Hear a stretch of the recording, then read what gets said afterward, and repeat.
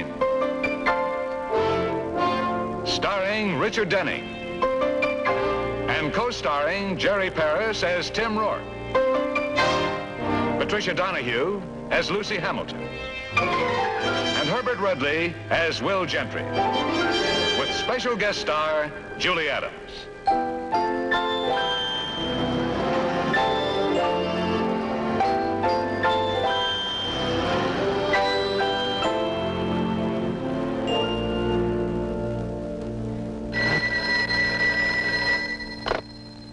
Michael Shayne's office.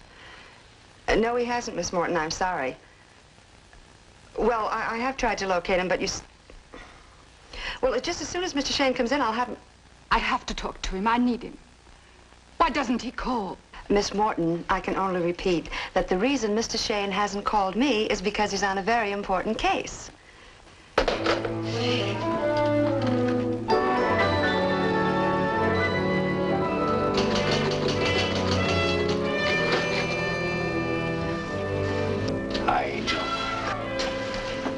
Other men come to work at 8:30 in the morning. Where have you been all day? Fishing. Now he tells me.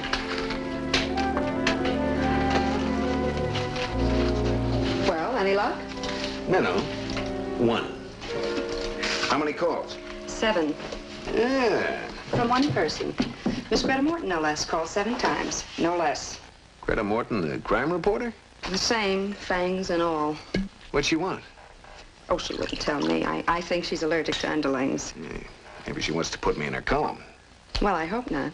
When they make her column, they're usually ripe for jail. Where do I call it? Oh, wait a minute. This just arrived, special delivery 5 minutes ago. 4 enclosures plus a letter. You'd better have a look. You had 3 days to get out of Florida alive. Letters clipped from a magazine. Number 2. 2 more days. Number 3. 1 day left. What else? Letter. Mr. Shayne, it is now 6:30. I've given up hope that you'll call before it's too late. I enclose 3 notes that my secretary will explain, also part of a retainer. I trust you'll earn it by finding my murderer. Signed, Greta Morton. Number? Tidehaven Hotel, Highland 64699. Retainer. How much? 4th enclosure. 1/2 of a $1,000 bill. Miss Greta Morton, please. Come on, ring.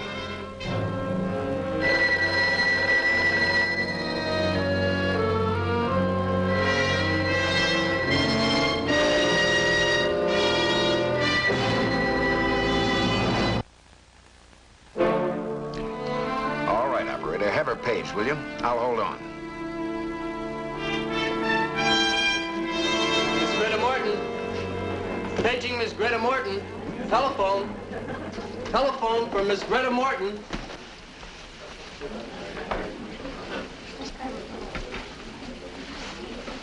That's better. I never kiss a lady when she's wearing glasses. Oh, Mr. Rourke, please. And you know, we've been together for nearly 2 hours and you're still being formal. The name's Tim. Timothy Patrick Xavier Rourke. Take your pick, but not Mr. I'm sorry. I'll accept your apology on one condition, that you'll marry me. You see, I've been stood up by your boss and I still have my sense of humor. And that's unusual for a newspaper man. Which reminds me, when is La Morton joining us? As soon as she contacts Mr. Shayne. Oh, that may take a week. Mike's not always easy to find. What's he like, Tim? Mr. Shayne, I mean. I've heard a lot about him. Well, if your boss lady's in trouble, he's the best man in the state. He picks his cases, though. Why all the interest? Because, well, I've never seen Miss Morton so upset. Maybe Mr. Shayne can help. Maybe. Miss Greta Morton. Telephone. Paging Miss Greta Morton. I'll take it here, boy. Half $1,000 bill. People play games when they think they're going to be murdered. Greta Morton does. The way I hear it, she'll do anything for a story. Well, when a woman exposes crime 7 days a week, she has to expect... Hello, Mike Shayne, Miss Morton. This is Beatrice Drake, Mr. Shayne, Miss Morton's secretary. I heard her being paged, and well, didn't she answer in her room? Well, if she... Mr. Shayne, something is... Hello, Mike. Tim. Did Greta Morton reach you today? Then get over here right away. We'll meet you in the cocktail lounge. And forget the red lights. Close up shop, Lucy. See you in the morning. Well, where are you going? Fishing. Huh? For the other half of this bill.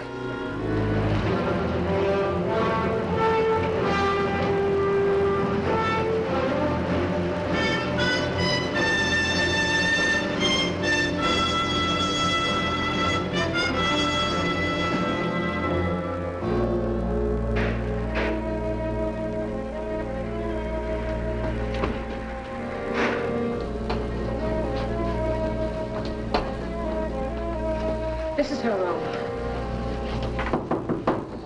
Greta Morton. Mike Shayne. Greta! Got a key? Just to the connecting room.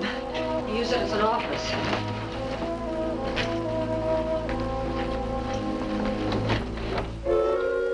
But it was locked when I left.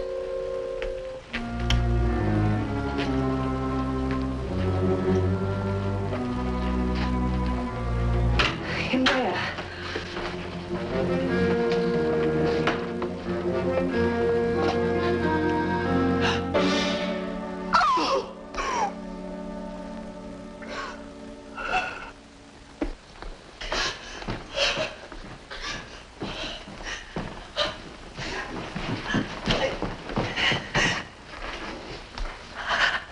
Tim, take her out of here. Come on, B. Oh, but I have to call the police. No, not now. Mike, What do you mean, not now? Miss Morton doesn't want me to. this is murder, Mike. You can't withhold evidence. Greta Morton retained me to take her case. But she was alive then. She's dead now. I know. But she left something for me. See what's in her hand? A little reminder that I should start looking. She sent me the other half. But the police. They'll be called in, but not right away. I need all the time I can get. You're not being smart, Mike. Maybe not, but this is personal. If I hadn't been out fishing all day. Look, whoever did this, I want to nail him first. Then the police can nail him. Now, you think you can pull yourself together and help me? Well, I worked with Greta for 7 years. She wasn't the easiest person to get along with, but I understood her. I'll do whatever you say, Mr. Shayne. Good. First, you can answer a few questions. Did Greta have many enemies? She collected them. All those papers in the other room, the ones that were searched. They could have put a lot of people away. Anyone in particular? You could fill a phone book with their names. Did she have any visitors recently? Any fights, arguments? Not that I... Wait a minute, yes. Last night, I was in the office working late. Greta was here. The door was closed, but I could hear some man shouting at her. Did you try to go in? I knocked, but she said she didn't need me. After that, whoever it was kept his voice down. Man's voice. Think you'd recognize it if you heard it again? I think so. In fact, I'm sure I would. Well, that changes things. You're sleeping out tonight. Why? The man you heard might have been the killer, and he knows you were here. I don't want to make it easy for him to find you.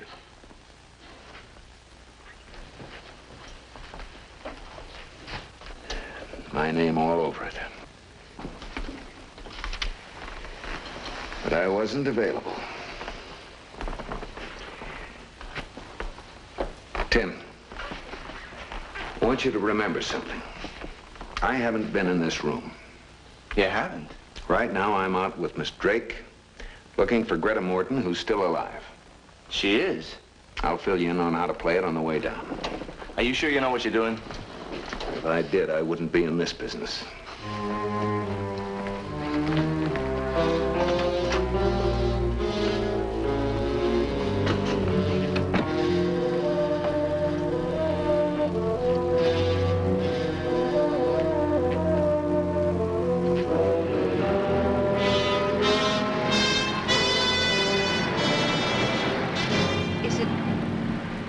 Is it legal for me to evade questioning about a murder?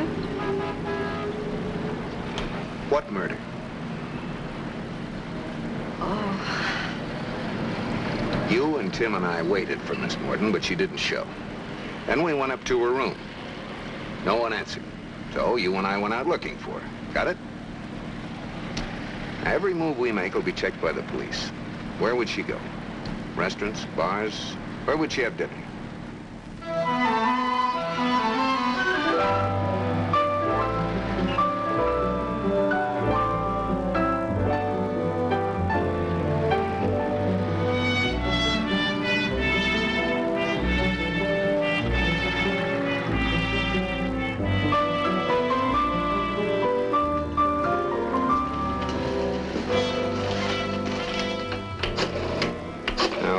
Let's clear up a few things. What about those threatening letters your boss received? How'd you know? I thought you didn't talk to her. Hello, would you page Tim Rourke for me, please? Well, she mailed them to me, special delivery. She wrote a letter at 6:30, and it was picked up at the hotel chute by 7:30. Yes, I'll hold on. Now, those warnings. Why didn't she call me when she got the first one? Because she laughed at it. And the second one, too. She thought it was some kind of a joke. But when she got the third, she got worried and told me to get your number. She showed the warnings to you? I showed them to her. I always open the mail and screen it. Who did she think they were from? If she knew, she didn't tell me. Hello, Tim. Mike. Yeah, Mike. Ready to move? You can throw the switch as soon as I hang up. Let's go. Well, I think one more should do it. Well, we could try the Tahitian. You mean Leo Gannett's place? Uh-huh. Well, wait a minute. I just thought of something. What? Gannett might have sent those letters. Part of Greta's expose of Miami crime involved him. You mean his gambling room? He had to close it down. She was getting too close. I know for a fact that he offered her $50,000 to leave the state. It's a lot of money to keep your name out of the papers. What did she say? She laughed in his face. Leo doesn't have a sense of humor. I think we'll try the Tahitian.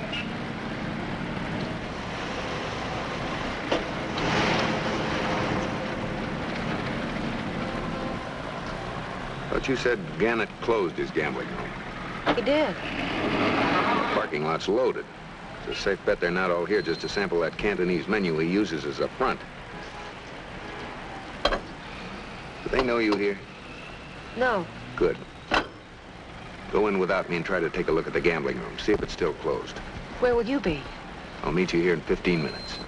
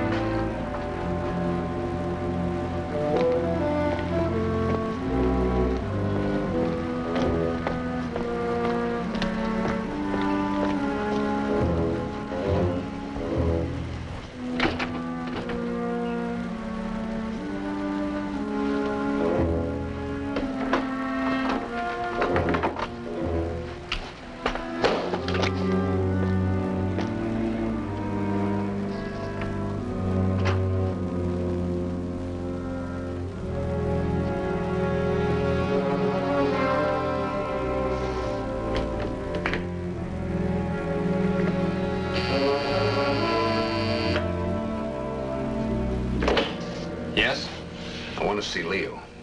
I'm sorry, sir. You'll have to come through the regular entrance. Well, maybe I want to surprise him. Well, I'm here to see that he doesn't get surprised. Well, start earning your money, friend.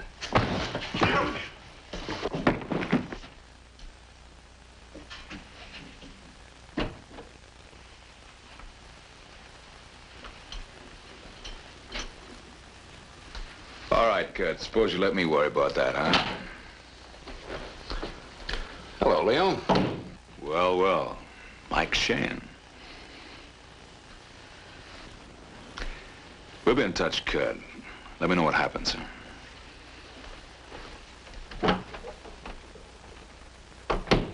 How did you get in? Oh, your boy was taking a coffee break. That was very neglectful of him. Well, I made him take it. He got past me, Mr. Gannett. All right. Shayne's a friend of mine. Get back where you belong, huh?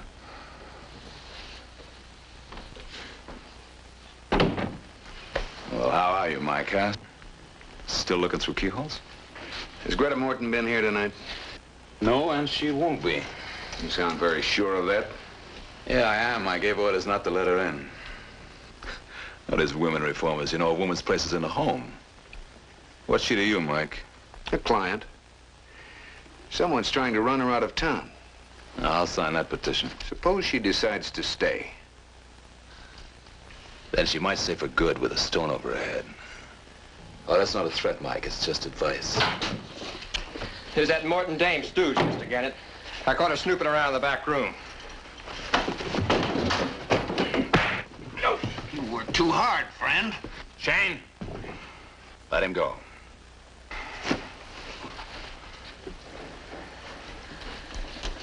Now, let's talk, Mike, huh? Without interruptions. Why don't you make yourself comfortable, huh? Want a drink? I only drink with friends. How about you, Miss, I sense a definite hostility. Well, that's unfortunate because I've got to ask you a few questions. Did Greta Morton send you here? I sent her. Is that true? Don't answer me, B. We're leaving. Are you? Well, you're not going to shoot, Leo. The sound of a shot would panic this place. I might risk it. After all, you did break into my office, didn't you? Take the girl into the other room, see what she's got to say without Mr. Shayne around. Don't. Do what I say.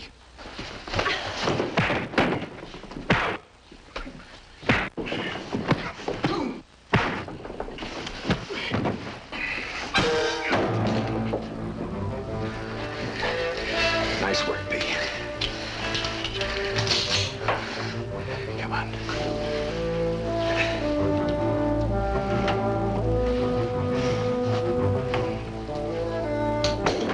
Good night, Leo. You said the gambling room was going full blast, huh? But why tonight, not last night?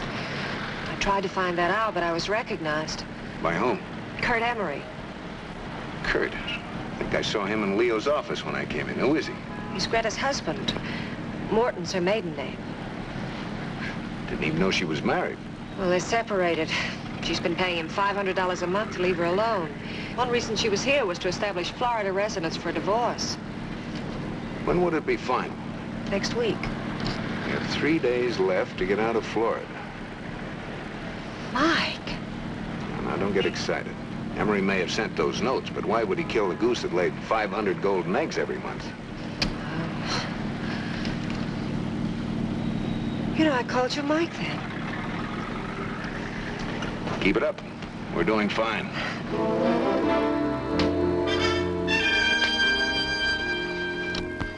Michael Shayne. Michael Shayne.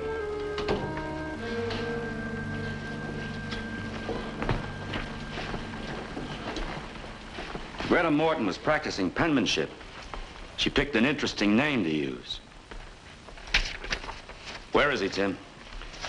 He's looking for Greta Morton. I guess he won't find her. What about Beatrice Drake? She's with him. Oh, that's cozy. Look, Will, I've got a story to write. Any more questions? The same one. Where's Shayne? Looking for Greta Morton. Your needle's stuck. Suppose you get on that phone and try and locate him. I'm sorry, I haven't got a dime. Oh, you're being a great help, Tim. I'll keep that in mind. Daniels, put LNAPB on Mike Shayne. I want him tonight.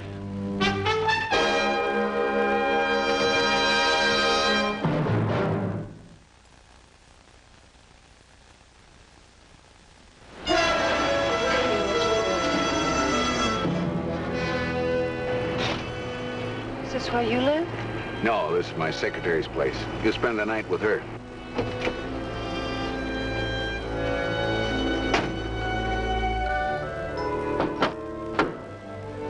Coming, Michael.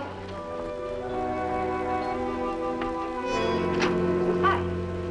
Oh. Lucy, Miss Beatrice Drake, Miss Morton's secretary. Oh, how do you do? B, Lucy Hamilton. Hello. Okay, now that you know her name, forget it. If anyone calls or comes to the door, you never heard of her. Right. I'll pick you up in the morning. And don't let her out of your sight. Oh, what about Greta Morton? She's dead. Oh. Well, I'm sorry to hear that. I should have guessed, though. Will Gentry just called here for you. Well, if he calls again, you haven't seen me. Or Miss Drake. I never saw her in my life. I'm on my way home. Check with you later. Good night, Michael. Good night.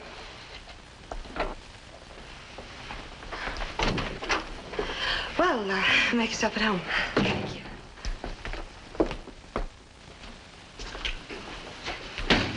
Hi, Charlie. Mr. Shayne. I'm Kurt Emery. I saw you tonight at Leo Gannett's office. What about it? I went back to Leo's after you left. He tells me you're working for my wife. So? Did she hire you to spy on me? Suppose she did. Mm-hmm. Look, I'm her husband. I have a right to know what she's up to.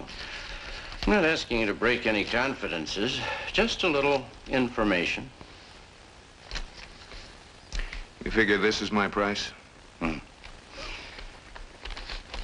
How's that? Better? No. Now look. What time did you get to Leo's place tonight? I'm not paying you to ask questions, Shayne. Just answer them. Why did Greta hire you? She didn't like her fan mail. What were you trying to do, Emery? Scare her out of the state so she couldn't establish residence? I don't have to listen to this. You forgot your money.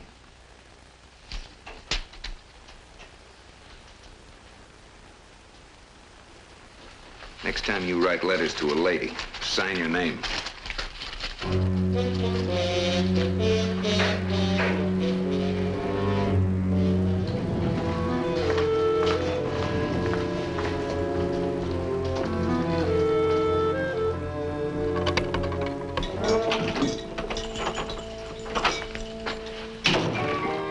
Excuse me, I must be in the wrong apartment. Well, make yourselves at home, have a drink. Thanks, don't mind if I do. Is this social or business, Will? When I want to be social, I go home to my wife. I don't blame you. Fix me a drink, will you, Tim? Be right with you. Oh, by the way, did Greta Morton ever show up at the hotel? Beatrice and I never did find her.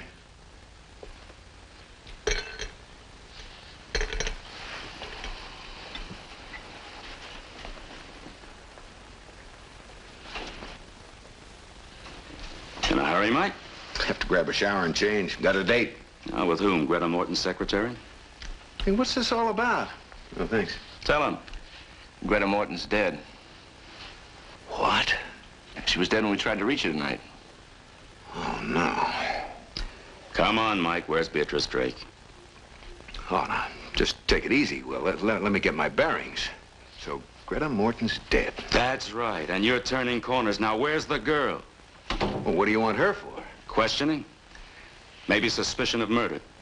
Murder? Oh, use your head. She was with Tim at the Tide Haven Lounge from 6 o'clock on. With only 2 minutes out for the powder room. How do we know Greta wasn't killed before 6? Well, she wrote a letter at 6:30. A letter to whom? To me. Here, read it. First line. It is now 6:30, et cetera, et cetera. What'd she tell you about these notes? Oh, I never saw her. I was out fishing all day and she couldn't reach me. Come on, Mike. What have you come up with so far? Well, not much. You can check on Kurt Emery, Greta's husband. I have a hunch he sent those letters. And drop in on Leo Gannett. She was getting ready to roast him in her column. You know anything about a torn $1,000 bill? Why? Because she might have been killed for money. This was in her hand when we found her. What would you do to the guy that had the other half of that? Book him for murder. Well, lock me up. Where'd you get this? Came in the letter. My retainer. I think you're on the wrong track, Will. Now listen, Mike. Come out of there! Shayne! Let him alone, Will. He knows what he's doing. So do the police. You tell him from me he's in trouble. If Beatrice Drake isn't in my office in an hour, I'll have his license. You think he can remember that? Well, maybe I better write it down. Maybe you better.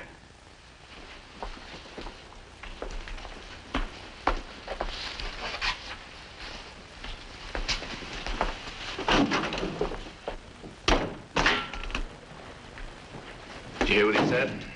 Yeah, I can imagine. He can take your license, Mike, obstructing justice. Obstructing justice? Don't you get it either?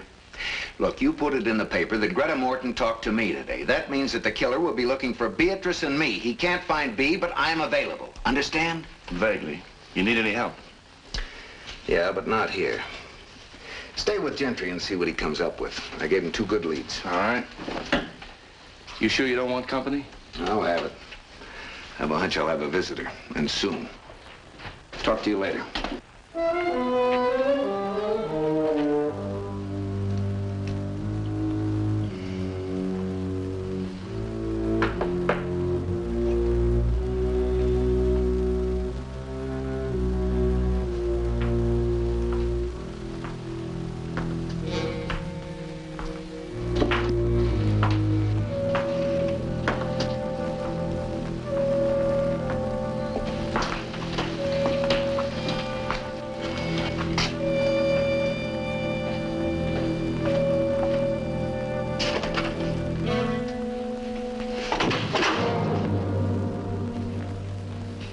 Would you believe in knocking? Well,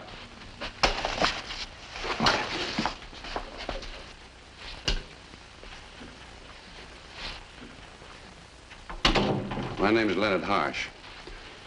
I didn't knock because I was making up my mind whether to talk to you or not. Go on. I heard on the radio that Greta Morton was murdered tonight. And? The broadcast said she'd been in touch with you. How'd you like to make $10,000? Oh, I wouldn't turn it down. I'll pay you that to keep my name out of this. What's your connection with Greta Morton? She was blackmailing me. I'm a good listener, Harsh. Drink? No, thanks.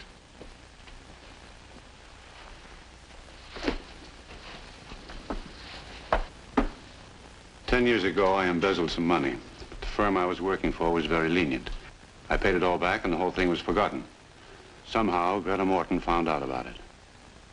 Last week, she wrote me a letter demanding some money. I don't have to tell you what it would do to me if it got out. Did you pay her? No. I went to see her last night. I had a few drinks under my belt. I threatened her. That fits. Her secretary heard her arguing with a man last night. Now, what about Miss Morton? What did she say? She told me to get out. Pretended she didn't know what I was talking about. What about tonight? Where were you until 7? I was on my boat. Too many people were on boats today. Were you alone? Yes. Friend, what you need is an alibi. I didn't kill her. You got to believe me. Why? Because you're willing to pay me $10,000 to keep you out of this? Yes. I'll take $5,000 now, the balance when the case is closed. What if I get involved? You'll be out $5,000. You see, I've got my own neck to think about. The only way I can keep you clean is for me to find a killer. And for that, Harsh, you pay 5 G's on the line.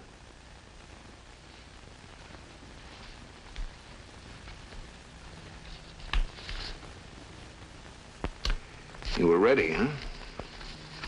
Yes, I was ready. Before you go, do you still have the blackmail letter Miss Morton sent you?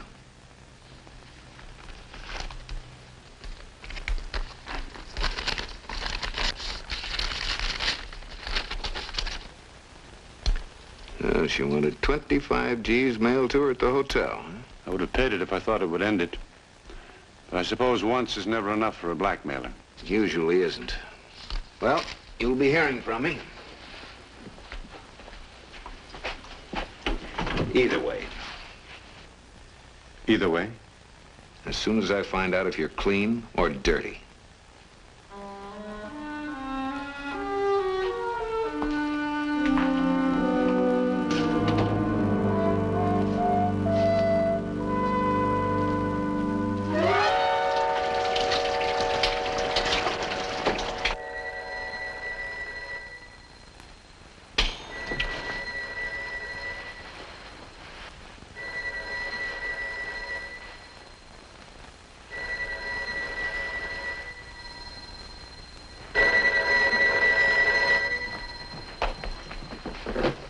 Hello? Oh, yes, Michael. Yes, I understand. Where? All right, I'll be there as soon as I can. Oh, tell him I want to talk to him. Just a second. Lucy wants to talk to you. Where are you, Michael? Michael? Well, he hung up. Well, he said he had to talk fast. He sounded funny, like he was whispering. Well, you should have let me answer it. Oh, I wanted you to, but you were in the shower. Well, what did he want? Well, he wouldn't tell me. He just said he wanted me to meet him. Oh, well, he wants me to go with him, doesn't he? No, he told me to come alone. He said it was very important, but for you not to worry.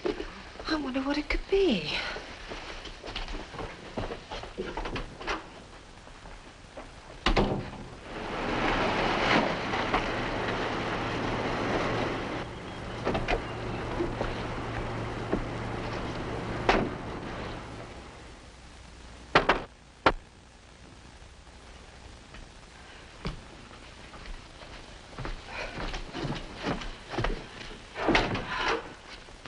Hi, Angel. Hi. Did I wake you? No, I was just dozing. Where's Bea? Well, she's with you, isn't she? With me? What are you talking about? You called her on the phone and told her to meet you, didn't you? It wasn't me, Lucy. Oh, Michael. I'd better find her run fast. Whoever it was might... Answer it. Hello. It's Tim. He wants to talk to you. What is it, Tim? I thought I'd be hearing from you by now. Don't you listen to the radio? It's in all the newscasts. I'm in Gentry's office now. Makes sense, Tim. What about Gentry? He broke the case. It's all wrapped up.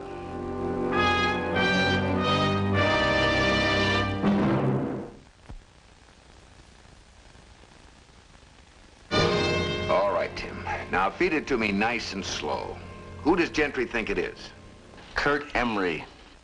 What? Yeah, the witness saw him at his wife's door at 6:30 tonight, and his fingerprints were on those threatening letters. Did he confess? Well, they haven't found him yet. Gentry's got a call out for him. Maybe he's with Leo Gannett. I saw them together earlier. We can't find Leo either. Tim, tell me something. Did Gentry call here for Bea? Not that I know of. Why? Oh, nothing. Thanks, Tim. I'll be in touch. Did you know they're after Emery? Yes, it was on the radio. What time did Bea get that call? Was it after the broadcast? I think so. Why? Because Emery might have called her. And if he's guilty... I shouldn't have let her go. It's not your fault. Look up the address of a man named Leonard Harsh. Harsh? Yeah, Miss Morton had been trying to blackmail him. He might have come up to my place to find out if Bea was there, and then when she wasn't... Well, anyway, he's the only lead I've got left. 638 Foxcroft. Thanks. Mike, let me know about Bea. Okay.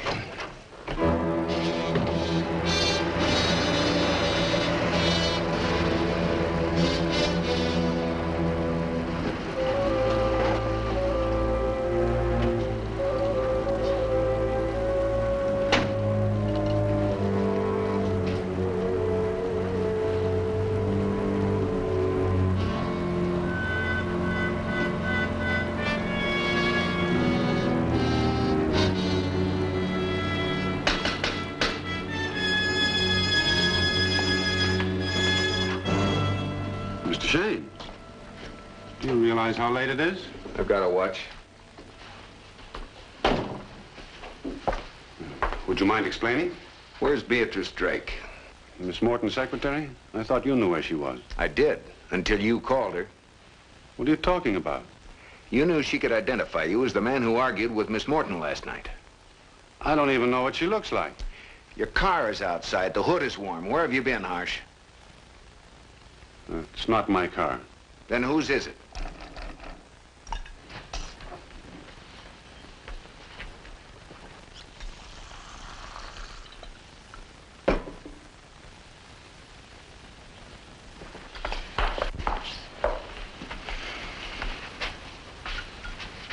What's he doing here? He's not on the witness stand, Shayne. He doesn't have to answer your questions. Well? We have some business. What kind? It's confidential, isn't it, Mr. Harsh? All right. Have it your way. But you just blew $5 grand. Get somebody else to wipe the dirt off your name. Shane, wait. He barged in here and asked me about somebody named Kurt Emery. Said he'd implicate me in the Morton murder if I didn't tell him. He's lying.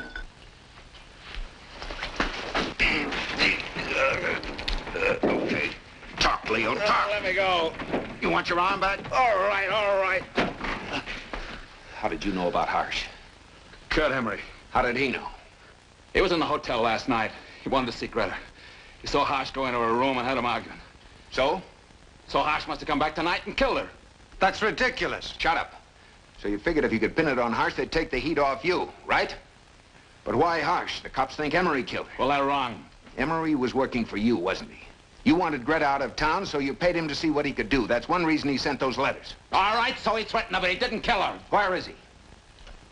I don't know. Oh, yes, you do, Leo. You're never out of touch with your boys. Where is he? He's at the Ricardo Hotel on 9th. Okay. Let's go. You want me to come with you? That's right.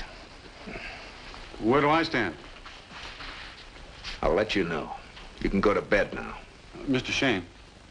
What? There's something I have to tell you. Tonight, I wasn't on my boat. I went back to see Greta Morton. I was in the hotel corridor when you and your friends found her body. Why are you telling me now? Figure the police will find out and hang it on you? No, just wanted to get it off my chest. I was up there, but I didn't kill her, and that's the truth. You lied to me before. Why should I believe you this time?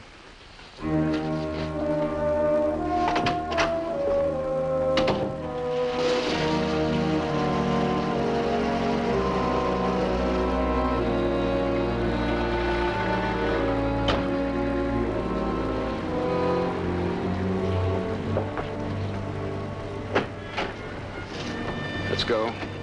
I'll wait out here. Come on.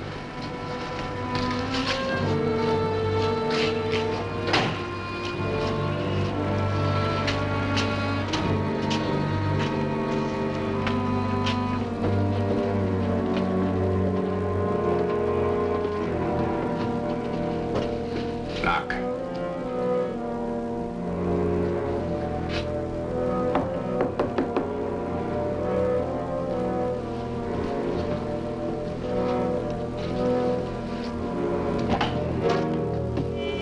Emery.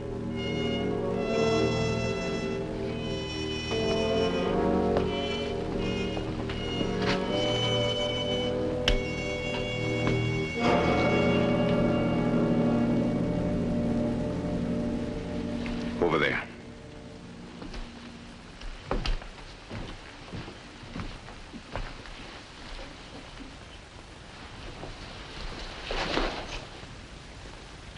Bullet in the back.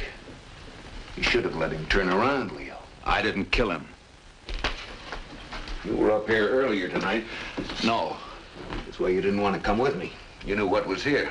All right, I know. But when I found him, he was dead. I'm listening. I heard the police were looking for him. I called, but he didn't answer. So I came here and found him like that. That's why I went to see Harsh. Since Emery was dead, Harsh had to be the killer. You ought to be a cop, Leo. Maybe Gentry will give you a badge. Look, Shane, I brought you here. Now, how about letting me go? Well, you found the body. I wouldn't want to deprive you of the credit. Shane, keep me out of this. How much do you want, huh? Keep it. You'll need it for a lawyer.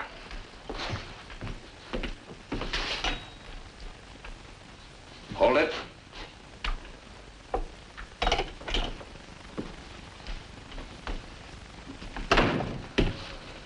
Bad draft. I don't want you to catch cold. Now sit down.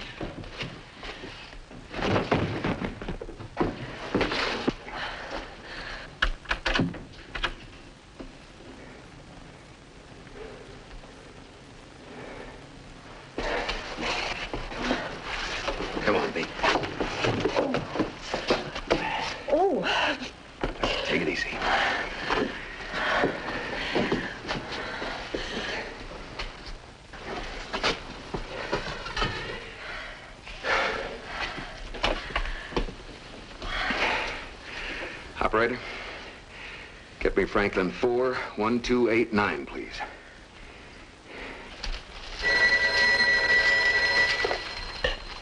Hello? Yeah, Mike. You can stop looking for Kurt Emery. What? Yeah, at the Ricardo Hotel on 9th, room 42. Tim there? Let me talk to him. Okay. He wants to talk to you. He's found Emery. Get my car ready. Yeah, Mike. Huh? Okay.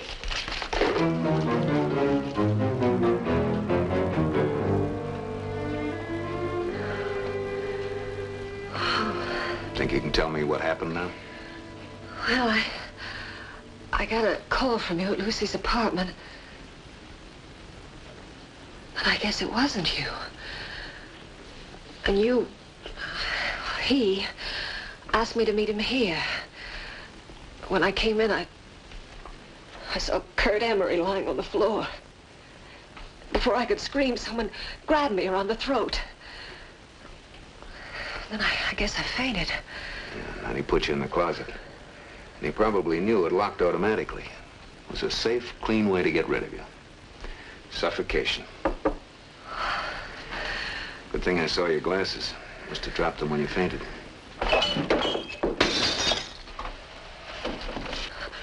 Now, don't worry about him. How do you feel? A little shaky. Look, I'd like to get out of here before the police come. I think I can clear this up tonight. Are you with me?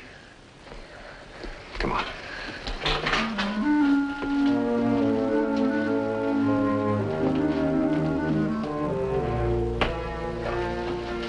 This way out, Leo.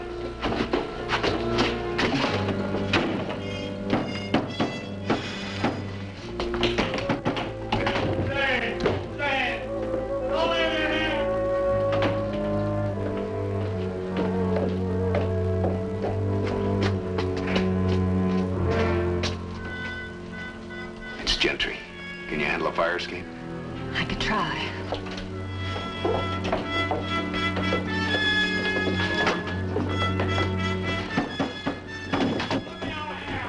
What about him? They'll let him out unless they're deaf.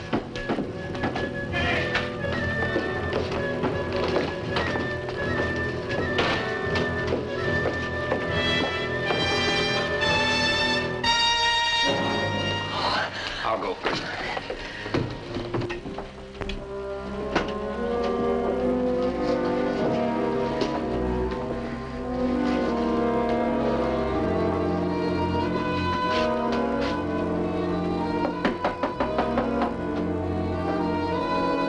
Shayne!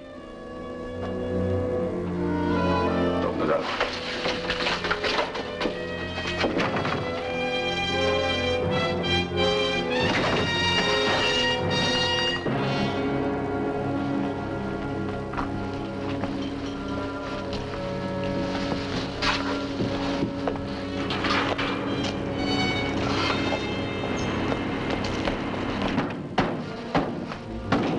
See who's in there.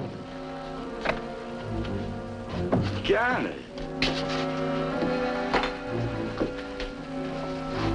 Ah. That's a funny place for a floating crap game.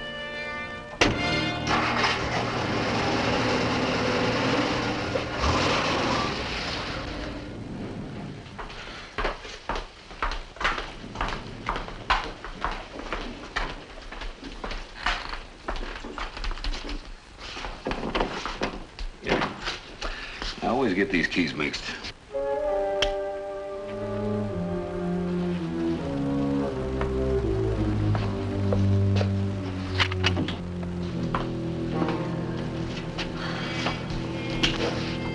Drinks are over there. Pour me one, too, will you? All right.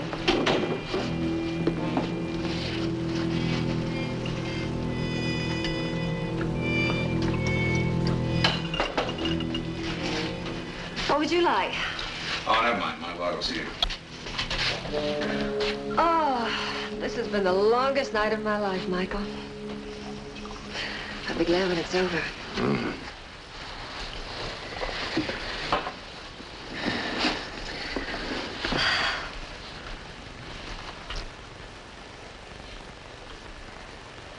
Well.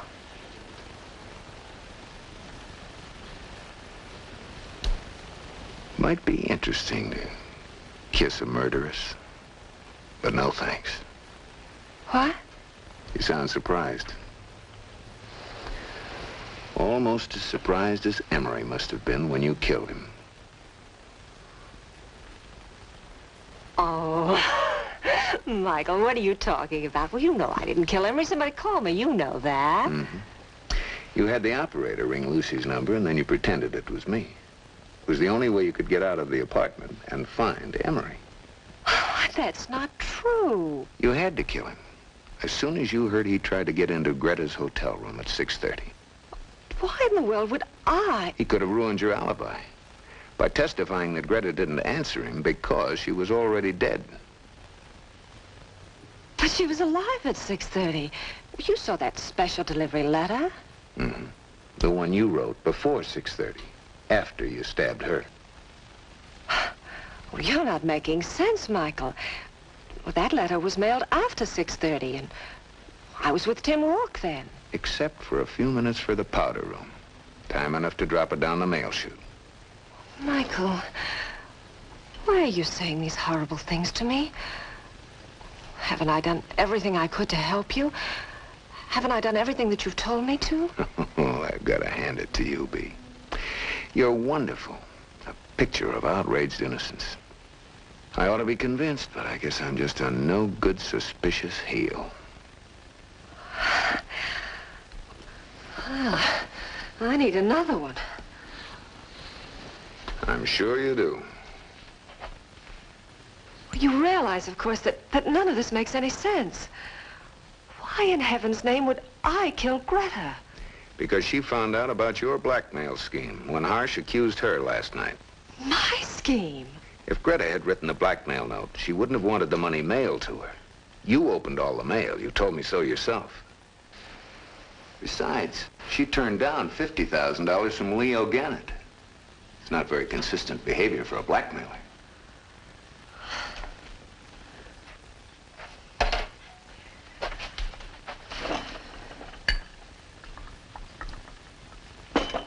Well, then why would I lock myself in Kurt Emery's closet? I could have suffocated. You heard Gannett knocking on the door after you killed Emery, so you jumped in the closet. Of course, you didn't know it locked automatically. You believe all this, don't you? You actually believe it. Mm-hmm. So will a jury. Then what about Greta's letter to you and the $1,000 bill? She found out you were using her name for blackmail, so she tried to get in touch with me. But you killed her. You ransacked the office so it would look like someone had searched it. Then you forged the letter, put in Emery's threats. The final touch was that $1,000 bill. And I fell for it. Oh. Figures. I should have checked your purse. You have a gun in your belt. Don't reach for it. Just wanted a cigarette. You don't have time. Sorry, Michael. I'll bet you are. You do a thing often enough, it gets to be a habit. I don't like the idea of having to kill you. Neither do I. Want to know something? As a matter of fact, I hate the idea more than you do. Tell me something, Bea. Just out of curiosity. How did you get Greta? Did you sneak up behind her with those scissors? No. I looked her right in the eye, like now. And then she started to run.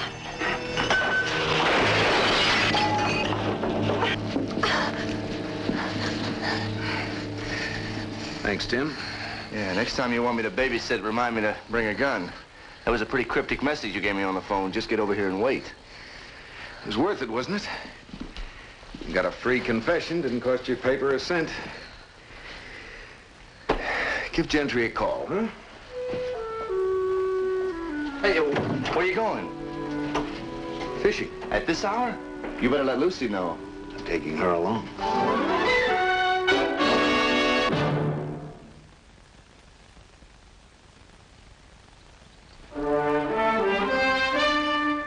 Hey, honey, how about some bait?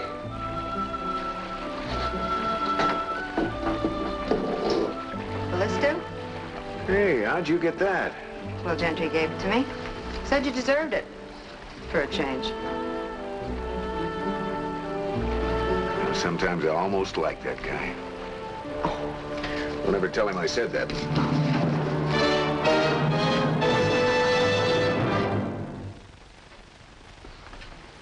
Hello. I'm Richard Denning. That is, at the moment, I'm Richard Denning, the actor. A few months from now, however, I hope you and the television audience will think of me as Michael Shayne, Miami's finest and most colorful private detective.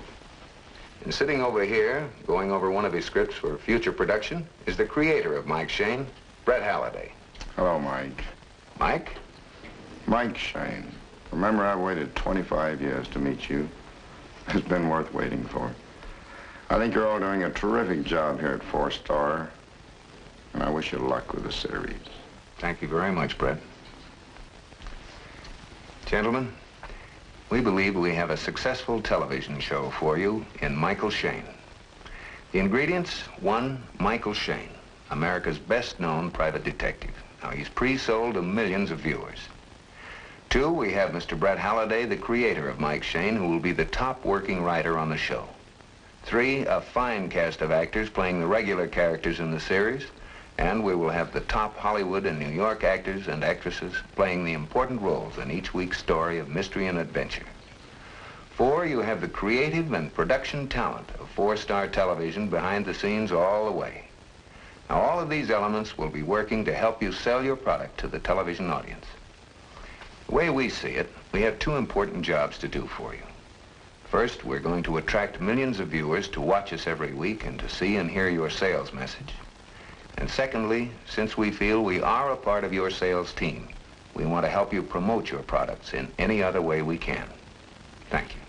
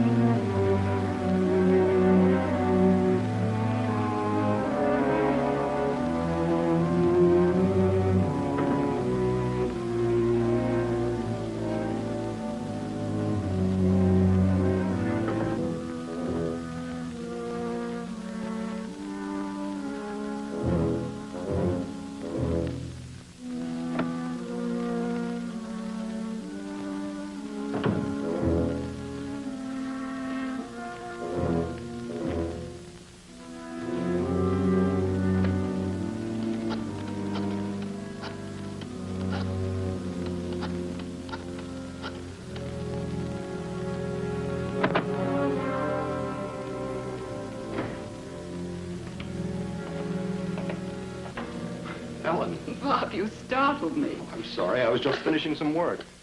Well, what are you doing here? I thought you were in New York. I was just calling home. I got in a little while ago. Oh, I had a wonderful time. I caught all the shows and went to the Met, but to be honest, I missed your uncle. Does he know you're back? No, he wasn't expecting me till tomorrow. I was going to surprise him. I called the apartment first from the airport, but he wasn't there, so I thought he must be working late. No, he left here a few hours ago. Told me he was going to spend the night reading manuscripts. Well, maybe he's having a late dinner. Probably. Come on, I'll take you home. Where's your luggage? Downstairs in a taxi. Come on, we'll pick it up.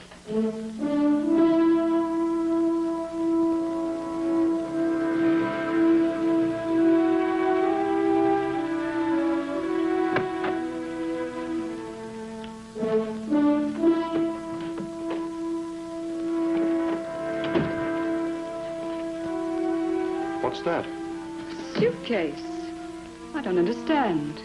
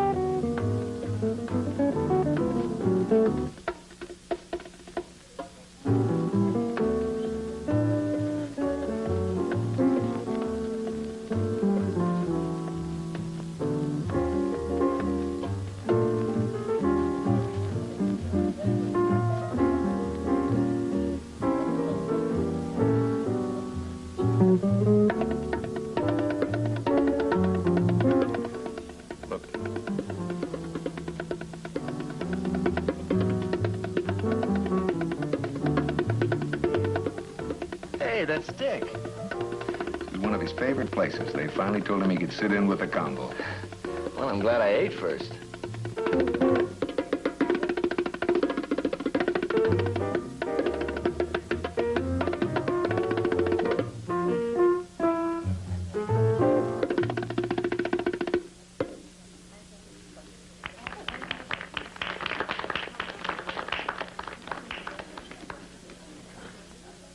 What a workout. How'd it sound? Oh, not too bad. What do you want, a review of the music section? Yeah. How about some coffee? Yeah, about 5 cups. Playing those things wear you out. So does listening. Call for you, Mr. Shayne. Would you like to take it here? No, fine, Dave. Hello? Michael? Listen, I need your help. What's wrong, Angel? Do you remember Helen Wheeler? No. Well, she's an old friend of mine, and she's in serious trouble. Can you come over right away? Over where? The Sherman Plaza, apartment 23. And Mike, please don't tell anyone where you're going. Be right there, Angel. Hurry up. You leaving us? Afraid so, Tim. Talk to you later. Hey, what about the check?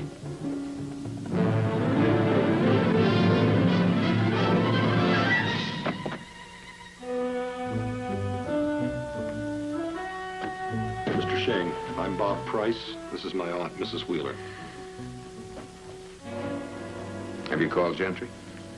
Well, no, No. Mike, please don't. Please, Michael, wait.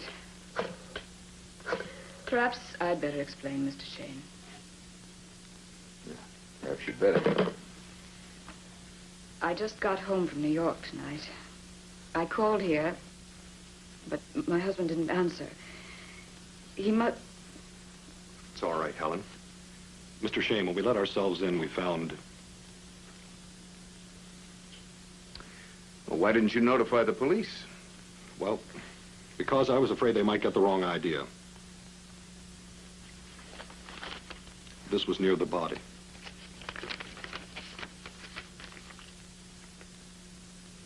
Two airline tickets for France, leaving tonight. Made out to Mr. and Mrs. Harry Wheeler. And his clothes are packed in that suitcase. Were you planning a trip with your husband? That's just it. He didn't expect me till tomorrow. I'm sorry, Mrs. Wheeler, but it looks like your husband was running off with another woman. It isn't true. Mr. Shayne, you get to know a man when you're married to him. There are certain things he can't hide. The police may not think so. That's why Helen asked Miss Hamilton to contact you. We want you to investigate this. Michael, you've got to help. Helen's my oldest and dearest friend. I promised her. Where were you tonight, Mrs. Wheeler? Well, the plane landed at the airport at 8:30. Then I went to the Montmartre Club to make dinner arrangements for a surprise party. Tomorrow was Harry's birthday. Then I took a cab to his office. I met Bob there. And I brought her right home. When was that? About 10 o'clock. Who did you talk to at the Montmartre Club? Armand, the maitre d'. Well, I'll see if he remembers you. Then you will take the case, Mike? You asked me to, didn't you, Angel? Thanks. Now, as soon as I leave, phone the police. But I haven't been here, do you understand? Where are you going? I have several stops to make. But when Gentry shows, phone me at the office. Now, I won't be there, but pretend you're calling me in on the case. I'll be back later. Right. Bob. Is there something I can do, Mr. Shayne? Yes, tell me who Wheeler was close to. His friends, business associates? Well, there are his partners, Kenneth Russell and Brad Harper. Partners? They own a publishing house, Medallion Books. I work there, too. Well, I may want to talk to them. Mr. Shayne, you don't know me, and I realize you're taking Lucy's word, but... Well, thank you. That's a little premature, Mrs. Wheeler. You may not like what I turn up.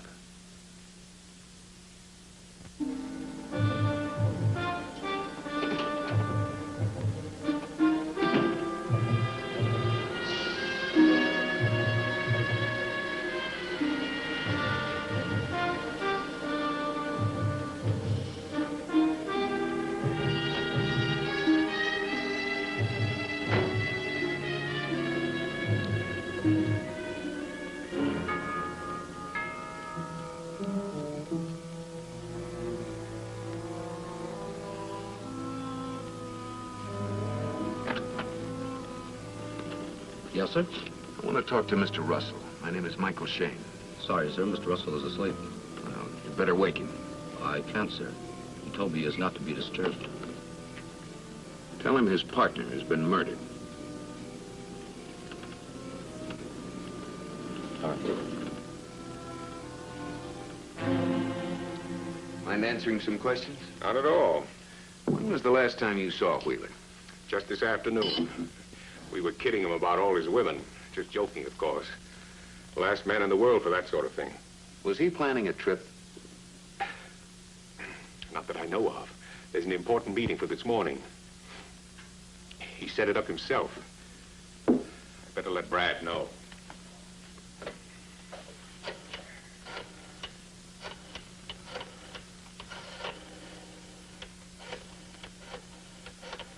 Not that he'll be in. He never is. He's a bachelor. I'll try him again later. Is there anything else, Mr. Shayne? I'd like to get dressed and go over to Helen's. If there is, I'll drop by your office in the morning. I imagine the police will want to talk to me. That's a safe bet. I lost my wife a few years ago, Mr. Shayne. And now Harry. I read something once, something that applies to him. You don't lose a man like that by his death. Only by your own. Good night, Mr. Russell.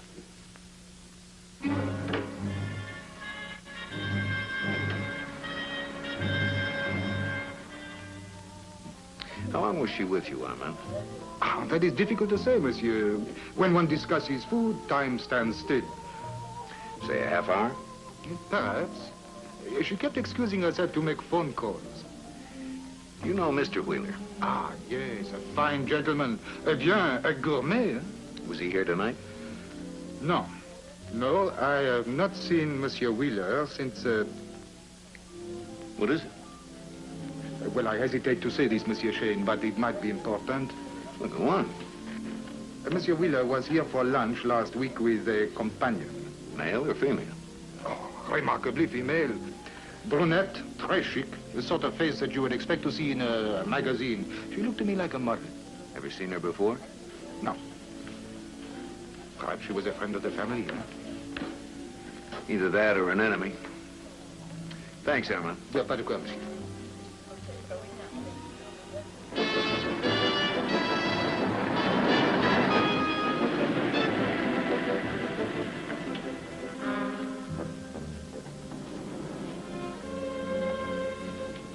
Bob. Mr. Shayne? You got a minute? I'm sure they told me I could go home. Well, I've got a leading question.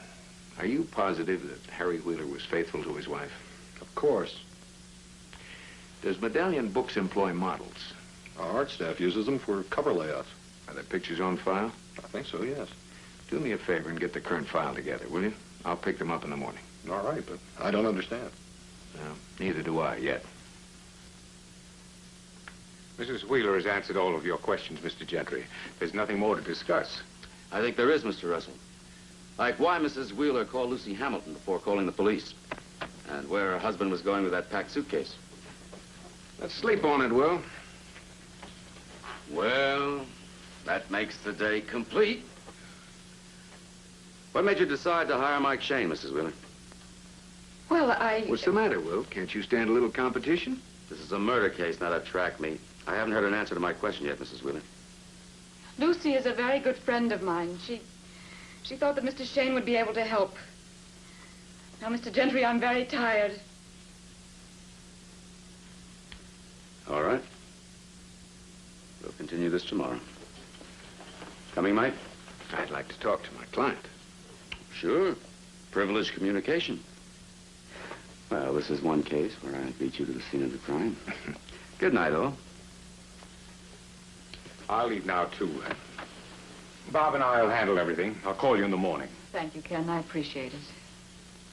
Night, Mr. Shayne. Hey, Mr. Russell. Good night. Do you have any more questions? I do, but they can wait till you've had a little rest. Lucy, why don't you stay with Mrs. Wheeler tonight? I was planning to. Come on, Helen. Good night. Good night. Good night, Mike.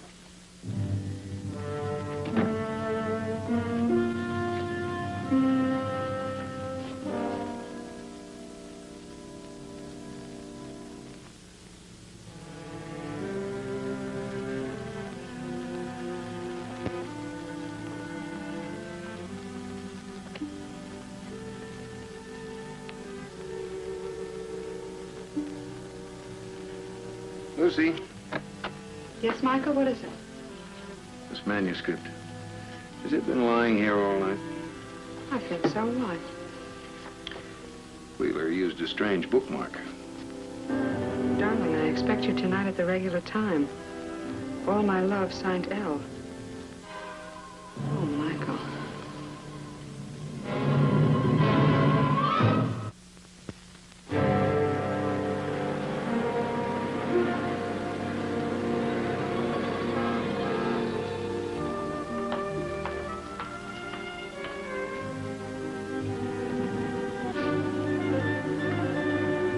Hello. My name is Michael Shayne. Is Mr. Price in? Yes, he is, Mr. Shayne. He's expecting you. In the studio, second door down the corridor. This way. Mm-hmm.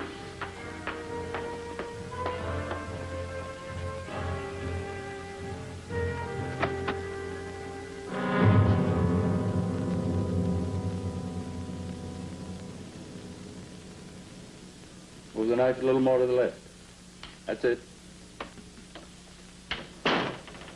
Now freeze. Thanks, kids.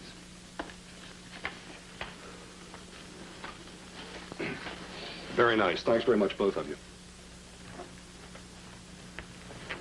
Oh, hello, Mr. Shayne. Say, is it always like this? No, you get used to it. You know, she's the third blonde we killed today. Sometimes the covers sell more books than the writers. Do you have that photo file I wanted? Oh, yeah. These are all the models that worked for us during the past 6 months. Oh, fine. Now, where would I find Mr. Russell? Oh, he's up on the roof. Mr. Harper's with him. The roof? He has a garden up there. Take the same elevator you came up with. Oh, fine.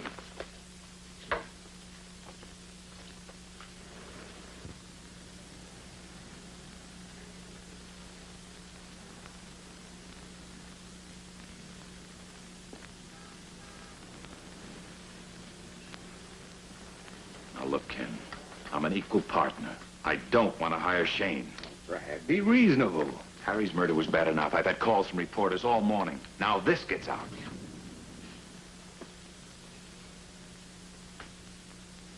Ah, good morning, Mr. Russell. Hello, Mr. Shayne. My partner, Brad Harper. Shane, I'd like to make one thing clear. My partner and I have a basic disagreement. I don't want you working for us. I didn't know I was. Brad, the least you can do is be civil. Mr. Shayne, I know you represent Helen Wheeler. I'd like you to help us out, too. Help you with what? I told you last night that Harry had set up a meeting for today. Medallion Books is planning a merger with another firm. We were going to set the deal this morning. Go on. Because of the merger, we had $100,000 worth of negotiable bonds in the safe. And, well... Well, don't stop. Tell him. The bonds are gone. Who had the combination? Only 3 of us. Harry, Brad, and myself. Why not tell the police? Because we don't want the loss publicized. Because of the merger. Mr. Shayne, we'll pay you $5,000 if you can locate the bonds. Send a $1,000 retainer to my office. Then you'll help? Providing you and Mr. Harper will answer some questions. Like what? Like who was the girl Harry Wheeler was running around with? Harry? That's ridiculous. He was completely faithful to Helen. I'm the Don Juan of this outfit, Shane, not Harry. But it's all right. I'm a bachelor. Were you out with someone last night? That's none of your business. Brad, sooner or later, you're going to have to come up with an alibi. You stick to your flowers and don't worry about me. When I need an alibi, I'll have one.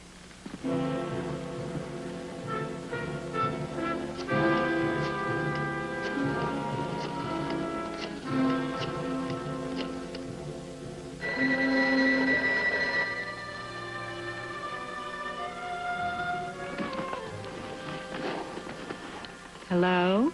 Lois, is that you, honey? Brad, I told you never to call me here. I had to. Look, there's a chance you may be asked some questions about where I was last night. What are you talking about? If anyone wants to know, I was with you. But Brad!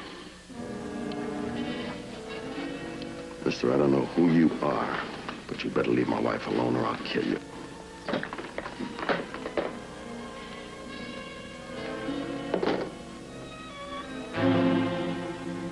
Now, here's where we stand. Everybody tells me that Harry Wheeler loved his wife, but last week he was seen having lunch with a beautiful girl. One of these? Maybe. These are all freelance models who work for Medallion Books. So you figured he might have picked one up in the office and started playing around? Certainly would have been convenient. Yeah, but you got so many pictures there. How do you know which one is the right girl? Well, I found a note in Wheeler's apartment last night. A note from a girl. It was signed with the initial L. And these are the only 4 with a first or last name beginning with L. Well, it'll be a pleasure to check them out. I'll start with this.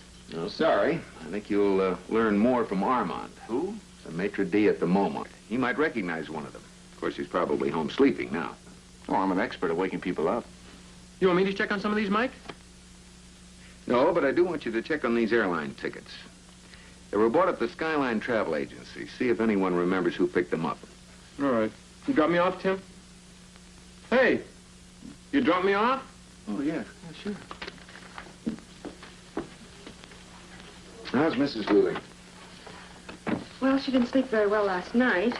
Bob Price came over this morning. He's making arrangements for the funeral. You know, there are just too many things in this case that don't add up. Why should a happily married man suddenly turn wolf? Well, maybe you'd think better without so many distractions. Distractions? Mm-hmm. Maybe I better just put these away for a while.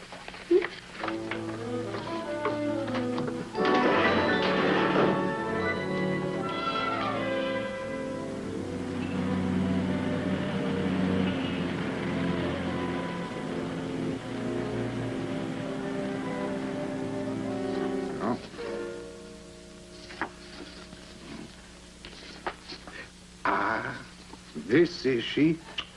Oh, la, la, la, la. Exquisite, eh? I wish there was a recipe for something like that, huh? Oh, thanks, Armand. Could I use your phone? Lover. Oh, rush, rush.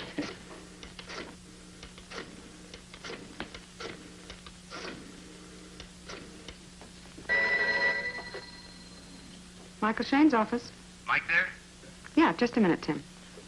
Mike? Hello? Mike? Pay dirt. Armand identified the girl. Uh-huh.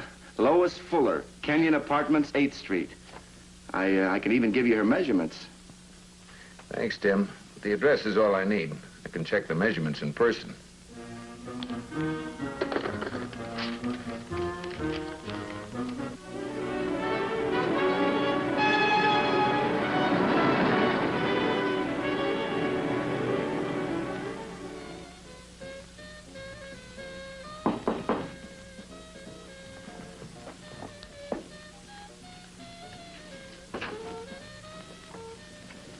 Lois Fuller?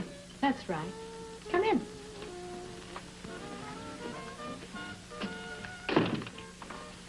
Don't you want to know who I am? Doesn't matter. I like to play guessing games. Want a drink? Cognac? You're too good looking to be a bill collector. You're not working your way through college. So you must be selling something. Yourself, maybe? Sometimes. My name is Mike Shayne. I'm a private investigator. Who hired you, Lou? Who's Lou? The guy who did this. Husband or boyfriend? Husband. He likes to show his affection. You around? Why, you want to start a friendship club? Why not? You're pretty friendly, aren't you? To the right people. Sit down.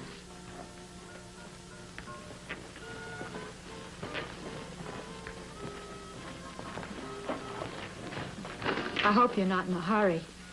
I like to start my day leisurely. Got all the time in the world for asking questions. About what? About this publisher you've been running around with while his wife is out of town. Funny. He never told me he was married. They never do.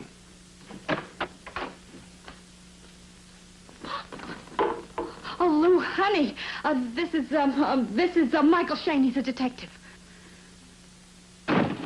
Lou, honey, I never saw him before in my life. Honest. She's telling the truth, Fuller. I warned you on the phone, didn't I? Huh? Put that thing down. Maybe you won't like him so much with his face cut up. Lou, please. Oh.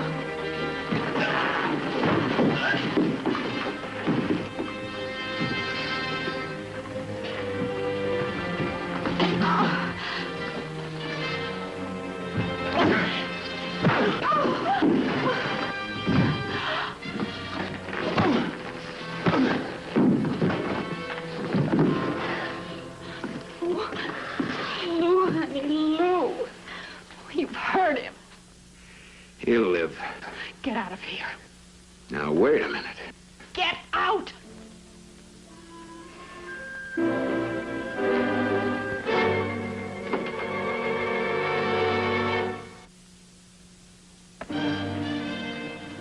Hi, Michael.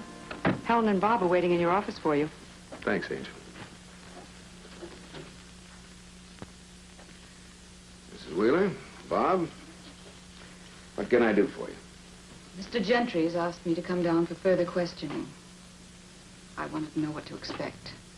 Well, the first thing he'll do is go over your alibi. I'm afraid it won't hold up. Why not? Helen was at the Montmartre Club. She can prove it.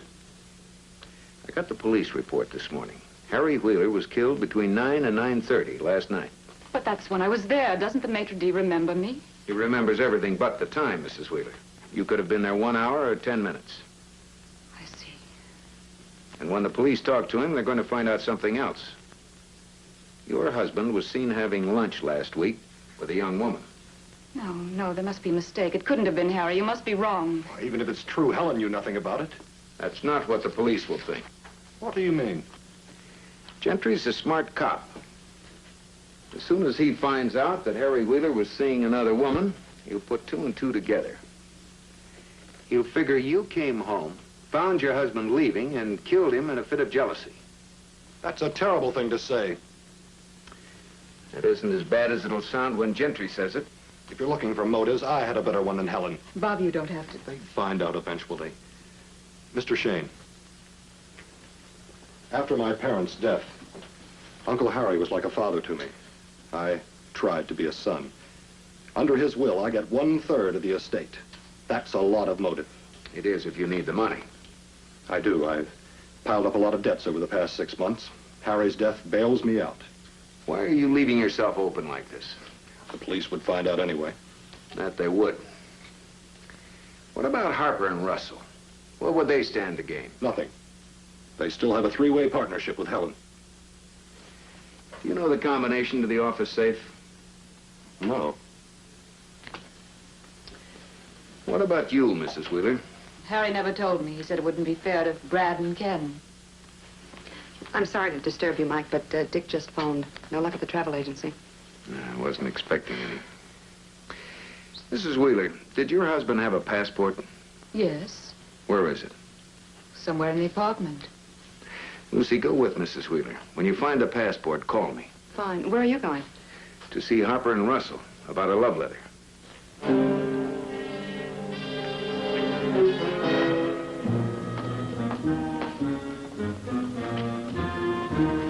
Are the partners in? Yes, they are. They're both in Mr. Harper's office. I'll let them know you're here. Don't bother.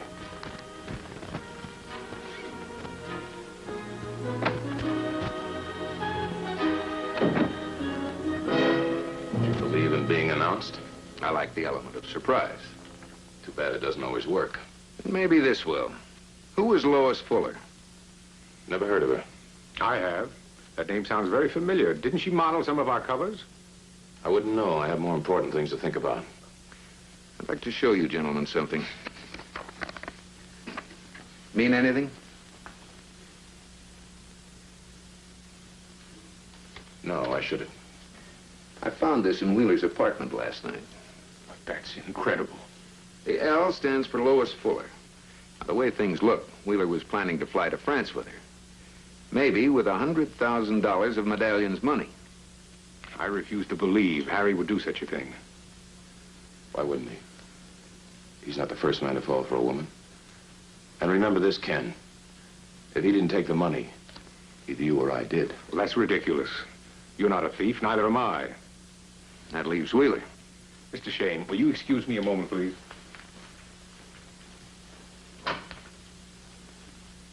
You've really been digging around, haven't you? That's what you're paying me for. But so far, you haven't turned anything up. No, I wouldn't say that. When you're a detective, Harper, you get sensitive to people's reactions. You know when they're lying. So? You know Lois Fuller. No. Want me to bring her around here to meet you?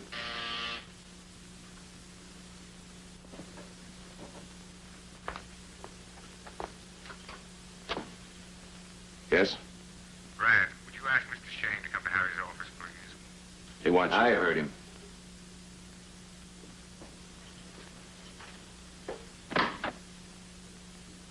Yes, I know all about it. Well, I'm making it my business. Now, you listen to me, young woman. Stay away from his wife. I don't want her to find out about this. It would kill her. Who are you talking to? Pay you money to keep quiet? Don't be absurd. Haven't you any decency? Hello? Hello? She hung up on me. Was that Lois Fuller? Mm-hmm. I thought I could reason with her, get her to deny that she ever knew Harry in case the police question her. Where'd you get her number? Found this in his desk. Harry's private address book. Mind if I take these with me? I'd like to show them to the Fuller girls. It's funny. I always respected Harry, his principles, integrity. I suppose you never really get to know a man.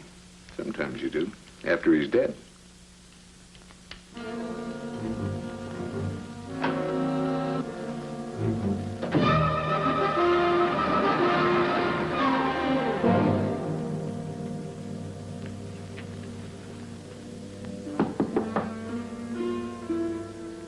Lois?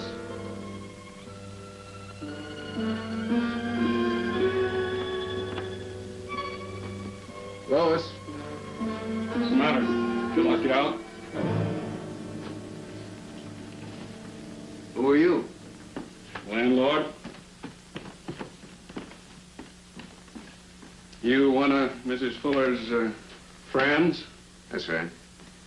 Is her husband home? Him? He's never around.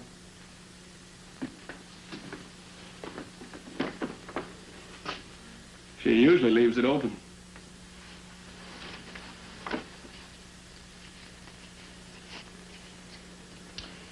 Maybe you can correct your mistake? Yeah. I guess it is more comfortable waiting inside.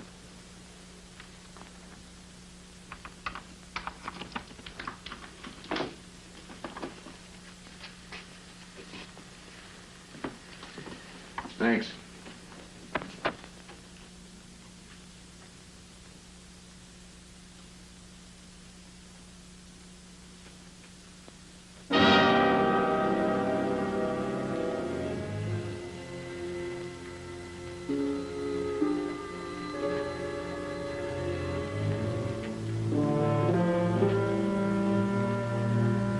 Willis.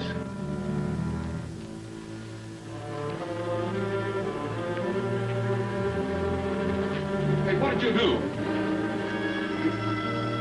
You killed her. Help! Help! Police! Police! Police!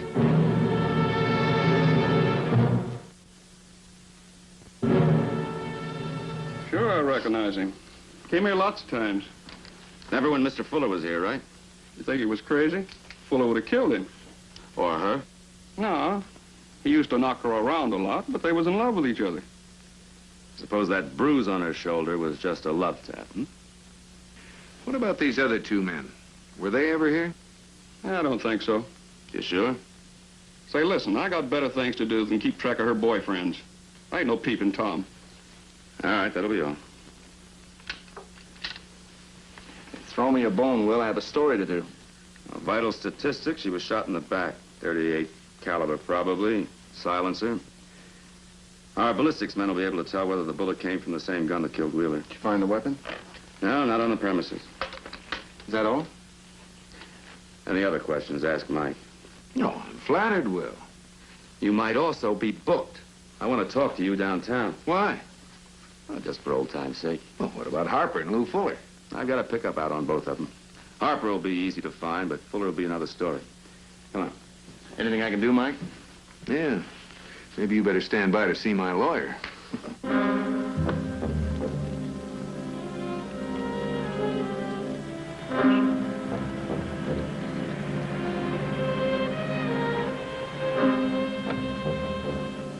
Will?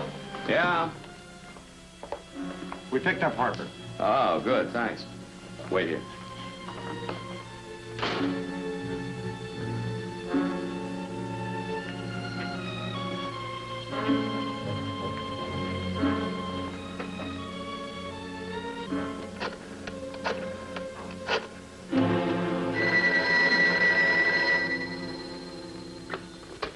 Michael Shayne's office. Dick, is Lucy there? No, Mike, I'm in the store. I want you to come down to police headquarters. Wait in that parking lot around the corner. There's a man by the name of Brad Harper. He'll be coming out. All right. Now let me know where he goes. Find Lucy, and then call me down here when she gets that passport information. Okay, Mike, I got it. All right, bye.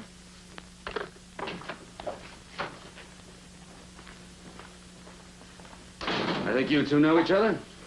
Sit down, Mr. Harper. This is getting a little annoying. I've told you all I know about Harry. That's right. Now you can start talking about Lois Fuller. I never heard of her. Really? That's strange. She was a model for some of your book covers. And her landlord says you know her quite well. Care to deny it? All right, I'll tell you. Lois and I were seeing each other. She's married. For obvious reasons, I didn't mention her, particularly to Shayne. Anyway, I was with her last night. She's my alibi for Harry's death. You can call and ask her. That's a dead connection, Mr. Harper. She's been murdered. What? And you didn't know? Of course I didn't. What were you doing this afternoon? I was at my office. Hey, wait a minute. What is this? Are you accusing me? Does the shoe fit? Why would I kill Lois? She's the only one who gave me an alibi for last night. Maybe she wouldn't lie for you. Shayne, I'm warning Hold you. it. You two want to fight, do it on your own time. I'm not booking you, Harper. There isn't enough evidence. Yet. Stay available.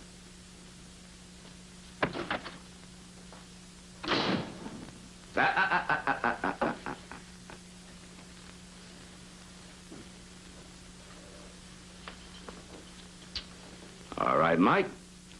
Now we're going to play a nice little game called Question and Answer.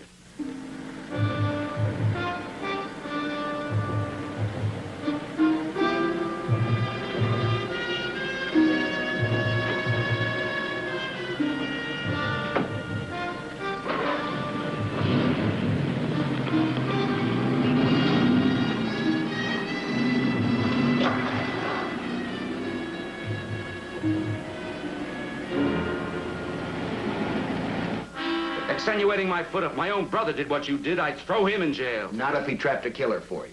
Ah, that's pie in the sky, and you know it. Hello, Gentry.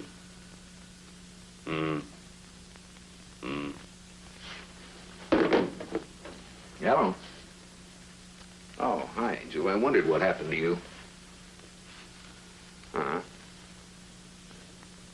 Are you sure? Oh, that's fine, thanks. Talk about the nick of time. What'd she say? I asked her to find Wheeler's passport. She did. And? It expired last year and hasn't been renewed. Well, interesting, very. Isn't it? If he didn't have a passport, he wasn't planning a trip to Europe. The tickets and the suitcase must have been a plant. Well, that knocks out Mrs. Wheeler's motive. If her husband was faithful, she had no reason to kill him. Except for money. That goes for Bob Price, too. Hello. It's for you. Oh. Hello. Yeah, of course it's Gentry. What? Hold him, I'll be right over. Well, we found Lou Fuller. Good. Where? In your office. I'll tell you why I came here. I came here to kill him.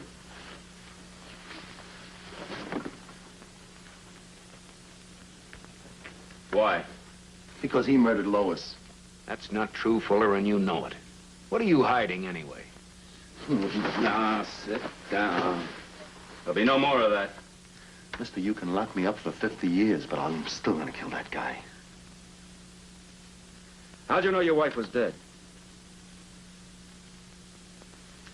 I came home this afternoon. She was just lying there, like maybe she was asleep or something. And I touched her. Why didn't you call us? Oh, I care about you cops. Lois was dead. I ran from the apartment. I didn't know where I was going. I just walked the streets, half out of my mind, and then I remembered. Him. What about him? He was after my wife. Yeah, I found them together in the apartment today, loving it up. Oh, yeah, he killed her, all right. You came here to settle the score, is that it? It's a pretty good story, Fuller. But maybe you killed your wife. It's a rotten lie. I loved her. I loved her. How did you show it? With your fists? What does he mean by that? Your landlord says you two fought an awful lot. Sure we did, but that doesn't mean we didn't love one another. Oh, it doesn't, huh? No. She used to make me jealous sometimes, playing around with other guys. But she always came back to me. Me.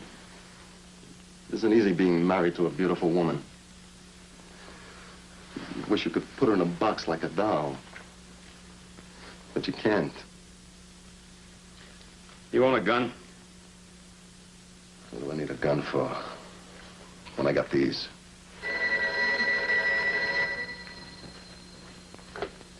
Hello. Mike, Dick. I'm in a phone booth across from the Medallion building. Harper just went in. Thanks, Dick. I'll take it from there. You want me to stick around? Not on your life. Go home and read a book.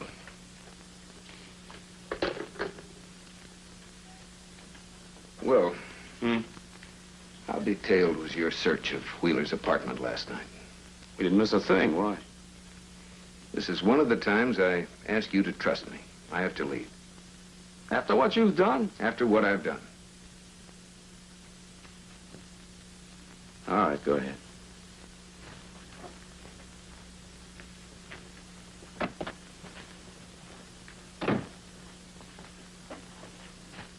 Follow him and call me at the office. I want to know where he goes. All right. Take him in.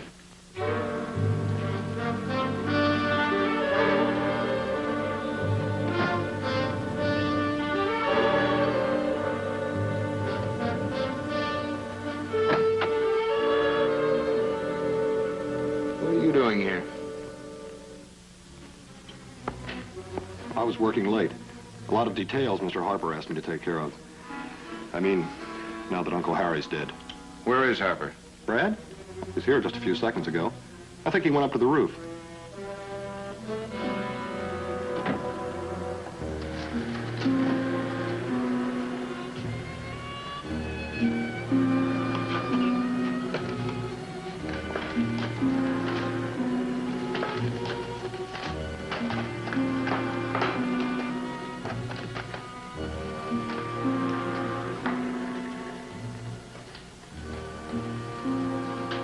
find them, Harper?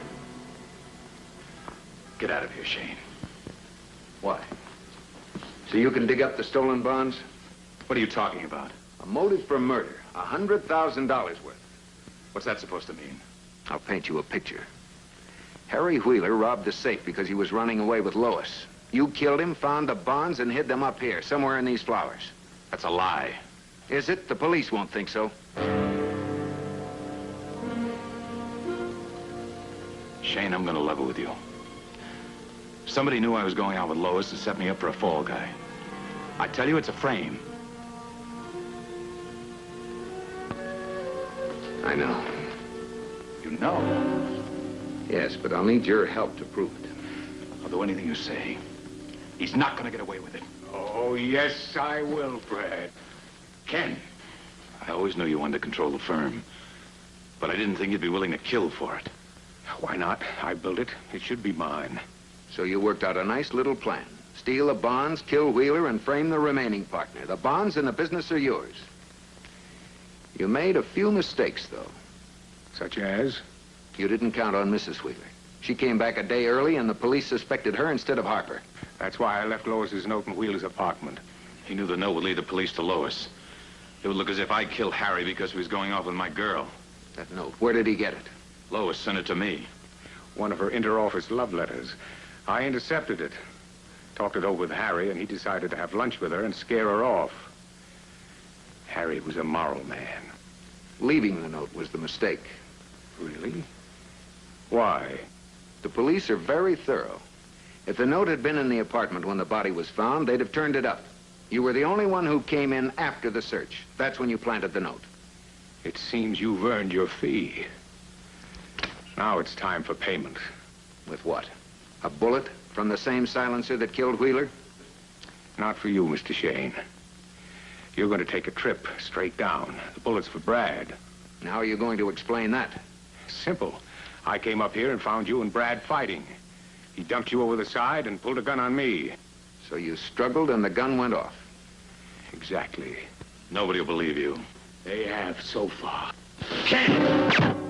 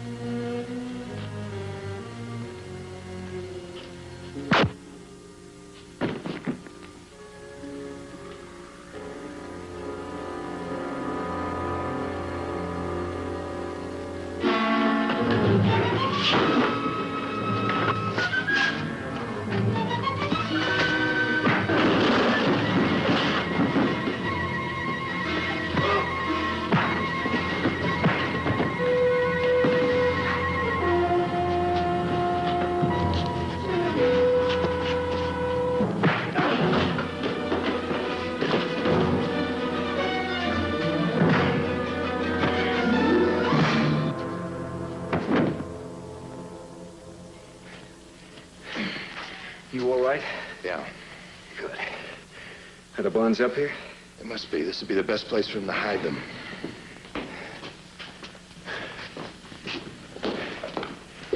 So you didn't trust me. You blame me? And why didn't you get here 5 minutes sooner? Traffic light held me up. Well, Russell's the one you want. And, well, you better have your men go through these flower pots. Why? Someone's planted some lettuce.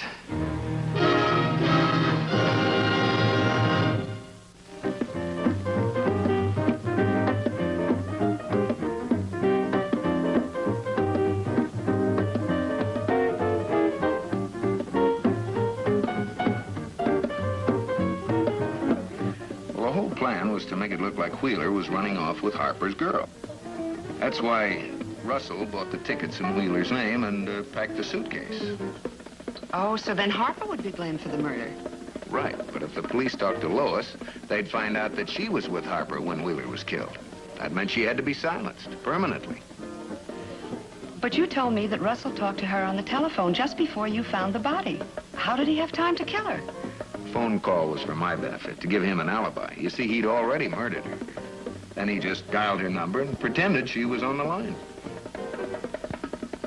Don't you have any questions, Tim?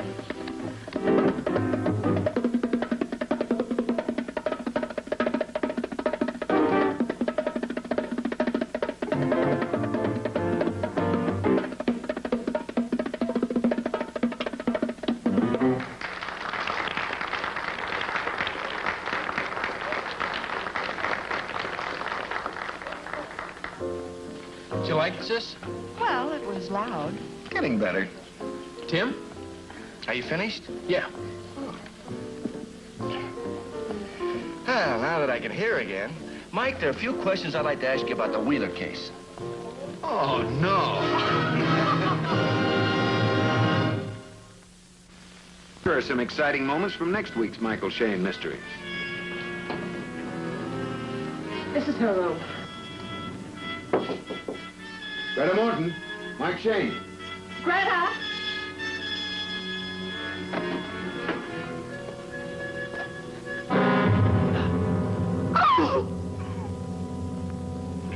Shayne, let him go.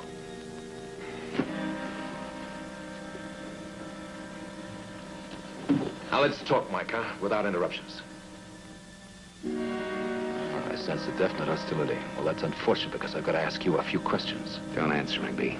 We're leaving. Are you? Well, you're not going to shoot me. The sound of a shot would panic this place. I might risk it. After all, you did break into my office, didn't you? Take the girl into the other room, see what she's got to say without Mr. Shayne around. Don't. Do what I say. Lucy, this is Beatrice Drake, Miss Morton's secretary. Oh, how do you do? B, Lucy Hamilton. Hello. Okay, now that you know her name, forget it. If anyone calls or comes to the door, you never heard of her. Right. I'll pick you up in the morning. And don't let her out of your sight. Good night, Michael. Good night. You know anything about a torn $1,000 bill? Why? Because she might have been killed for money. This was in her hand when we found her. What would you do to the guy that had the other half of that? Book him for murder. Well, lock me up.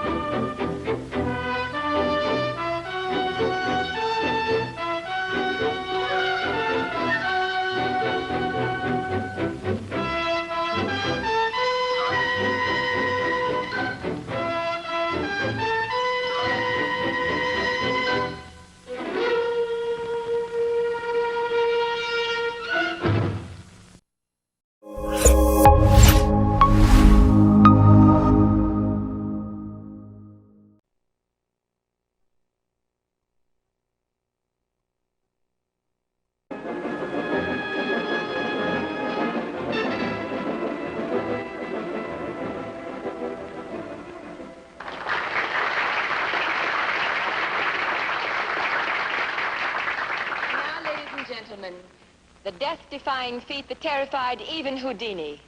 Performed over 1,000 times by the master magician of them all, again the great Voltane.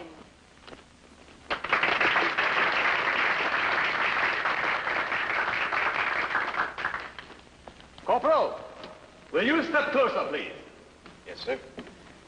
Your name? Harry Adams. Do you have your weapon with you, Corporal? Yes, sir. Will you please examine it to make sure it is not loaded? It has not been out of your hands? No, sir. Fine. Now, the bullet you brought. Please give her to my assistant.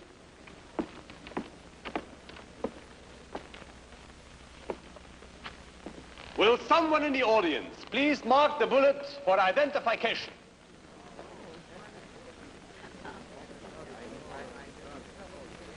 Please.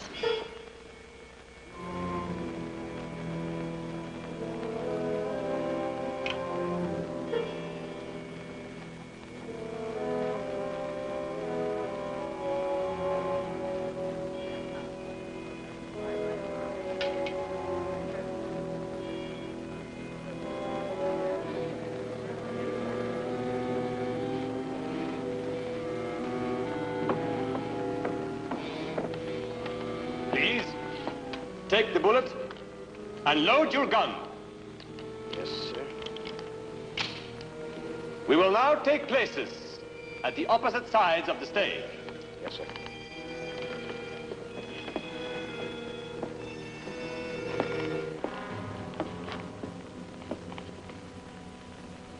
I will now count down from 5. When I begin, the corporal will aim at my mouth. When I say 0, he will fire. Then, I will catch the bullet between my teeth.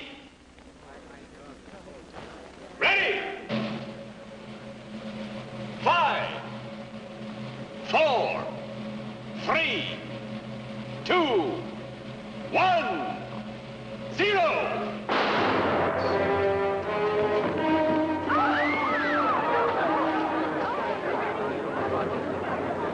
He's dead.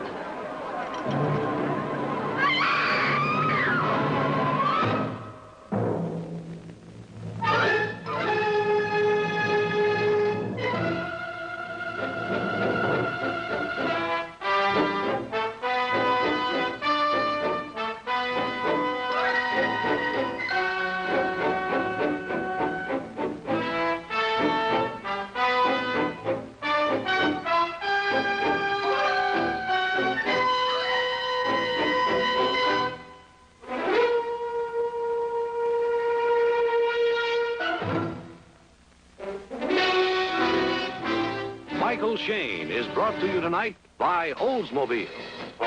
In behalf of Oldsmobile quality dealers everywhere who have the hot numbers for 61, 98, Super 88, Dynamic 88, and the new size Olds in the low price field F85.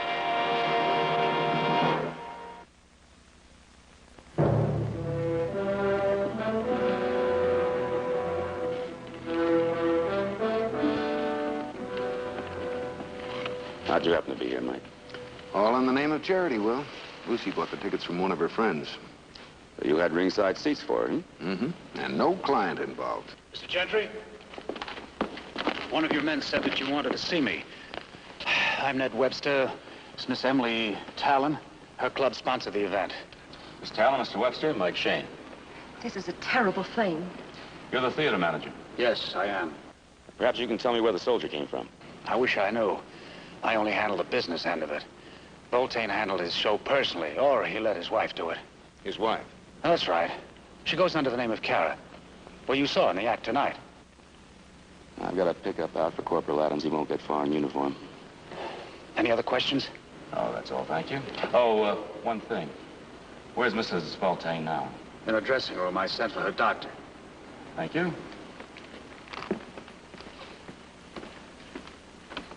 Let's see if I can talk to her.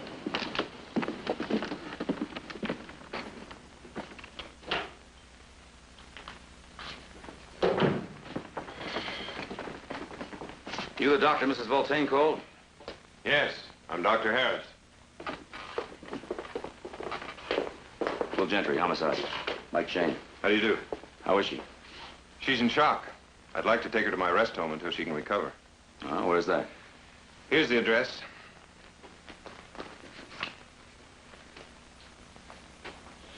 All right. Let me know when I can talk to her. Of course. Thank you. It'll be a little while before I can move her.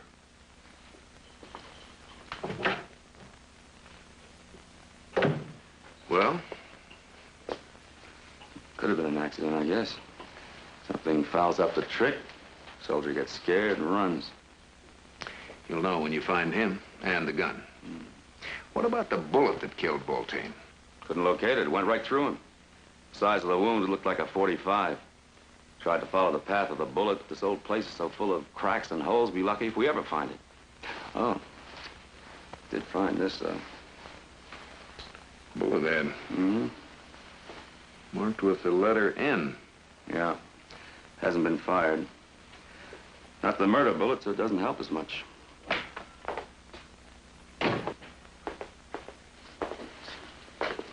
You ready, Mike? Lucy and I have been waiting for 20 minutes. Am I, Will? Yeah, I guess I can muddle through without you. See you later. Come on.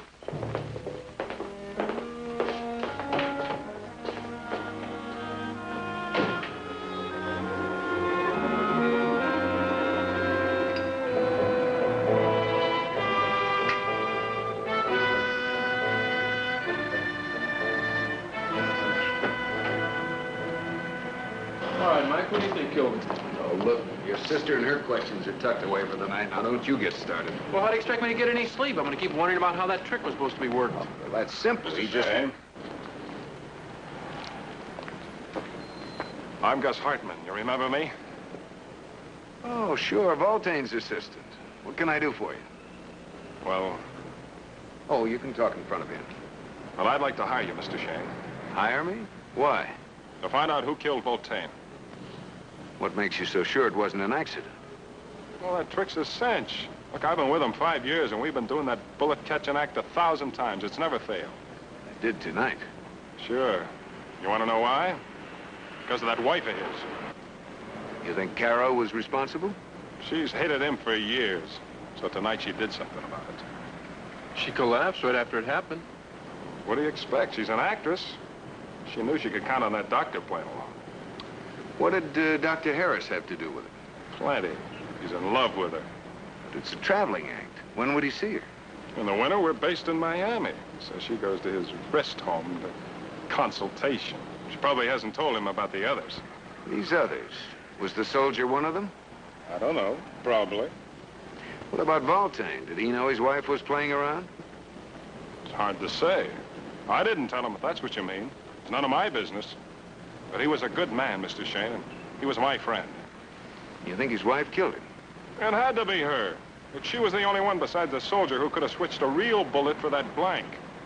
And I want you to find out. Of course, I haven't got any money now. I'll have to dig some up. Yeah, we'll talk about that later. For now, let's just say I'll look into it. Thank you. Good night.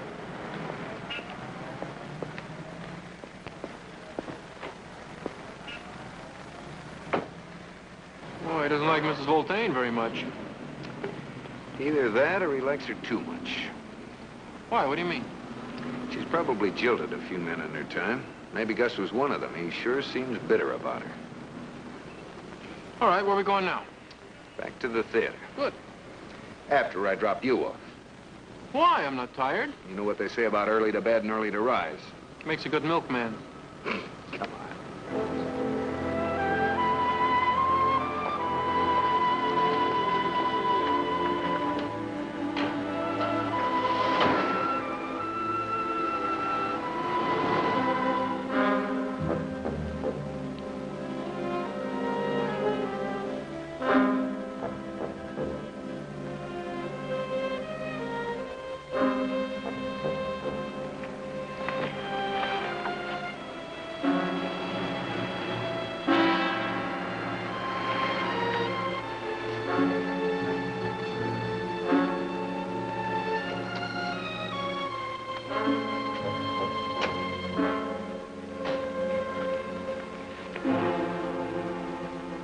I had absolutely nothing to do with it.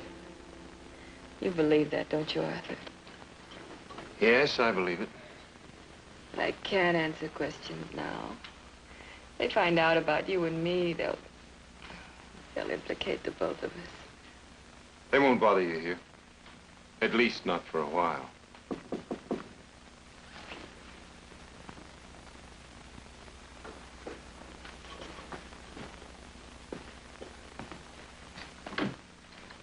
The police are here to see you, Doctor.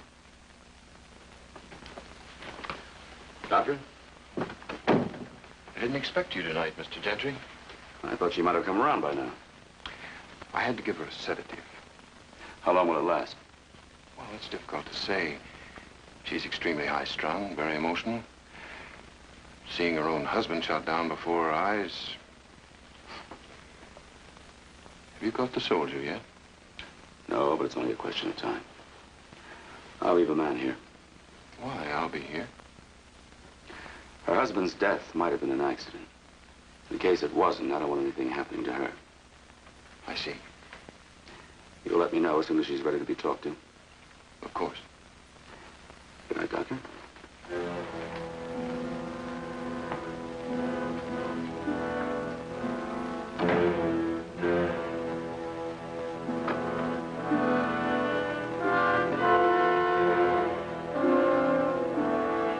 Seem to understand my position, Miss Talent. The accident tonight cuts off the 2 performances that pay my percentage. That's very unfortunate, Mr. Webster. But what am I supposed to do? We have a contract with you. Well, contracts are flexible if you want them to be. You seem to forget that this is for charity. Charity begins at home. The least you can do is give me a cut off I'm the top. sorry. Well, don't you think you're being completely unfair? I'll expect the total proceeds tomorrow. Good night, Mr. Webster.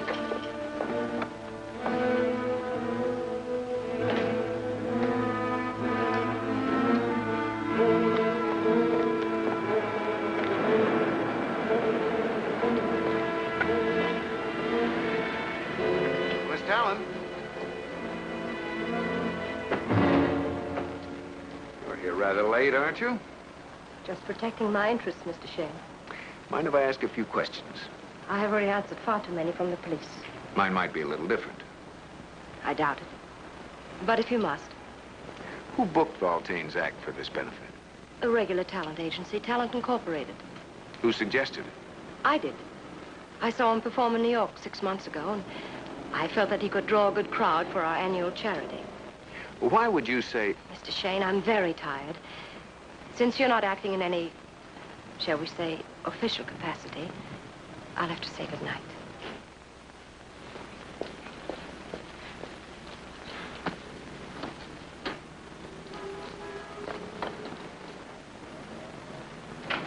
Good night.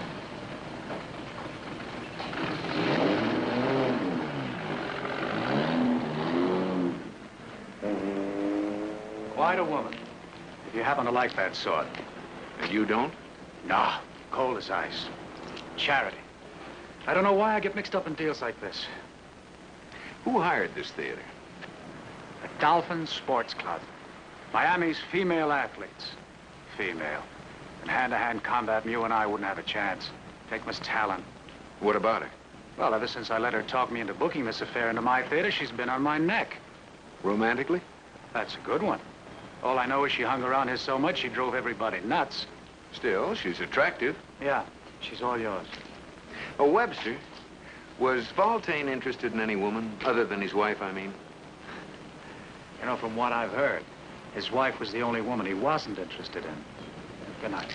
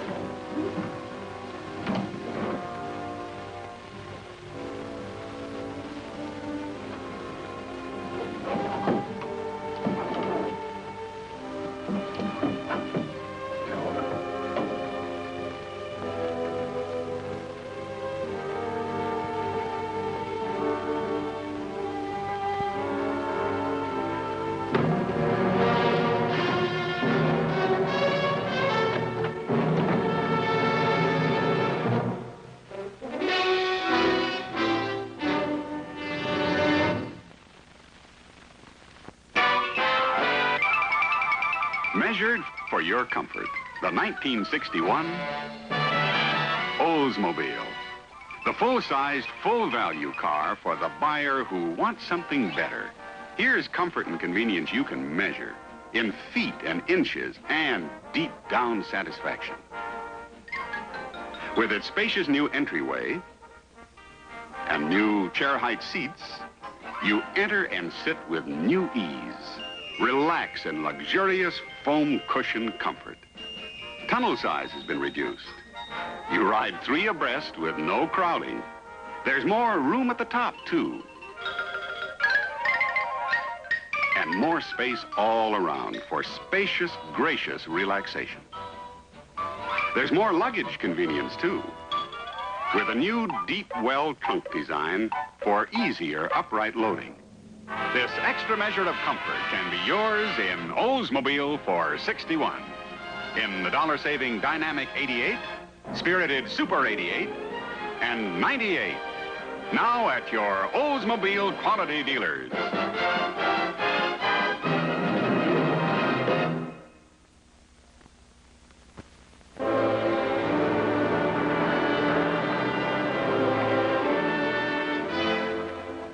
Good morning, Angel. Good morning. Just what I need, some black coffee. Didn't you sleep last night? Not much. What little I got was forced on me. What happened? There's nothing the coffee won't cure. I'll bring it in. Tim's waiting for you. At this hour? Hi, Mike. I hope you don't mind my turning your couch into a bed. I'm so tired the sheep are counting me. Where were you all night? Covering a Voltane killing. Any leads? 0. I figured I'd come by and pick your brains. Be a waste of time, Tim. Right now, I'm dry. Room service. Thanks, Angel. I brought some for you, too, Tim. Oh, let's alone. Well, you better taste it before we start making plans. Isn't that the plate that Carrie used in the act last night? Mm-hmm. Well, do you know how the trick works? Gus Hartman explained it to me this morning. Now, watch. Here we have a live bullet. Bring it to you on the plate, like so. You mark it. Now, on my way back to the stage, I simply press the bullet with my thumb, like so. And it falls through this little opening in the plate into the palm of my hand. But what did Kara give to the soldier? A blank. She had it hidden in her hand right from the beginning. Now, while the soldier was getting ready to shoot, Kara did 2 things. First, she took the marked slug out of its shell. How'd she do that? Well, it's always loosened before the act. And second, she slipped it to Voltane as she walked past him. Now, while everybody was watching the soldier, no one noticed. Then Voltane put the bullet in his mouth when he pretended he was brushing his hair back. So that's how it was done. Well, that's how it was supposed to be done. Something evidently went wrong. Where'd you get that? Found it in Voltane's dressing room last night, after visiting hours. I also found a very interesting scrapbook. But then somebody clobbered me. When I came to, it was gone. What was in the scrapbook? Oh, typical. Newspaper clippings, pictures of himself, and women. Women? Women? You know, something's been bugging me about this Voltane character all night. Now I think I know what it is. Women. Anything I should know? Maybe. Well, let's have it. All right. A few years ago, there was a famous magician named Voltane. Now, there was another magician named Zambroni. Voltane was a ladies' man. Zambroni had a very attractive wife. The inevitable happened, and there was a scandal. Zambroni? Yeah, he tried to kill Voltane with his bare hands, but he didn't quite make it. Then Voltane skipped town. Zambroni retired. I think he lives right here in Miami. Last night, Gentry found the bullet that was used in the trick. It was marked by that man we saw in the theater. The initial was an N. So? N. Z. For Zambroni. Could be. Could be what? Hi, Dick. Could be you're about to leave on an errand. Aaron, I just got here. Nothing's permanent, my boy, especially around the Shayne office. Zambroni, Angelo. Runs a magic shop on Tracy Road, Miami. Oh, Angel, I don't know what I'd do without you. Well, you heard her, Dick. Take a run over to that address and see what you can find out. Here, take my car. All right. Only too glad to help. What am I looking for? See if Zambroni was the man we saw initial that bullet last night. All right. Oh, wait a minute, I'll go with you. I've got some checking of my own to do. What checking? Dr. Harris, the man that's taking care of Voltane's wife. He interests me. That makes two of us. I'll let you know if there's a skeleton in the closet. Richard? Well, I'm glad you asked for coffee. Hmm? You haven't touched a drop. That's because suddenly I'm wide awake. Homicide, Gentry. Hi, Will. Mike Shayne. What is it, Mike? I was just wondering if you'd turn up that soldier yet. No, he's still AWOL. I'm on my way out to the Army post now. What company? Well, why the sudden interest? Because now I'm officially involved. You see, Gus Hartman hired me to find the killer. No faith in the police department. Everybody's a critic. All right, I'll meet you in 15 minutes. But just because you saw the soldier and can make an identification. Okay? Jackson, get my car out front, will you?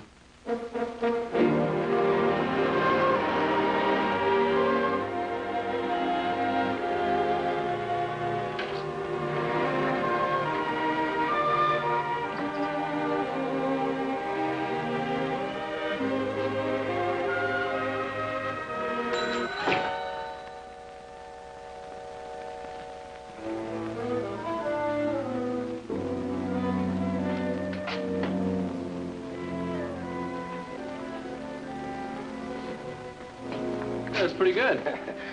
A little amusement for my customers. Can I help you? Yeah, I'm looking for a trick for a friend or something now. What would you like? The tie box, linking rings, sleight of hand? I'm not sure. Well, here's my catalog. 500 effects. Take your choice. Oh, all right.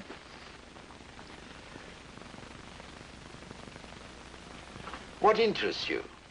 It says here that you used to be a magician. Not for quite some time.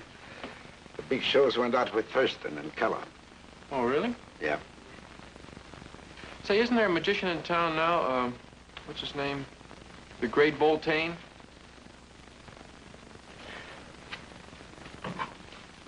I wouldn't know. I don't follow the profession anymore. Oh, then you didn't see his show. Young man, do you want to buy something or don't you? Yeah. Hi, Mr. Zambroni. Is Bruno here? No, Georgia, I haven't seen him. Oh. Well, do you know where he is? I can't keep track of my son anymore. If he calls, I'll tell him we're here. All right, thanks a lot. He's probably still with that soldier.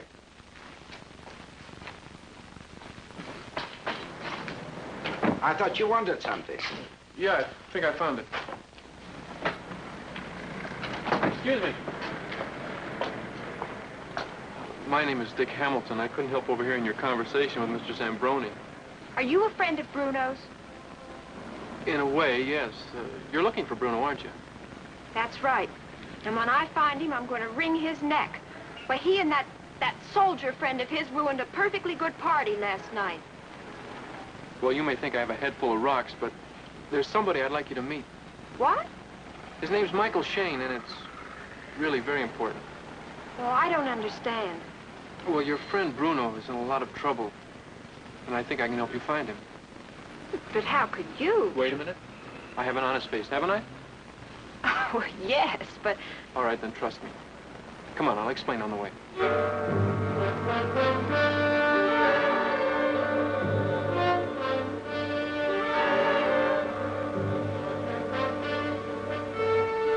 Well, that's about all I can tell you, gentlemen. You say this soldier gave his name as Harry Adams. We have a Corporal Adams who's AWOL's been gone a day now.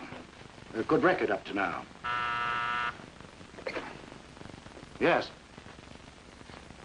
All right, have him bring it right in.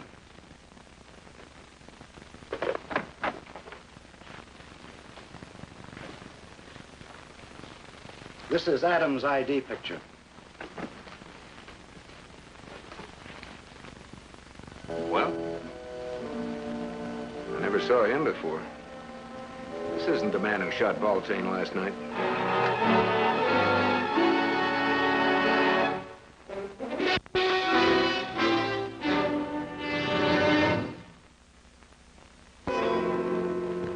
So you see, Lucy, Harry Adams isn't Harry Adams. Now, what did we hear from Operator Bongo? He's on his way out to see you with a surprise. What kind of a surprise? The female kind. Says he'll meet you at the front gate of the post. Thanks, Angel. Well, that's great.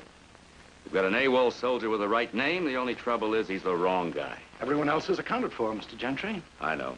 Thanks for your cooperation, sir. Coming, Mike? Well, I think I'll stick around to post. This military life kind of appeals to me. Now, look out they don't draft you.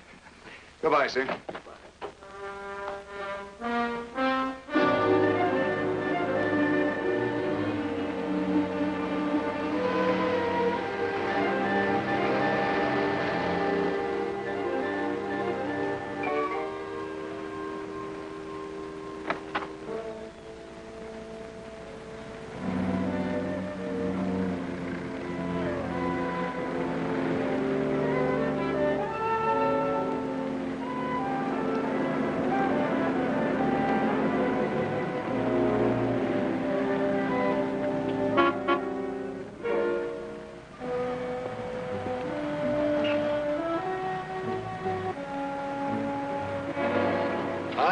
Hi, Mike.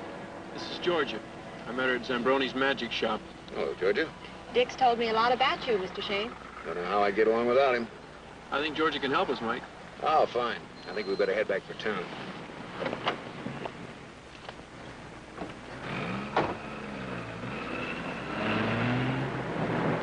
I've been dating Bruno Zambroni for a few months now, but, well, last week we had sort of a falling out. He's been seeing an older woman. You know who she is? Cara Voltane. Bruno and his father had a terrible fight about it. Bruno even left home. Well, what about Cara? Is she like him? Oh, of course not. Bruno's just a little boy. Compared to her, that is. Tell him about last night. Well, some friends and I were having a cookout down at the beach. You know, hot dogs and stuff like that. When Bruno came up with this staggering character. Yeah, it was a friend of his, and the friend was drunk. Oh, boy, was I mad. And I told Bruno, you just get him out of here. After all, the hostess is a friend of my family. Well, anyway, he did. It was disgraceful. In uniform, too. Now, wait a minute. Let's get this straight. Who was in uniform?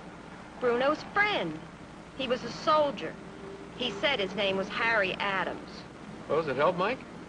Quite a bit. What does this Bruno look like? Oh, he's very good looking. About 6 foot tall, black hair, dreamy brown eyes. And he's the boy who fired that shot last night. He must have taken Adam's uniform. Oh, tell him about the hotel. Well, when Bruno left the party with this, you know, his friend, he said he was going to take him to the Forest Hotel to sleep it off. Dick, I want to drop you off at the office. And get in touch with Gentry and tell him everything we know. All right.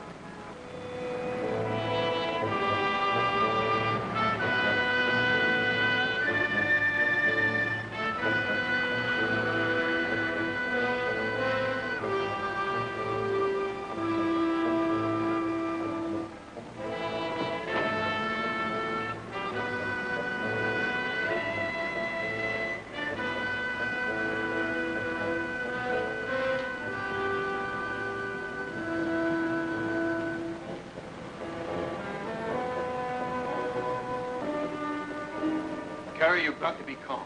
I've stopped them from asking questions so far, haven't I? Sooner or later, they'll find out about Bruno. He'll tell them everything. Does it really matter? There's no proof against you. Glad to see you've recovered, Mrs. Voltane. What are you doing here? Just dropped in to have a little chat with your patient, now that she's up and around. I'm sorry, but she isn't well enough to talk yet. funny. She was doing a pretty good job of it when I came in. Tell me about Bruno Zambroni, Mrs. Voltane. I must insist that you... It's all right. Bruno is a close friend. Nothing more? Certainly not. Why was he at the theater last night? We needed a soldier for the bullet-catching act. Bruno said he knew one. That was Harry Adams, but he got drunk at a beach party before the performance. Yes, I know. Bruno called and told me. So you had him change clothes with Adams and then come down to the theater with Adams' gun?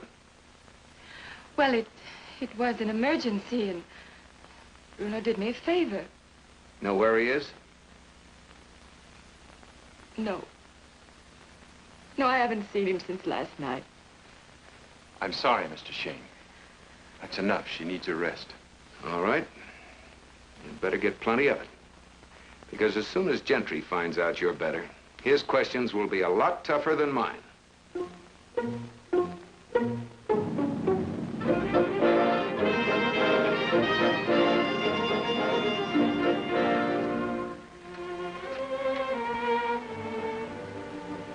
Michael Shayne's office.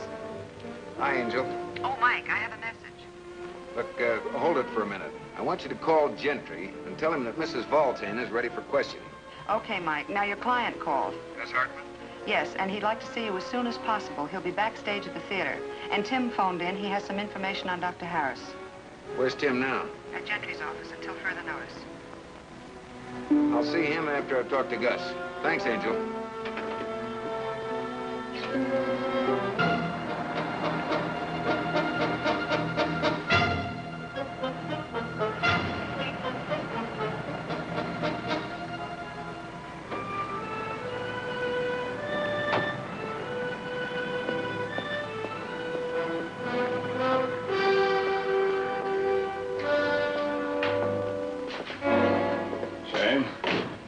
Got your message, Gus. What did you want to see me about? Well, I know you're going to think this is kind of abrupt, but...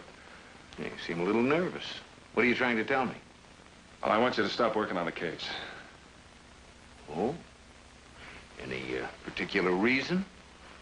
I was wrong last night. The whole thing was an accident. No sense stirring up any trouble. I see. No smoke and no fire, right, Gus? I realize you've done some work already. Will 500 cover it? Cover it or bury it? I don't know what you mean. I think you do. Tell me something, Gus. How much do you hate Mrs. Voltane? Plenty. Enough to kill her husband and frame her for murder? Voltane was my friend. Then why are you trying to buy me off the case? And where did you get all that money? I don't have to tell you anything. You just forget it. All right, Gus, whatever you say. You're no longer my client. But you might be a murderer.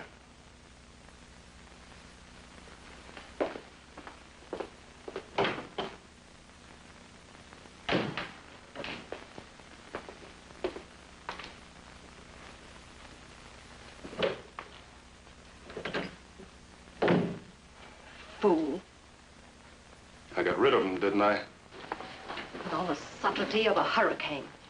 What could I do? He wouldn't take the money. It's because you didn't offer him enough. Money can buy anything. It didn't buy Voltane. No. But it bought you.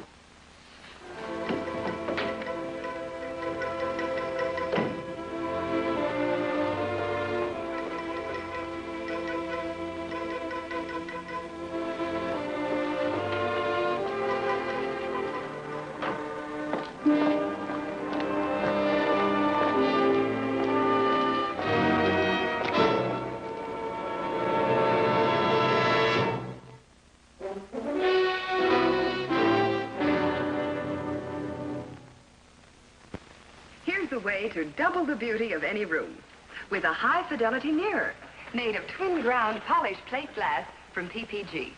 Isn't this room attractive? But take away the mirror, and you can see the difference. Not only does the high-fidelity mirror make the room more attractive, but it's lighter with an air of spaciousness. Your entrance hall can be lighter, too, and a lot more useful when you add a high-fidelity door mirror. You'll love its convenience. Going out or coming in, you can check yourself from head to toe. You'll find high-fidelity mirrors at furniture and department stores or your glass dealer. And always look for this PPG high-fidelity label. It assures a truly high-fidelity reflection. Because it's made of twin-ground polished plate glass from PPG, you get the most accurate image possible. True line and color. The best in glass from Pittsburgh Plate Glass Company, PPG.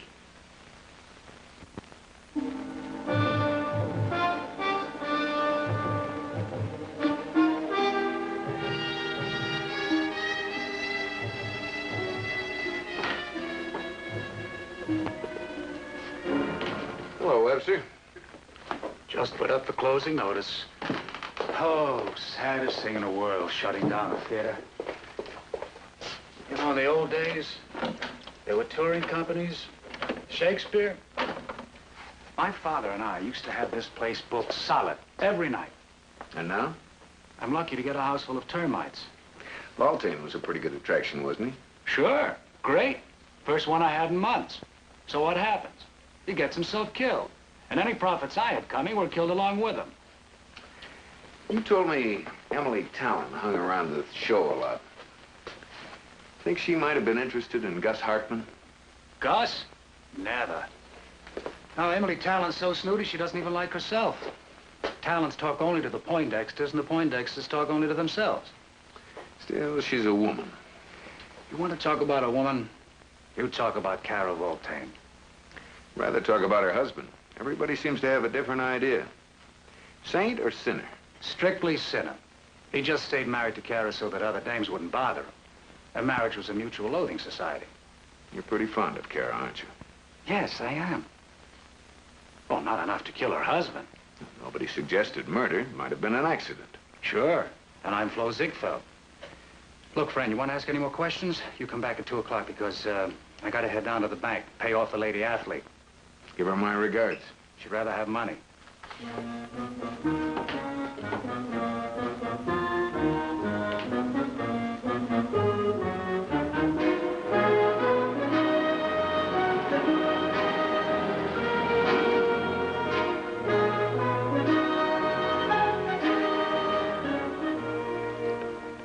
Check this through the mugbook. Don't you have a home? I'm a gypsy, Will. I go where the news goes. You won't find any news around here. We haven't turned up much. It's only temporary, Will. Mike! Well, before you two gentlemen go into conference, do you mind stepping into my parlor? Has Dick called yet? Yeah, thanks. He filled us in on Zambroni, and we found the soldier at the Forest Hotel. And? Corporal Adams doesn't know any more about the murder than Tim does. Hey, now, wait a minute. We turned him over to the MPs. He was still sleeping off a big night when we found him. Last thing he remembers is something about being on a beach party with Bruno. That's who we're looking for now. And the soldier didn't do the shooting? No. He just remembers vaguely that his pal sneaked into the room, dropped his uniform and gun on the floor, and that's all. So Bruno took advantage of an opportunity to be with Cara Voltane. Maybe. And maybe the kid was jealous, decided to grab the chance to get rid of her husband. Well, you're right back where you started. All you have to do now is catch Bruno. Have you talked to Cara yet? I haven't had a chance. I'm on my way out there now. Oh, that reminds me, Will. Her doctor's a fake. I looked him up in our records. He deals in herbs, nature cures, and women. You sure? Positive. Just asked to see his license sometime. 10 to 1 is from a diploma mill. Mm-hmm. You care to come along? No, thanks. I've got a few other things to do. Hello. That's for you. Switch it to 271. You can take it outside.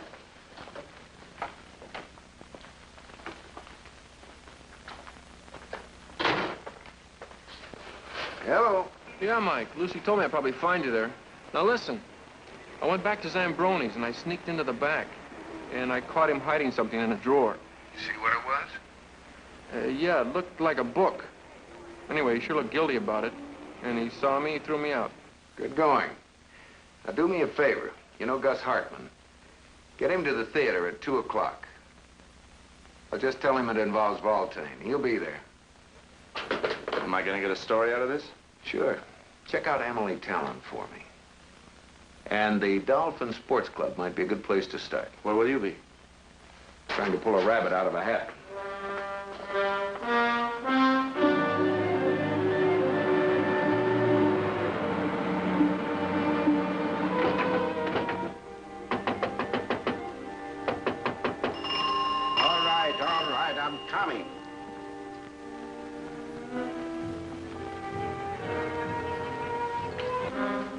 Mr. Zambroni? That's right. I'm sorry, the shop is closed.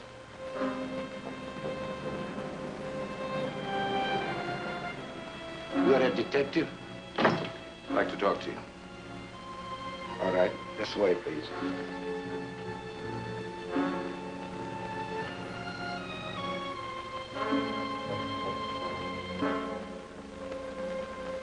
Now, what is it that you want? Just a few questions, Mr. Zambroni. With a very attractive woman. Your wife? Yes. Is she here? No. She died a few years ago. It was just after she met Voltane, wasn't it? So you know about that?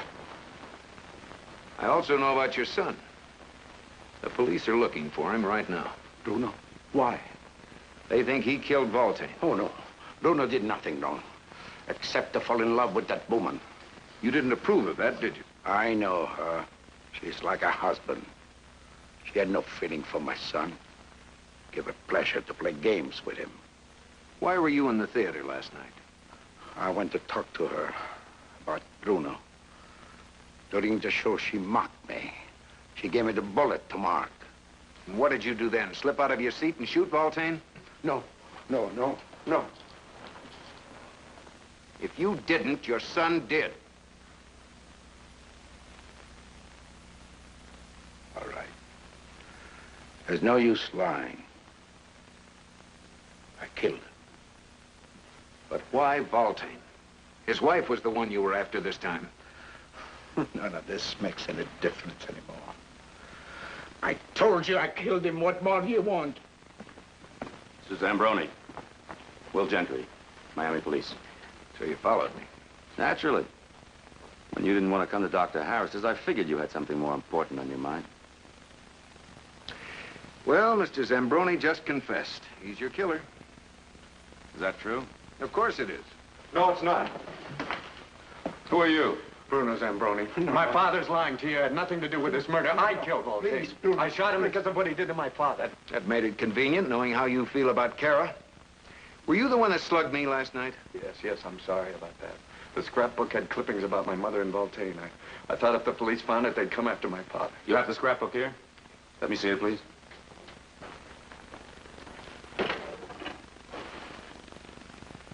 Thank you.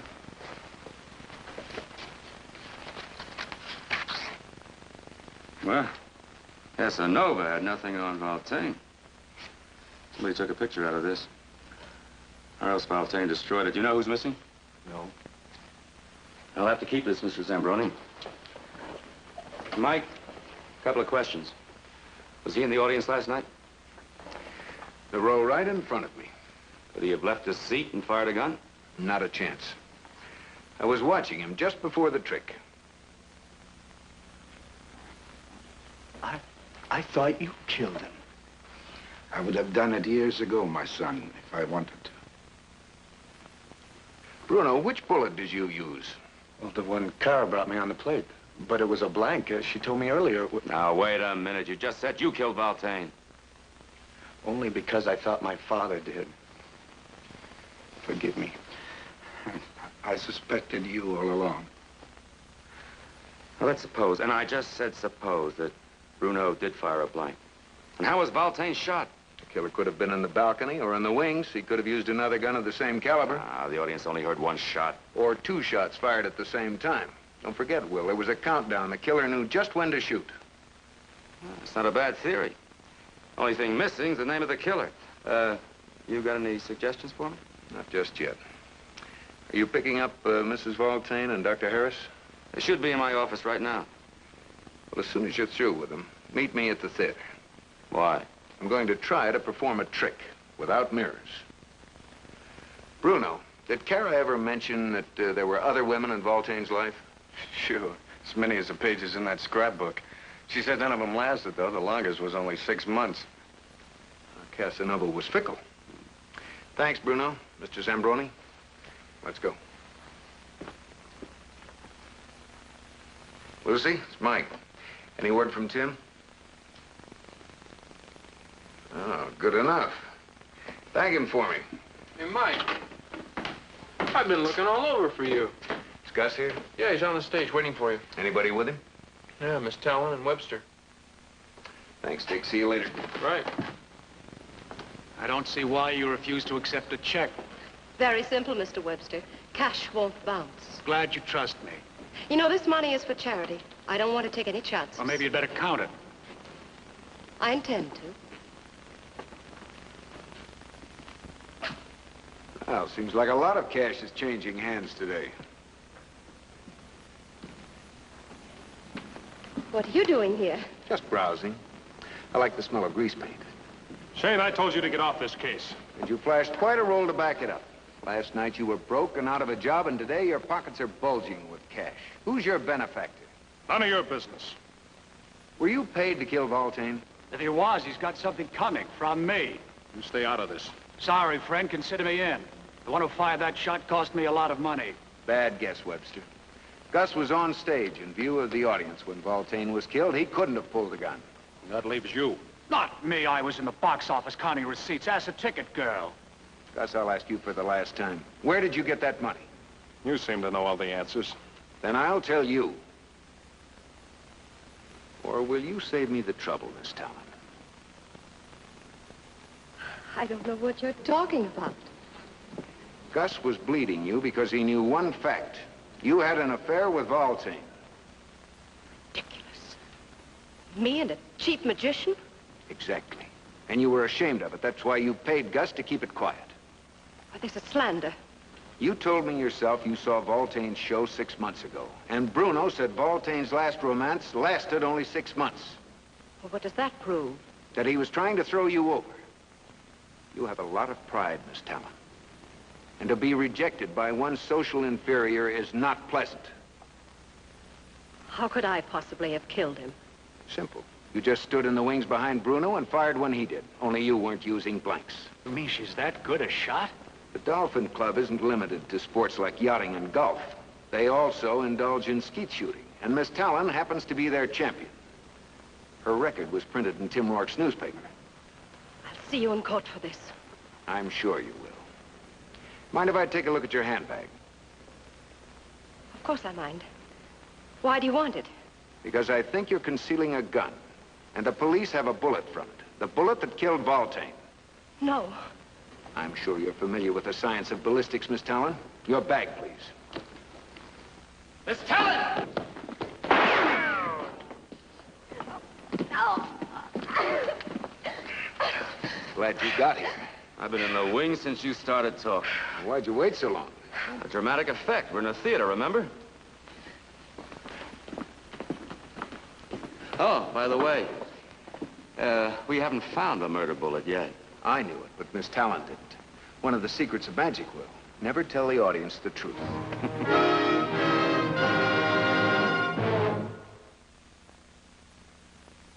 When you're a private eye, you're working at it all the time. You try to size up people, and, like a photograph, fix them in your mind. Here's a man on the way up, wants the best.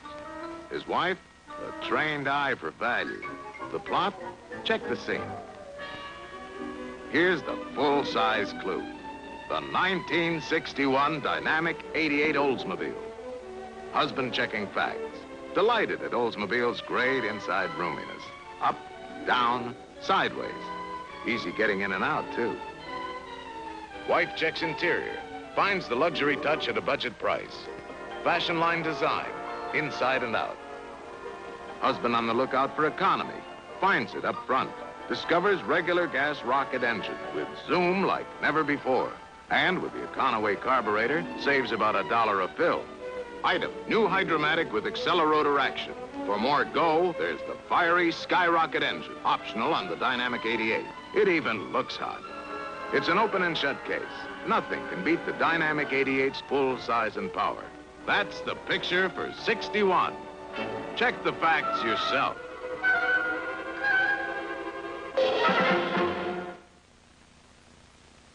Now, a few things, Mike.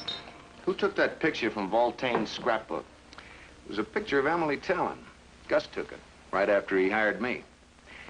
That's when he started blackmailing her, and their next step was to try to call me off. Oh, did Gentry release Bruno? After a stiff lecture, I think he's going to take over his father's store. Oh, one last thing. What about Carol Voltane? She became Mrs. Harris and moved up north. Alone. Alone? What kind of a honeymoon is that? She'll just have to wait until Harris finishes his sentence. But he won't be alone. He'll have Gus for company. Well, I guess that's it. You certainly wrapped up this case like magic. Someone mentioned magic? I don't believe it. Your attention, please, ladies and gentlemen. The great Hamilton is about to perform one of the most amazing feats of prestidigitation. Now watch carefully. Watch carefully, gentlemen. And now... Hello, Mr. Shayne. How do you like that? That's a very cute trick. Hey, Dick, how much you want for the cape?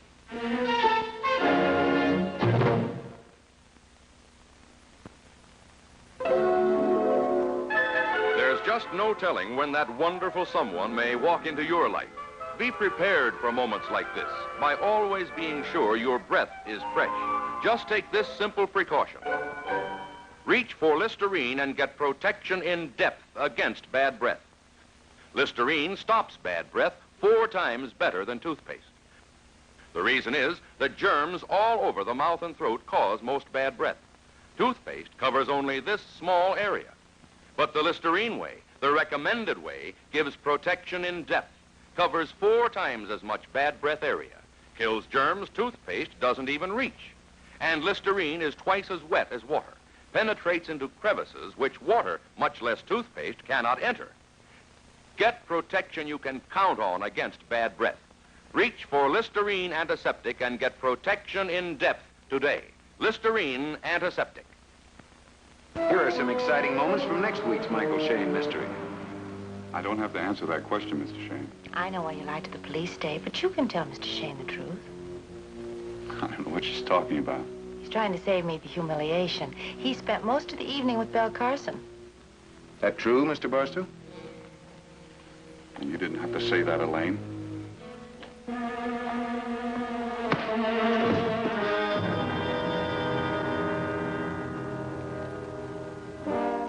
You see, he's going to hire you to get evidence on Dave and Belle so that he can divorce her. Don't listen to him, Mr. Shayne, please. Don't listen to him. Mrs. Barstow, I don't get it. You want to protect the woman you say is running off with your husband? Don't you see? If he divorces her, then she's going to be free. Free to really take Dave away from me. I'll pay you anything you want, Mr. Shayne, only just don't help William Carson. Lucy?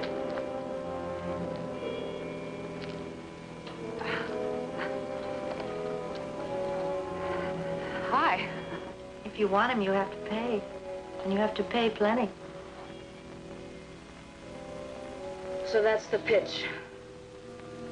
Bargain day for husbands. There's only one thing standing in your way, Belle. That's me.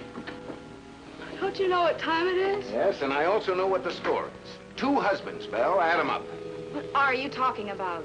That guy who slugged me. That was Watson, wasn't it? Your first husband. I looked up the marriage license. No divorces and no prediscondition of widowhood. That's crazy. No, no, that's bigamy. No, you got it all wrong.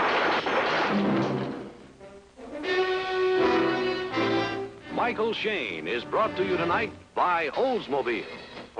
In behalf of Oldsmobile quality dealers everywhere who have the hot numbers for 61, 98, Super 88, Dynamic 88, and the new size Olds in the low price field, F85.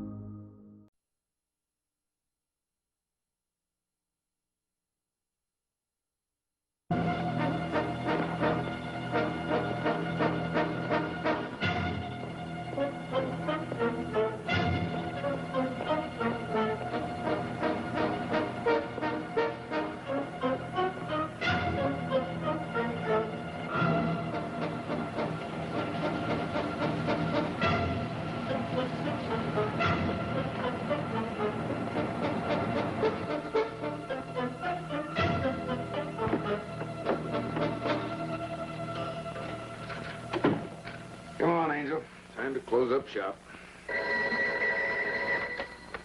Michael Shayne's office. Is he there? Who's calling, please?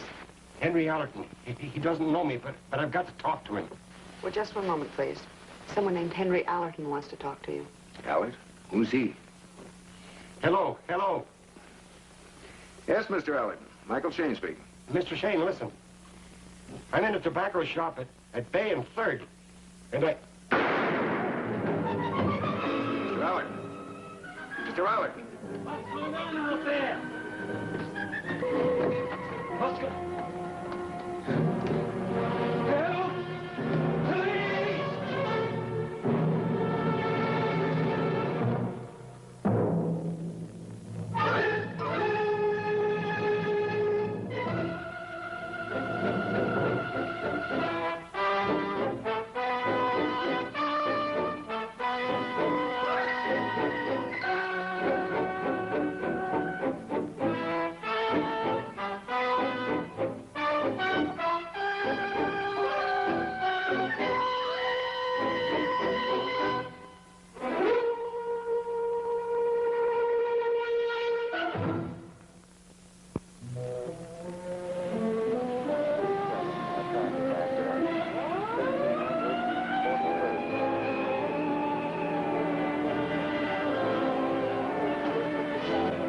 Say you didn't even get a glimpse of the guy who shot him?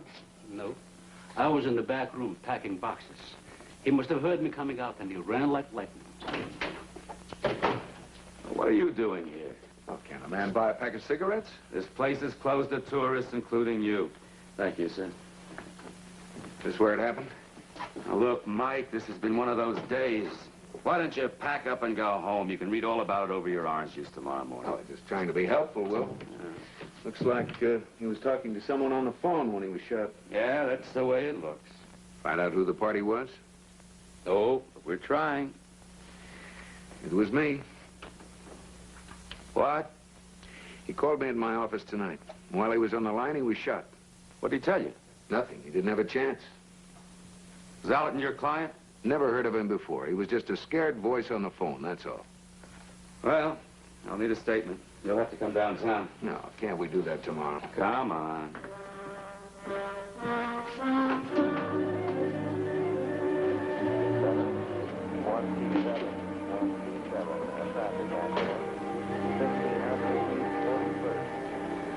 You hear the news? Yeah, I couldn't believe it. I heard on the car radio. Oh, Mike Shayne, Lieutenant Wallace. Where'd you lose him? I got him as far as Collins. Then he must have switched taxis. I kept following the first one. You mean you were having Allerton tailed? 24 hours a day. Sorry I lost him. Maybe if I hadn't... Don't worry about it, Lieutenant. This has been a big day for bad luck. Yeah. I'll see you back at headquarters. Why don't you let me drive you down, Will? We can talk. All right. Take him back. I'll ride in with Shayne. Why the tail on Allerton? You don't know who he was, do you? Should I? No, I guess not. He was Mr. Anonymous, head accountant for the biggest vice syndicate in the state. Now, why didn't you arrest him? The usual reasons, no proof. But tonight he was carrying a list of names with him. Names of every big vice operator in Miami. We wanted that list. How'd you know he had it on him? Tipster, very reliable. And don't ask me who he was. Confidential. The list, where is it? It was supposed to have been in here. Take a look. Alice in Wonderland. That's all we found. No list, no names, no nothing. Like I said, it's been one of those days.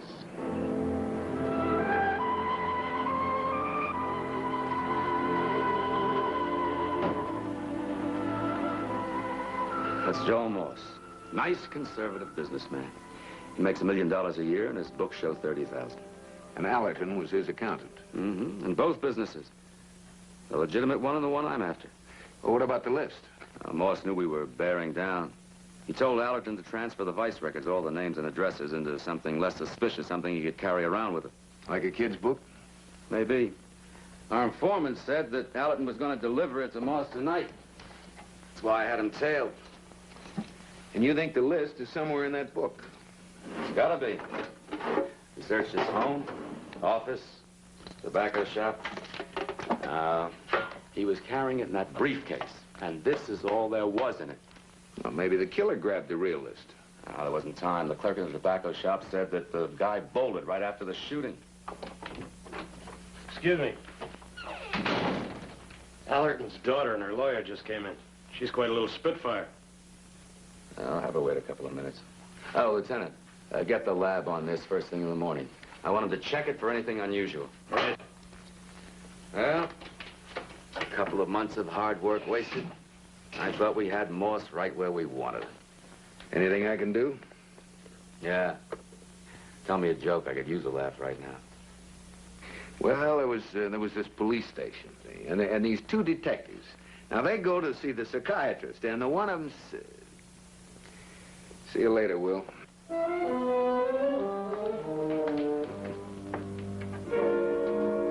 Are you Mr. Gentry? No, but he'll be right out. Well, I wish someone would tell him to hurry up. I have some other things I'd like to do tonight. What's the look for? Nothing, Miss Allerton. I was just thinking, inasmuch as your father just... Ex-father. He's dead. Audrey, please. I'm sorry, Jerry. I guess you'll just have to get used to me. When was the last time you saw your father alive? About a week ago. I don't live at home, so... Just who are you? Mike Shayne? You're not one of Gentry's men.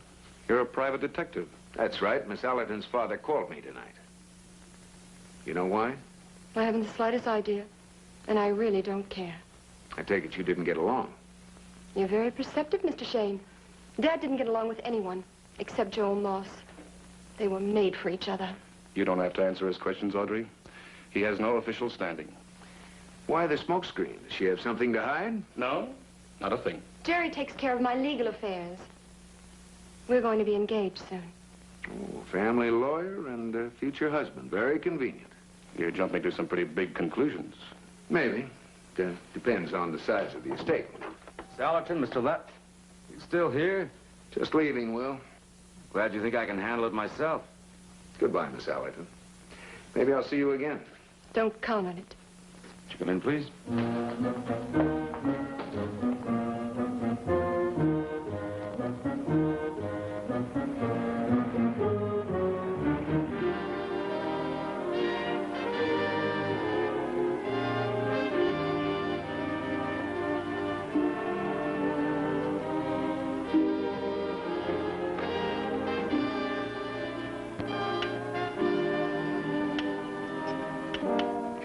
Work, Shayne.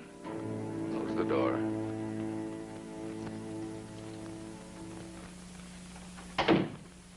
What's the matter? Light hurt your eyes? Just do as you're told. Now walk across the room and sit by the window. What do I use for radar? So you'll stub your toe. Move.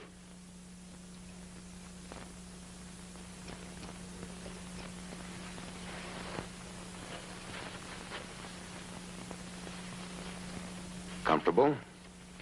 Sure. I enjoy being a target. Anything to make you happy. Now, you just relax, and I'll ask you a few questions. And let's hope you have the right answers. I have one answer right now.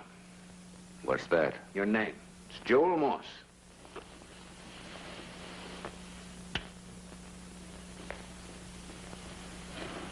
Was that a lucky guess, Shayne? Partly.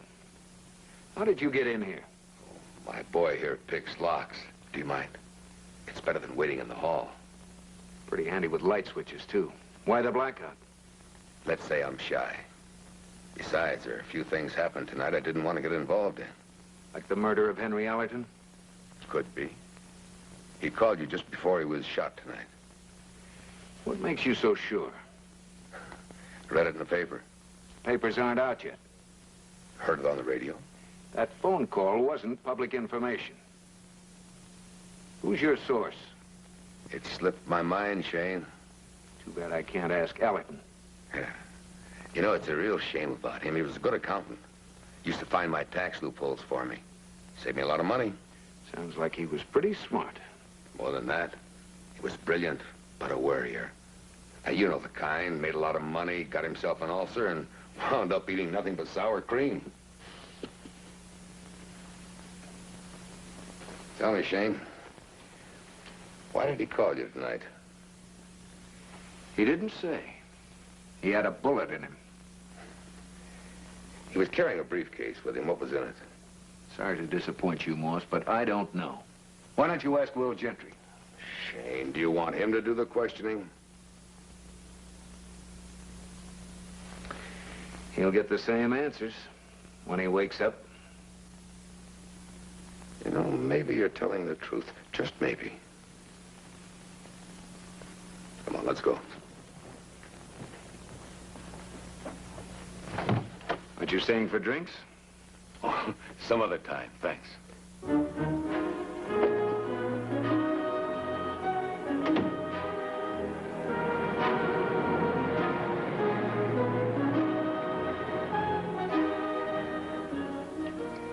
Twas brillig, and the slithy toves did gyre and gimble in the wave. Come again? Just a little jabberwocky, Angel. Takes me back to my youth. Is that what the papers are printing these days? Mm-hmm. Will Gentry and Alice in Wonderland. Oh, were they dating? It looks that way. Poor Will. Now, he's been trying for months to get that list, and what does he get? A briefcase with a children's book. Maybe the book's a code. Now, for his sake, I hope it is. Well, in any case, it's no concern of the Shayne office. Would you like to join me for lunch? Thought you had a date. I do. I'm having lunch with Dick. You better count me out. I've got some work to do. I'll have a sandwich sent up. All right. I'll be back in an hour. Oh, don't forget to put the tab on the expense account. Naturally.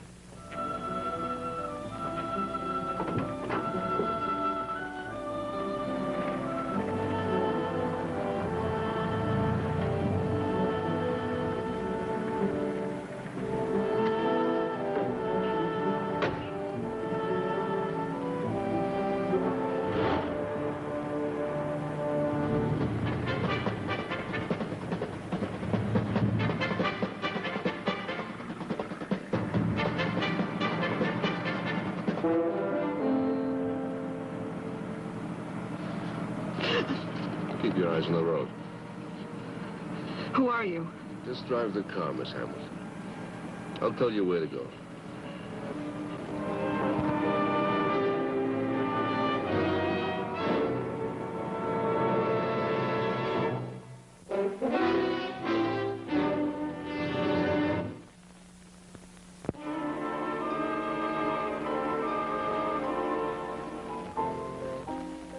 Will there be two?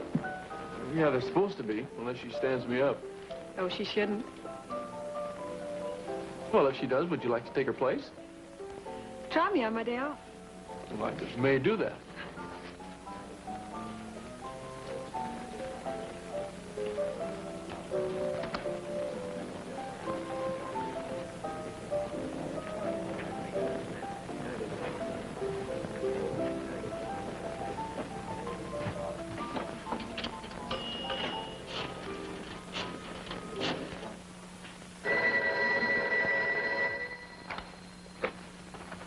Mike Shayne. Yeah, this is Dick, Mike. Oh, yeah, Dick. Did Lucy leave yet? Yeah, left about 40 minutes ago. Well, she's not here. I'll give her a little longer. Maybe she got held up in traffic. Okay, I'll wait. Okay.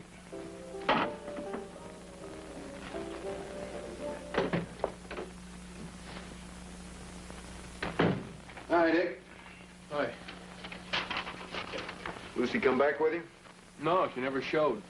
Probably forgot. No, she told me she was meeting you. Probably saw something in a shop window. You know your sister. Probably turned up with a new hat. Well, she's usually on time. Now, sit down and relax. Come in. Michael Shayne? That's right. My name is Rice. I'd like to talk to you in private. Tell him to take a walk. Oh, wait a minute. What's going to stop me from throwing you out of here? Lucy Hamilton. Hold it, Dick. Maybe you'd better go in the other room. Yeah, but what? Don't argue.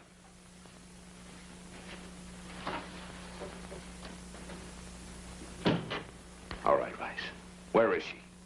You got a match. I said, where is she? All right, it's enough of that. Right now, she's still breathing. You want to keep her that way?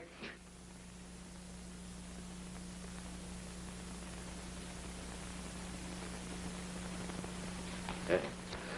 That's better. Mind if I use your phone?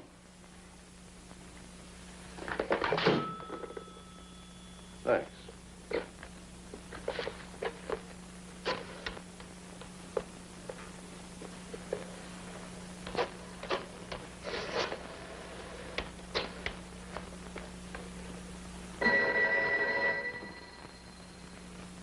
Hello.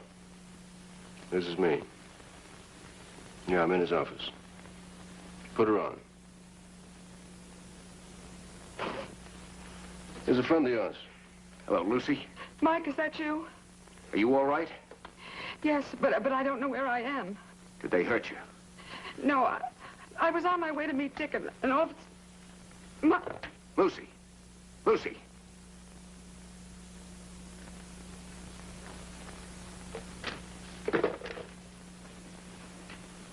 All right, Rice. What do you want? I told you I want a match. Don't press me.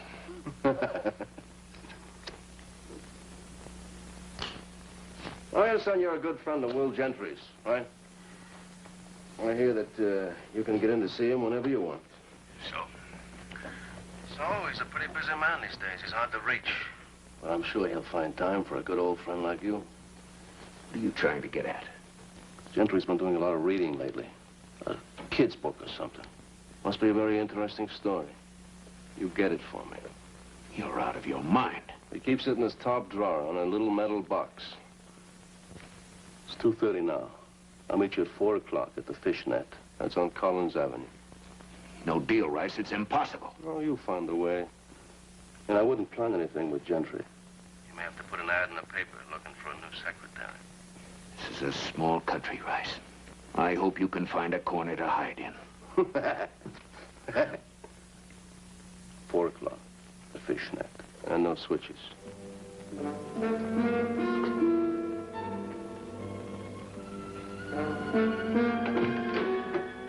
You be there.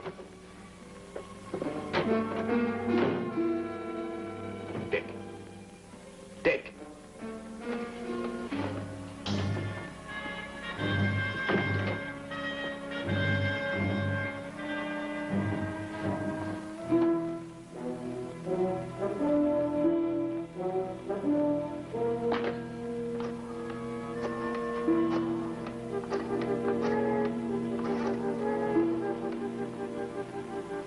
Tim Rourke, please.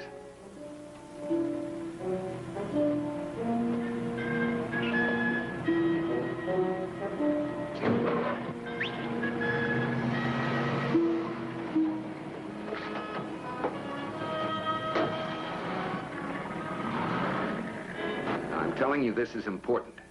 In exactly 30 minutes, I want you to call Will Gentry. What'll I do, wish him a happy birthday? Just keep him on the phone for a while. I hate to ask an obvious question, Mike, but would you mind explaining why? I haven't got time now. I've got to stop by a bookshop first. A bookshop? What are you going 30 minutes, Tim.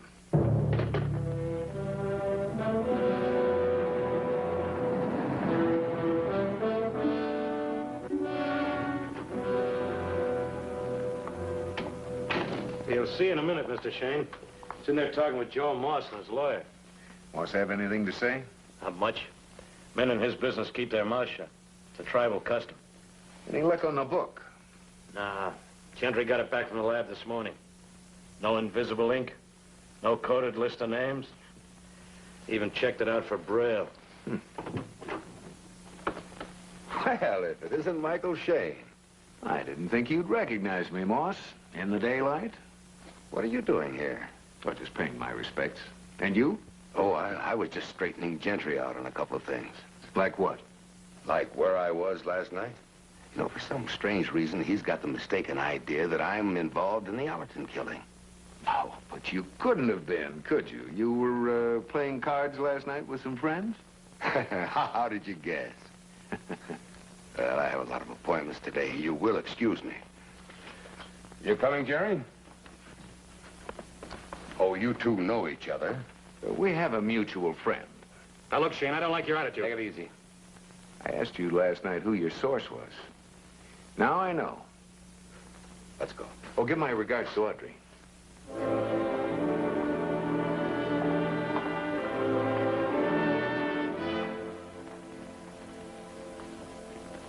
Hi, Will. Social call? Mm-hmm. I can't give you much time. I'm up to my ears.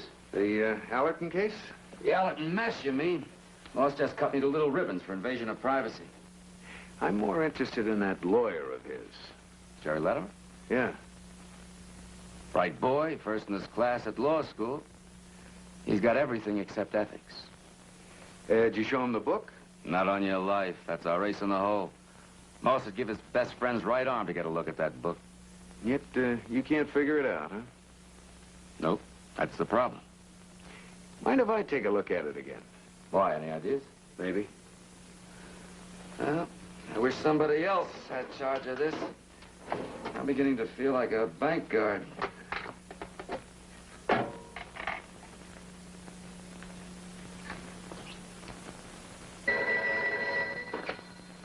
Hello, Gentry. Who? Yeah, put him on. Tim Rourke. Yeah. Hey, what is it, Tim? I'm busy. Hmm? No comment on last night's shooting. Moss? That's right. We had him in for questioning.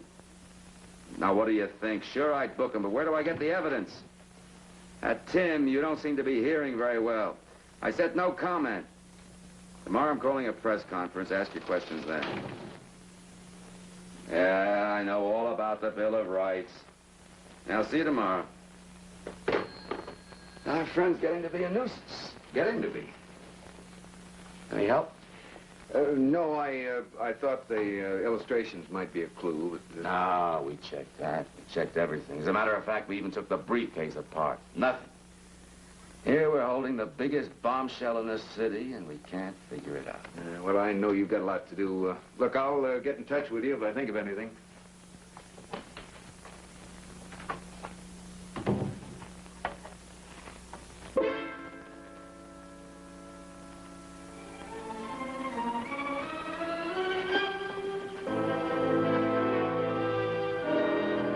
Where's Shane? He left. Why? He switched books on me. What? Are you sure? Positive. Look. These pages are still uncut. The lab wouldn't leave it that way. I'll see if he's still in the building. Bates, Gentry, put out a citywide alert. Mike Shayne. You heard me the first time. Get him.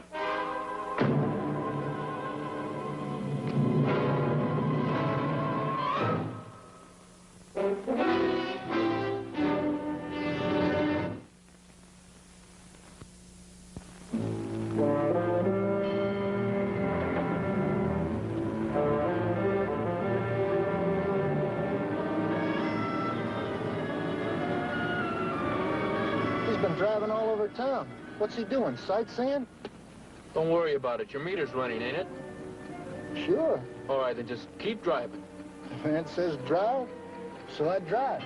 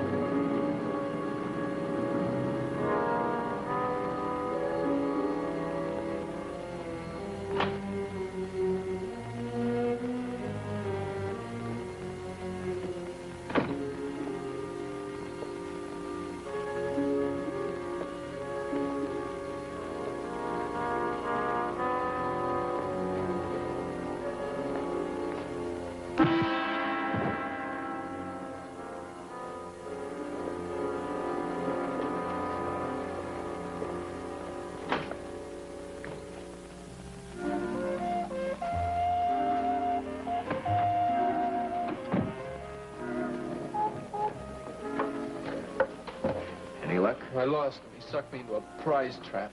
Well, what happened? I followed him all over town. He winds up in a warehouse and clobbers me. I don't think he's coming. Maybe he expects a trap. No, something probably happened to make him change his plans. What about Lucy, Mike? You're not going to hurt her or anything, are you? Ah, now, take it easy. Did you get the book? Yeah, I got it. Trouble is, I had to pull a switch on Gentry. Look, Mike, maybe if we told him... No, we can't afford to take a chance. Look, we're wasting our time around here. If Rice was coming, he'd been here by now. All right, what do we do? You go back to the office. Wait there. I just can't sit around, Mike, and wait. You've got to, Dick. Rice may try to contact us. I'm going visiting. Meet you at the office? No, that's the first place Gentry tried to reach me. Leave a message here for me if you need me. Pay the check.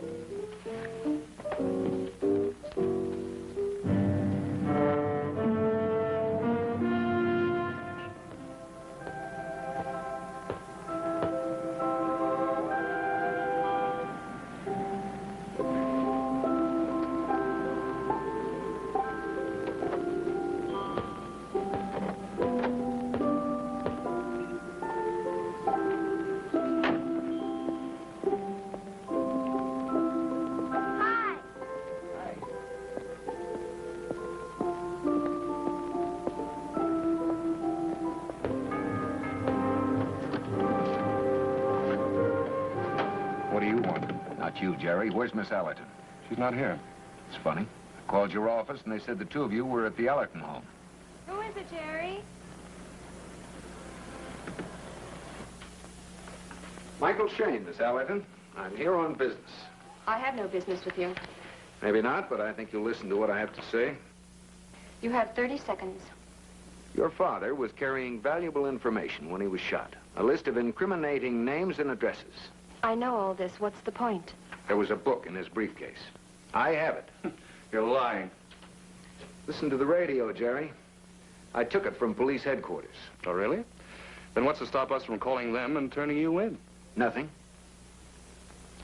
There's the phone. No takers. I thought so. This book.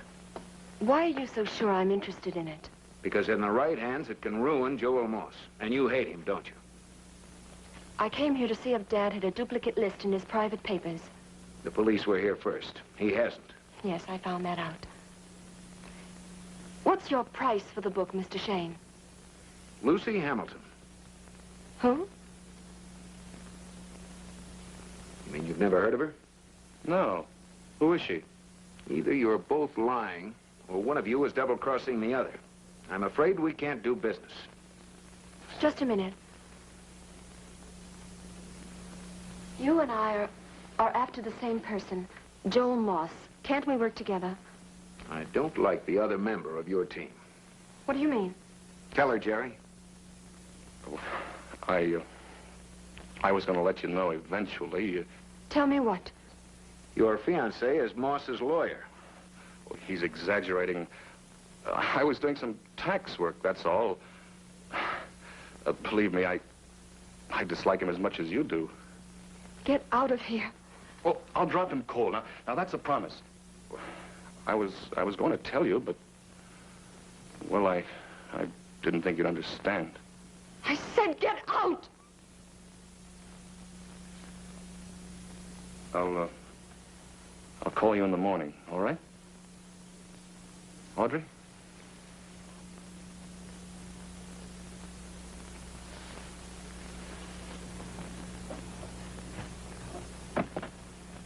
My father belonged to Joel Moss. He was a piece of property that could add and subtract. When the phone rang, he jumped. Do you know what that did to my mother, Mr. Shayne? I can guess. She hated Moss. She begged my father to cut free. He kept promising he would, but he never made it. She was ashamed of him. She was so ashamed of him. Eventually, it killed her. I'm sorry. So was I. But it's not going to happen to me. Jerry knows how I feel about Moss. He's made his choice. So did your father. That's right. And he wound up dead in a phone booth. He was calling for help, Miss Halliday. I'm glad it didn't come. Maybe you arranged it that way. Maybe I did.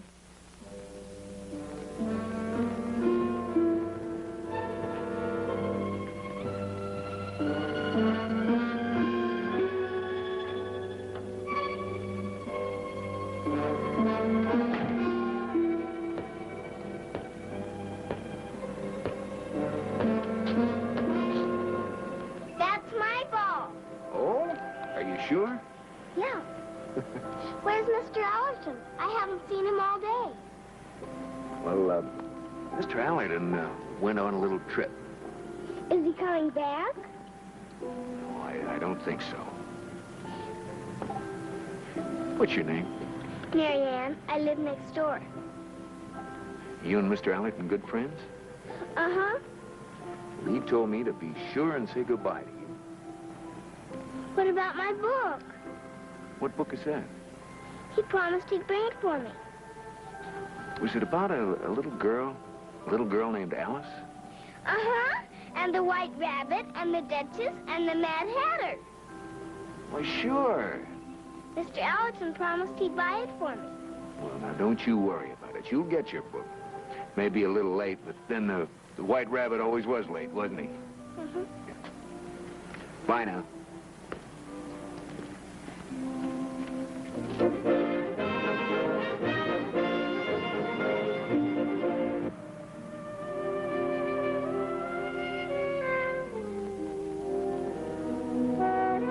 Like that? That was old last year. I want something with a little class. May I help you, sir? I'm looking for Joel Moss. Oh, yes, sir. Right over there. Hello, Moss. I want to talk to you privately. Sure. Well, fix your hair, honey. What's the matter with my hair? Comb it.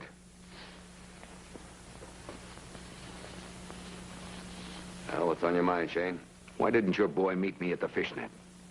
My boy? Oh, come on. You got to be a little more specific than that. Rice. Do we know anybody by the name of Rice? Sorry, Shane. Never heard of him. Let's stop fencing. I've got something you want. I'm willing to trade. Why is it everybody's a salesman these days? You know, a fella called me and wanted to sell me something just a few hours ago. Who? Can't remember the name. You know, I got a hunch that he was selling the same thing you are. Are you buying? Nope. I've got that copy of Alice. You certainly went to enough trouble to get it. Now tell me where Lucy is and it's yours. Alice, Lucy, Rice. Boy, you're mentioning an awful lot of names I never heard of. Well, start remembering.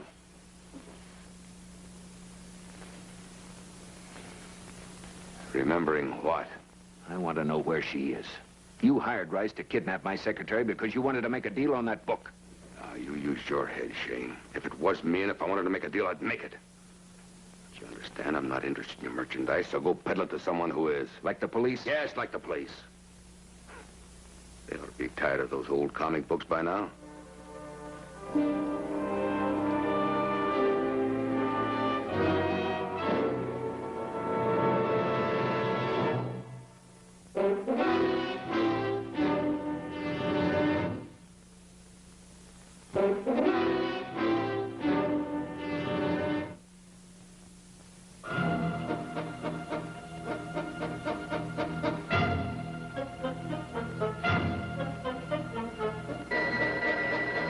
Hello? Put Shane on. He isn't here. Where is he? This is Rice. He's looking for you. Why don't you meet us? Don't ask so many questions. Where's the book? I have it here. Bring it up here. The address is 7440 York. You know where that is? I'll find it. Apartment 5. And listen, no friends. Just bring the book. Hey, what about Lucy? You worry too much. Get up here.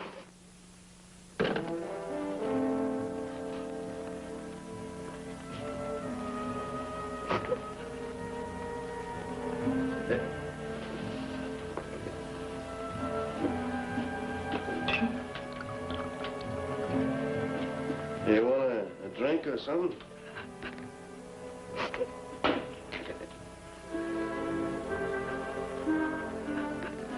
I bet you never kept quiet so long in your whole life. Well, don't worry, you'll be out of here pretty soon.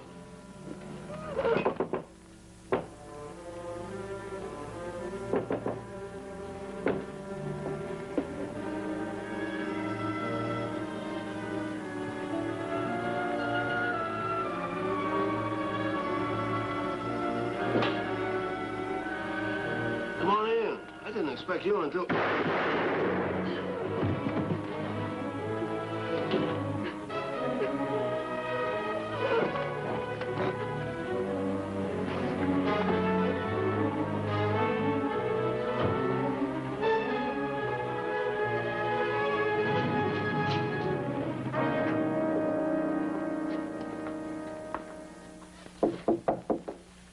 Rice.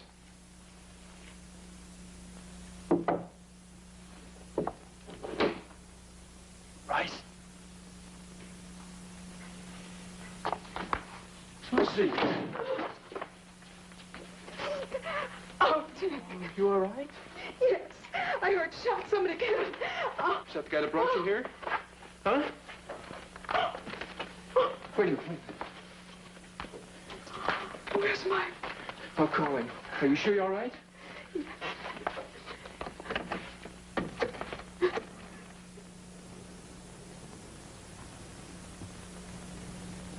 Well, you've had a rough day, Angel.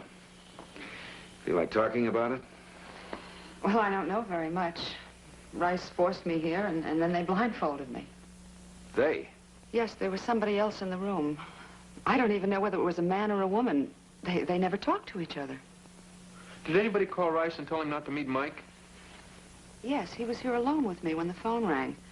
And I heard him say something about canceling a 4 o'clock appointment.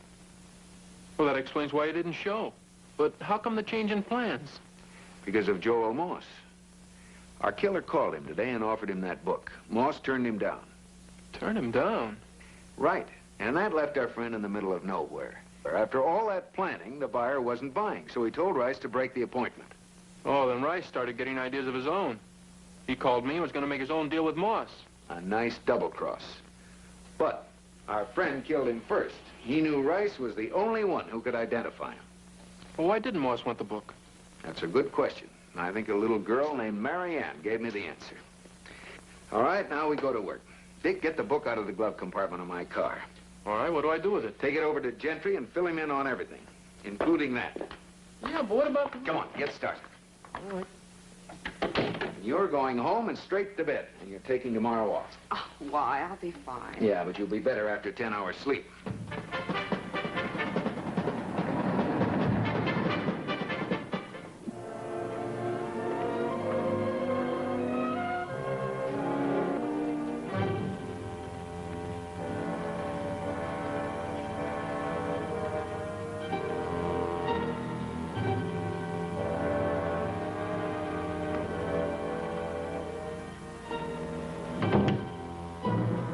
It's either my gun or the window. Which way do you want to go out?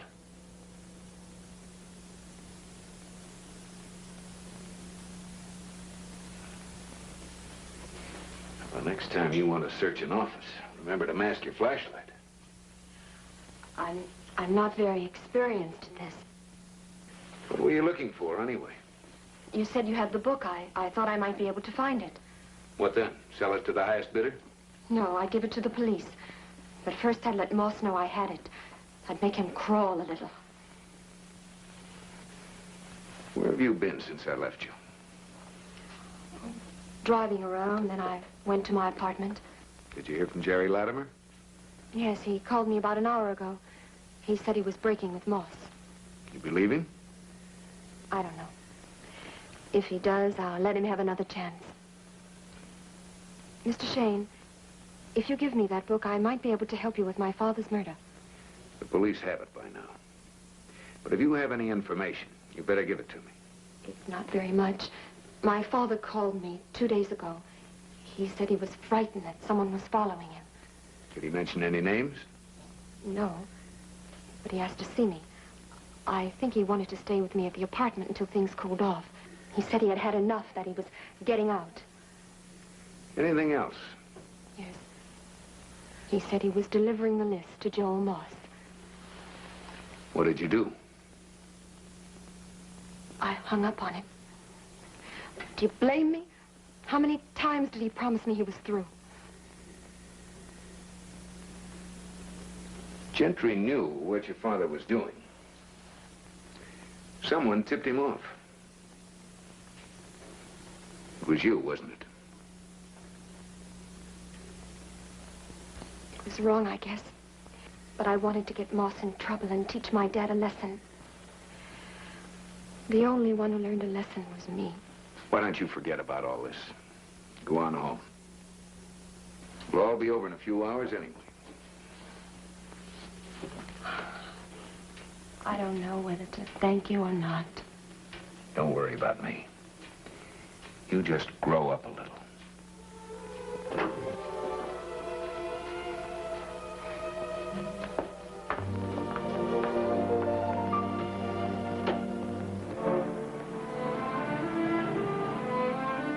Where's Lucy now? Mike took her home. All right, fine. Somebody had him over a barrel, but why the blazes didn't he tell me about it? Because he was ordered not to call in the police. What did you want him to do, take a chance with Lucy's life? There are law enforcement bodies in this state, and they do a pretty competent job. Mike has a license, not a badge. And he won't have the license long. What else could he do? Rice gave him a deadline. He didn't have time to think. The fact remains he stole police evidence. All right, this isn't your problem. You can go.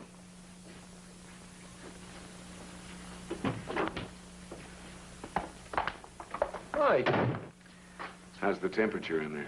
Below 0. You want me to hang around? No, thanks. You can go on home.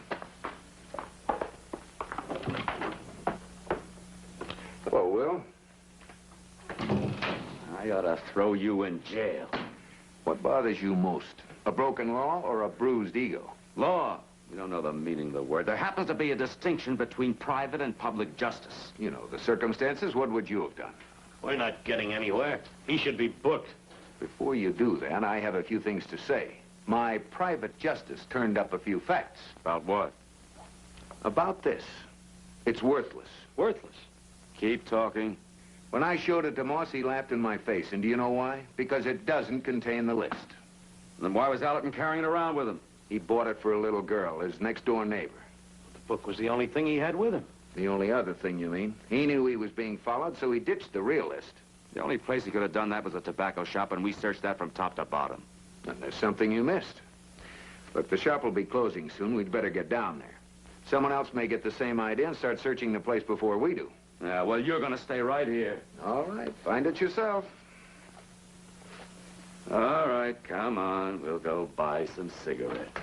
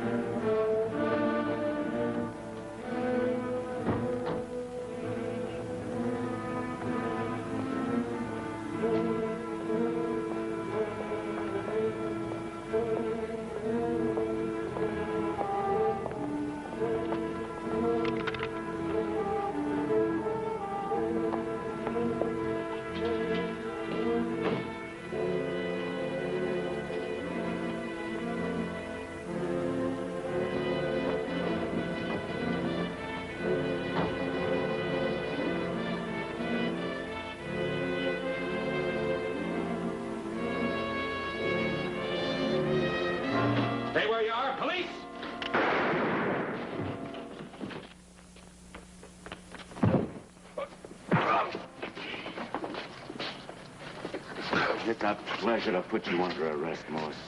Big deal, Gentry. So you got me for breaking and entering. Do I get a jury trial? There'll be a few more charges by then. And what are you going to use for proof? Allerton's list will be a good start. We're going into the tobacco shop and pick it up. Call in for a car to take him in. Come on. All right, now let's go back over what happened. There were two things in Allerton's briefcase. The copy of Alice in Wonderland and the list of names. Yeah, we know all that. He probably realized he was being followed, ducked in here, and got rid of the list. The question is where? Where did you find him? Phone booth.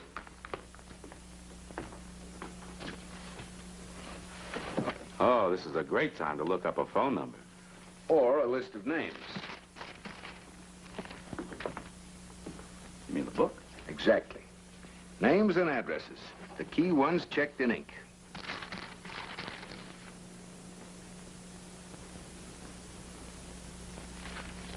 How'd you know?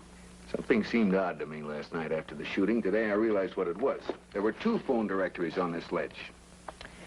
Both of them covered the same territory, but one of them was new. Well, that wraps it up. Morse must have figured the list was still here, waited till the shop was closed, and came down with one of his boys. You're forgetting something. What? The man who kidnapped Lucy and who committed 2 murders. Must have been Morse. Morse wouldn't kidnap Lucy. He knew the kid's book was worthless. Then who? Allerton's daughter told me he was being followed. Someone was putting the pressure on him. Sure, my man Wallace. Exactly.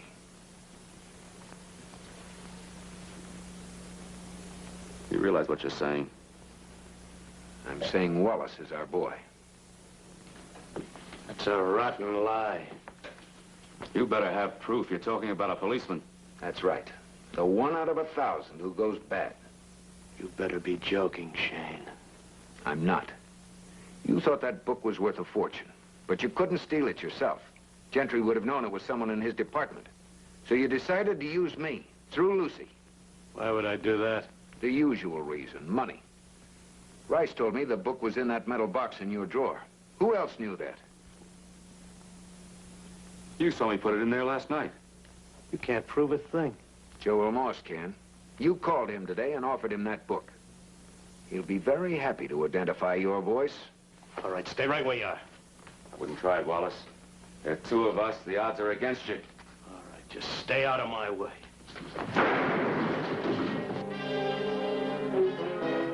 Come on. I will. You don't want to forget this.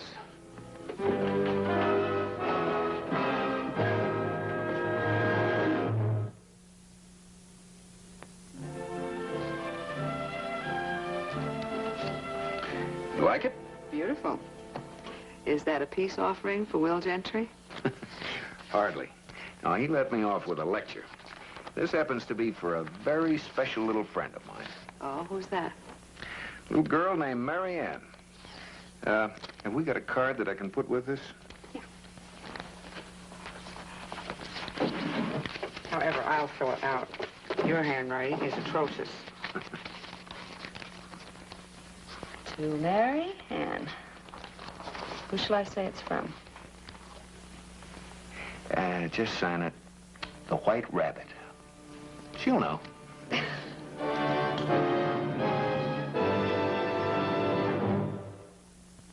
Here are some exciting moments from next week's Michael Shayne mystery.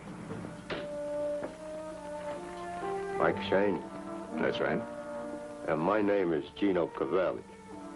You mind if I come in? I have office hours for business, Mr. Cavelli.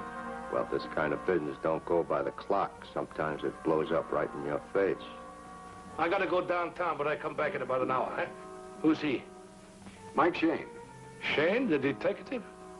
What's he doing here? Joan thought you might need some help. Look, I need the help. I ask for it.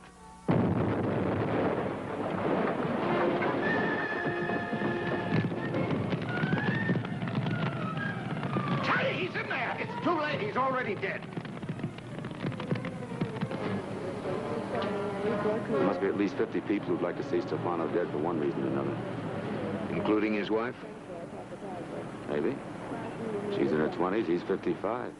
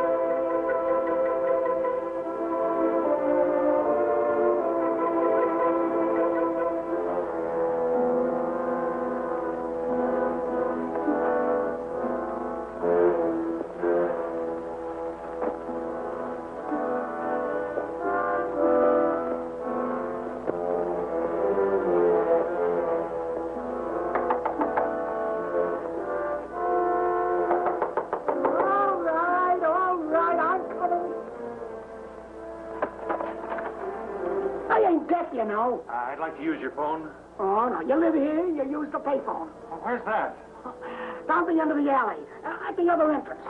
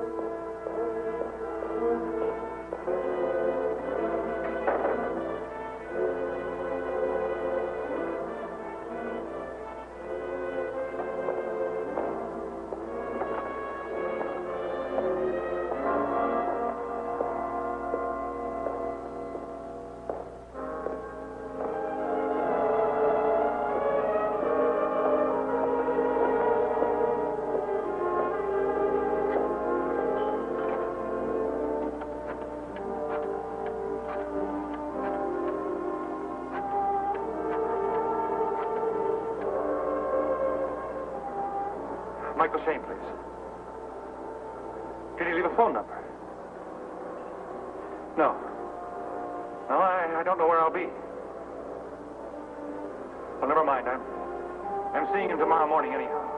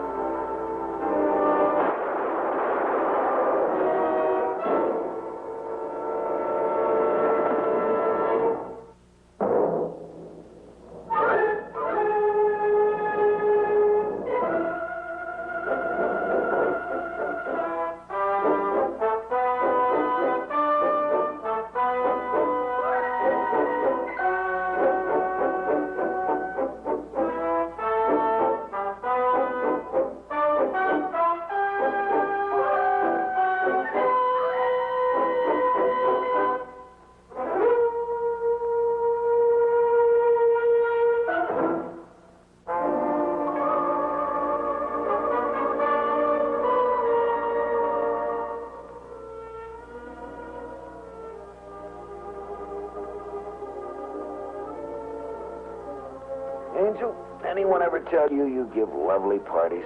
Oh, that's just like a man. Invite you out to dinner, and then you have to make it. It's delicious.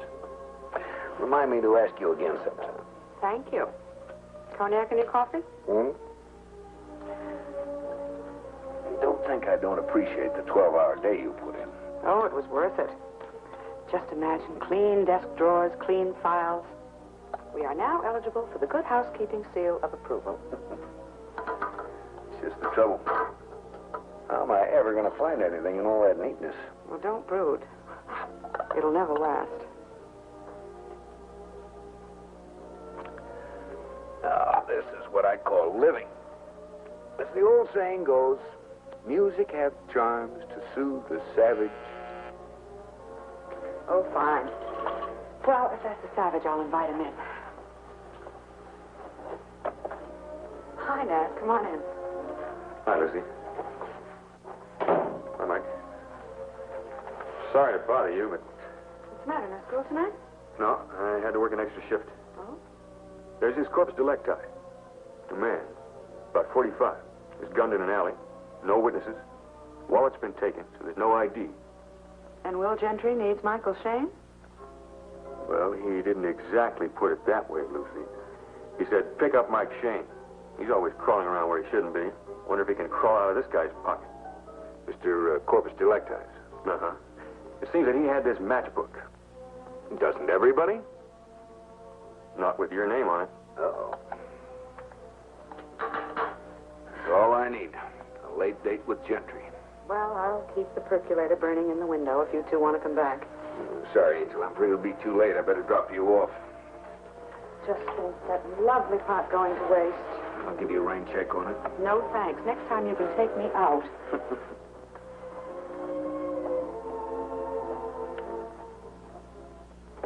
3300 North Paducah.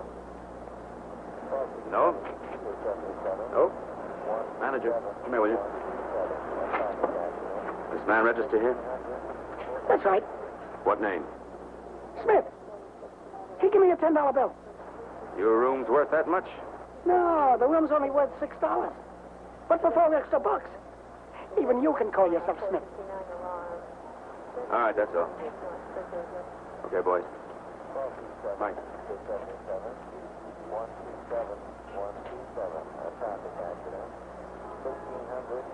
M. Shayne check, telephone number check, 9 a.m. 9 a.m. Tuesday. Nobody ever sees me that early in the morning. You think Lucy could have forgotten it if he called your office? Not a chance. She'd never let a potential client off the hook. Well, thanks for nothing. Let me have it. So it won't be a total loss. I do know one thing. What? Who writes on matchbooks? Who? Somebody in a big hurry or else on the run. Too bad he couldn't have run a little faster. 32 slug caught up with him. Anything else? No, that's all for now. Stay in touch. Don't I always?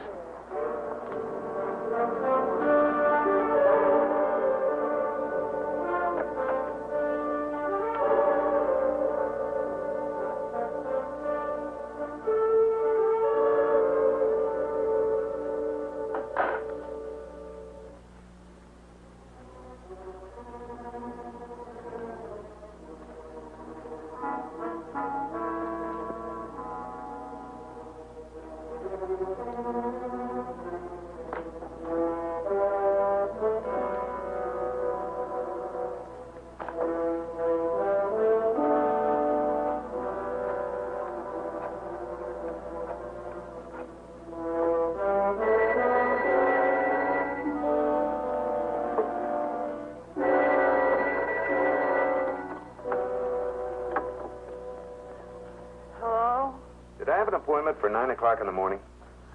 I'm sorry, sir. Mr. Shayne never sees anyone before 10. Call later, won't you? Bye. Lucy. Michael? Yes. You awake now? Look, like I said, was I supposed to see someone at 9 tomorrow morning? You know I never make appointments for you at that hour. And besides, who is this early bird type? Just think now. Was there a letter, a note, anything with an unfamiliar name on it? Absolutely not. You know I never let a possible client get away. Well, this one sure did. Okay, go back to sleep.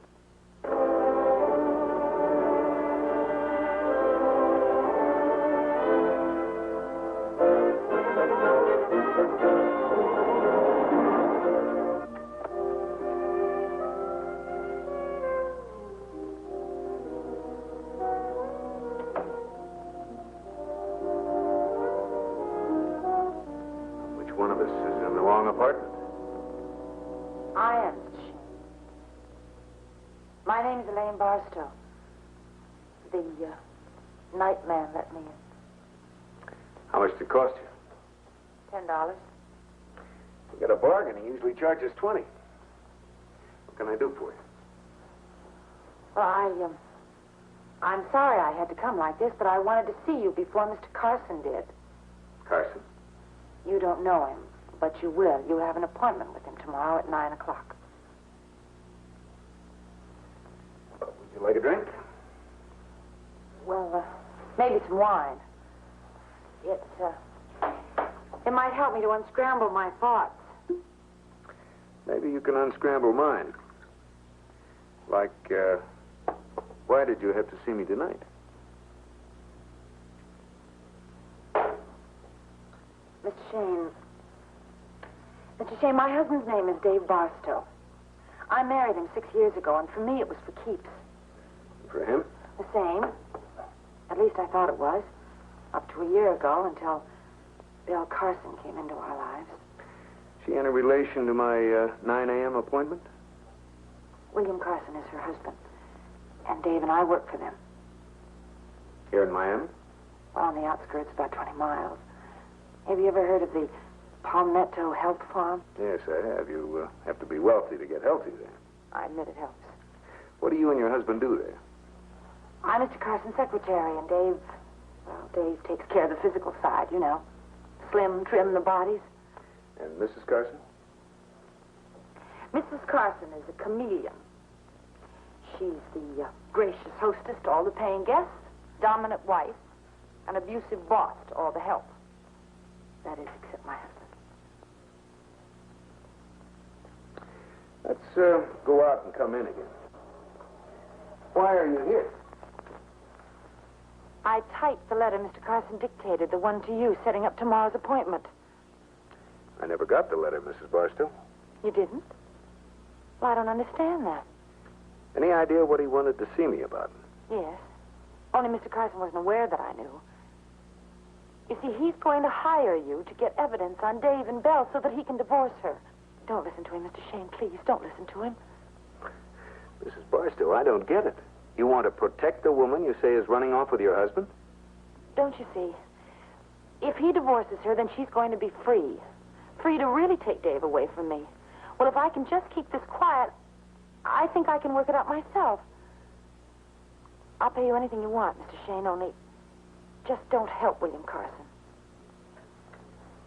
Tell me something.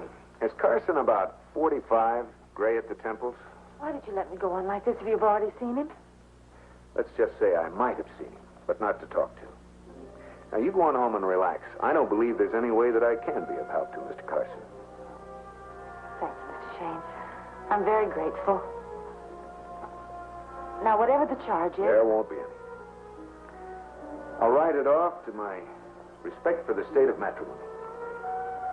Oh, one thing. I'd rather no one knew I'd seen you.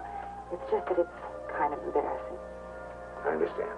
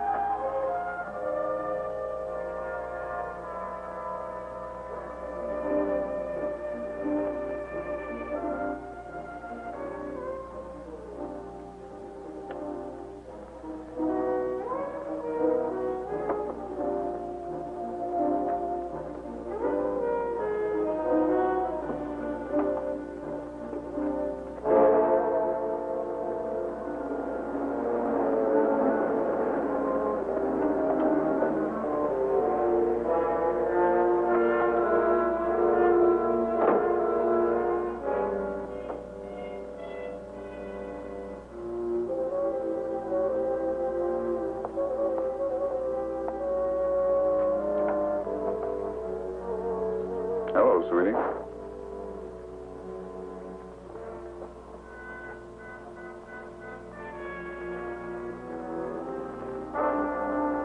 What are you doing up so late?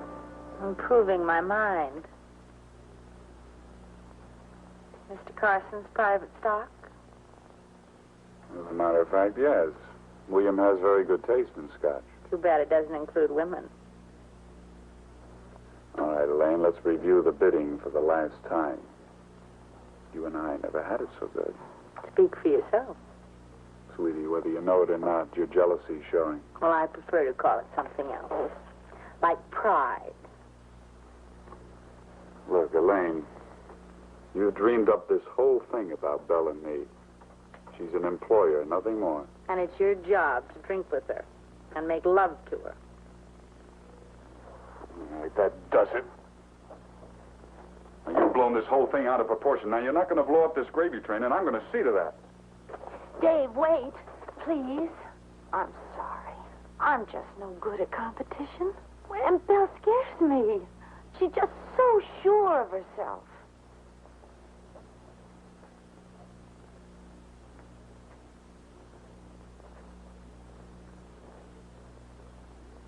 You are scared, aren't you, sweetie? Yes, I am. Well, I love you more than anything else in the world, Dave. And I just get sick of the thought of maybe losing you. That's why I wanted to have it out tonight. But you got cold feet. I always do. Well, maybe you found a cure. Wearing your stockings to bed?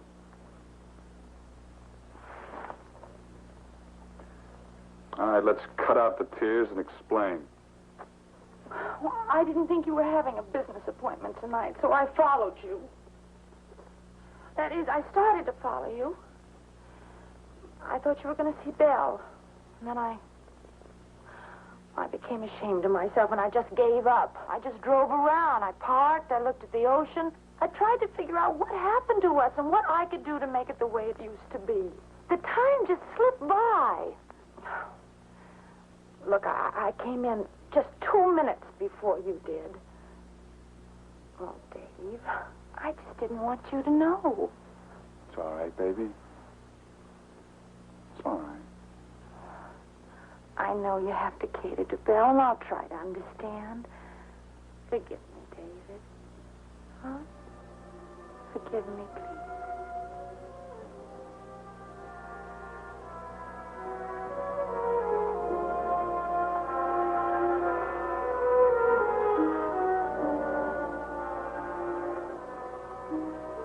There now. You feel forgiven?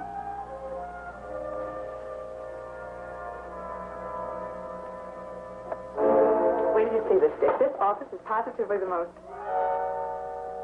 horrible mess since the London Blitz. So what's different? 12 hours, 12 long hours I've worked to bring order out of chaos. Good morning, Angel. Dick, beautiful morning, nice early start. Are you responsible for this mess? Well, I thought so. For heaven's sake, Michael, why? Here's the morning mail. I was looking for something. Maybe you ought to take a vacation. Maybe you ought to go to school. Higher education doesn't start till 1 o'clock today. Oh, here it is. This is what I was looking for last night.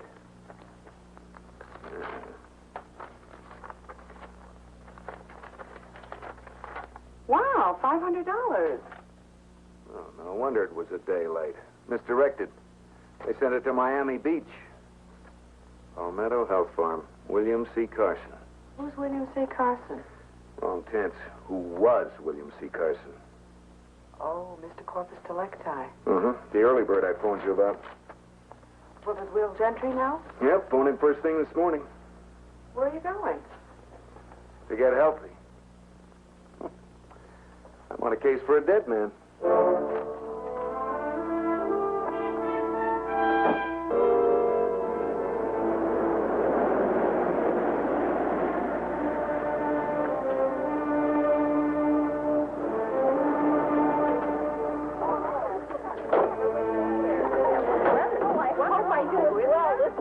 Last time I lost 5 pounds in 5 days.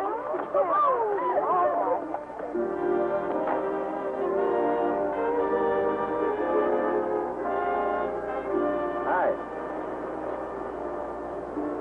Quite a place. Must cost those gals about $100 a pound, huh? But they're kind of dough. Who counts?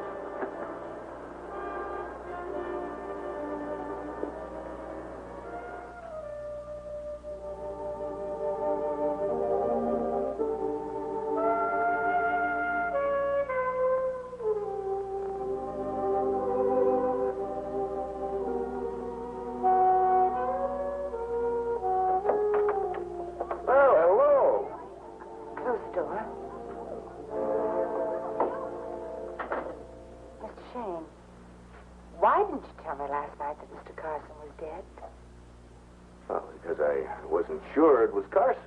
I wanted to check with the police first. Oh, what are you doing here? I thought you were going to keep our visit confidential. Oh, I will. I was just glad to see a familiar face. You know, it's pretty frightening out there. I'm sorry, I didn't mean to be rude, Mr. Shayne. It's just that I'm upset because the police have been asking so many questions this morning.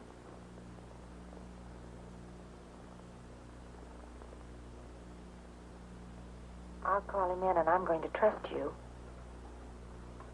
Marie, would you ask Dave to come in here, please?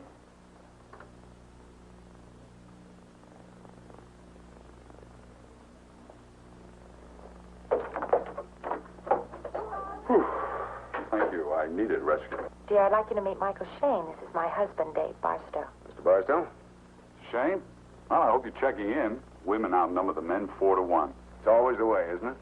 I wonder if you'd mind answering a couple of questions.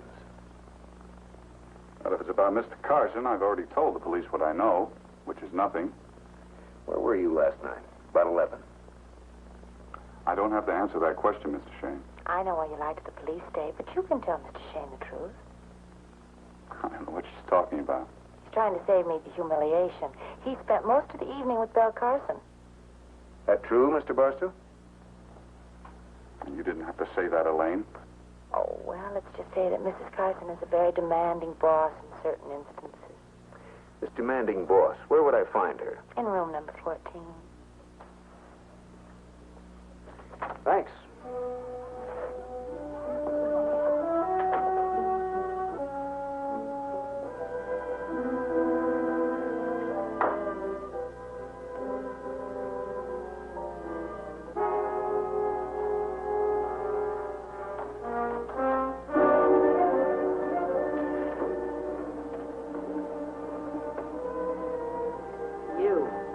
Hello, Val.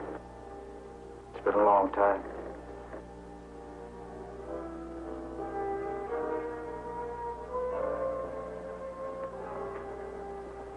I told you on the phone not to come here.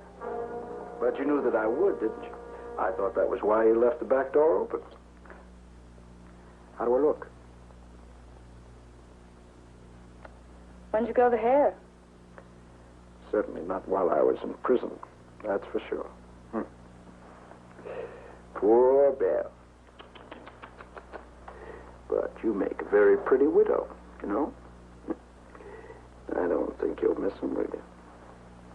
You'll get your money. And nobody will miss you. Good old Belle. You always were the one to lead a man around by the nose. But not anymore. And not me.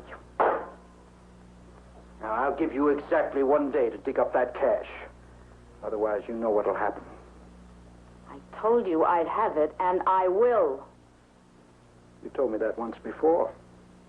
And you didn't. Now, that's just to make sure that I get the money tomorrow.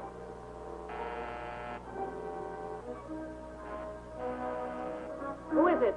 Michael Shayne. I'd like to talk to you, Mrs. Carson.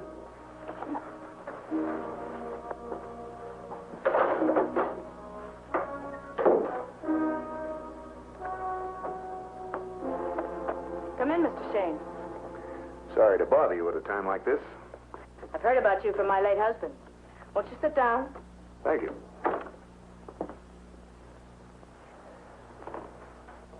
Did I interrupt anything?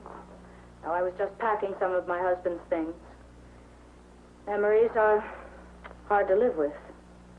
Can I get you a drink, Mr. Shayne? But some black coffee would be fine. All right, I've got some in the pot. I'll heat it up.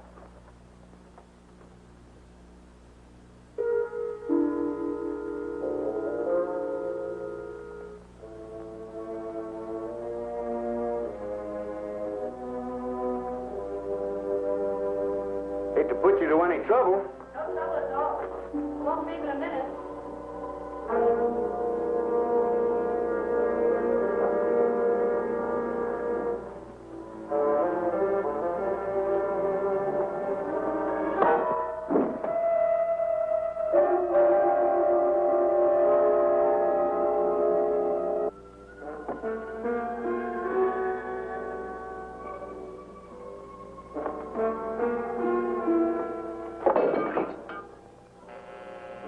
Get out the back way.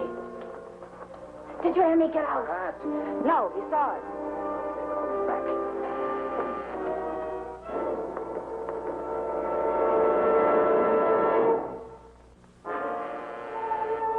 Honey, it's Dave.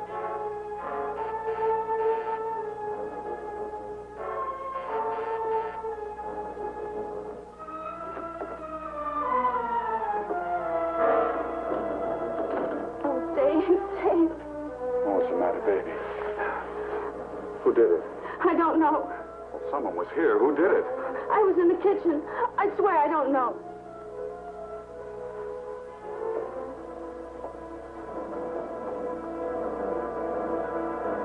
Get an ice pack. He's just out.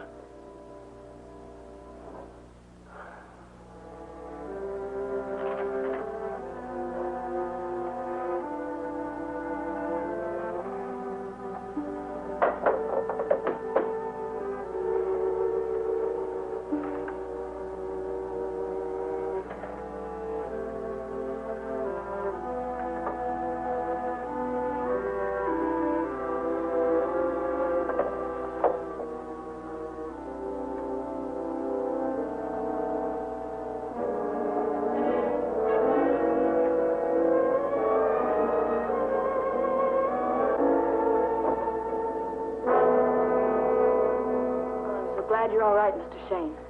You've got too many men in your life, Mrs. Carson. Who was the guy who slugged me? Why don't you leave her alone? Why don't you? Well, Mrs. Carson? I don't know. I was in the kitchen. And you didn't see him. Whoever he was, he must have come in the back way. He might be back. What do you mean? He forgot his hat. I told you that was Williams. Mrs. Carson, I saw your husband. A man doesn't wear $250 suits with a $4 hat. So he wasn't stylish. Did your husband go up to Miami often? No? Any idea what he'd be doing at a cheap motel? No, I don't. Unless he didn't want anyone to know where he was. We always stayed at the Park Arms. The owner is a friend. Was there another woman involved? No. And I resent the insinuation. William and I were very happy. I see. Where were you last night? Right here. With Dave. Nice and cozy. I'm sure that made your husband very happy. Unless you're both lying. I think it's about time you got out of here. All right. I'll respect your privacy. Oh, Mrs. Carson, just a thought for the day. Whoever was in that bedroom might have been after you. I'm in the book if you need me.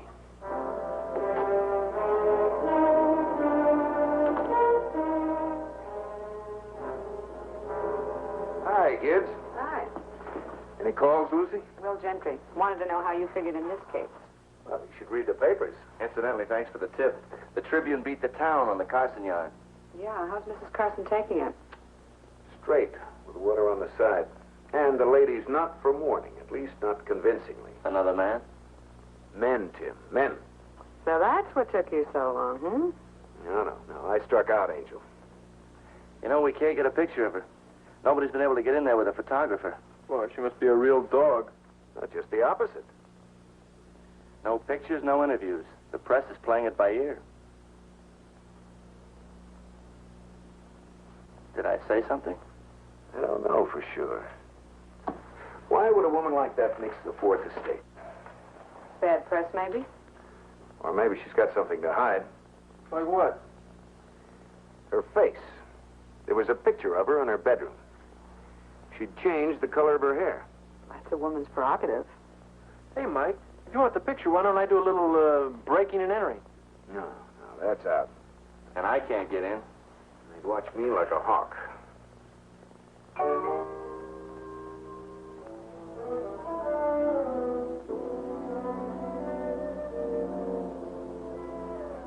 Oh, now, wait a minute, fellas. Don't you think Lucy's getting a little lumpy and stuff? I think she could use a little going over. I resent this. That's it. Uniform of the day, exercise suit and sweatshirt. Thanks a lot. Come on, I'll fill you in. Here's what you want.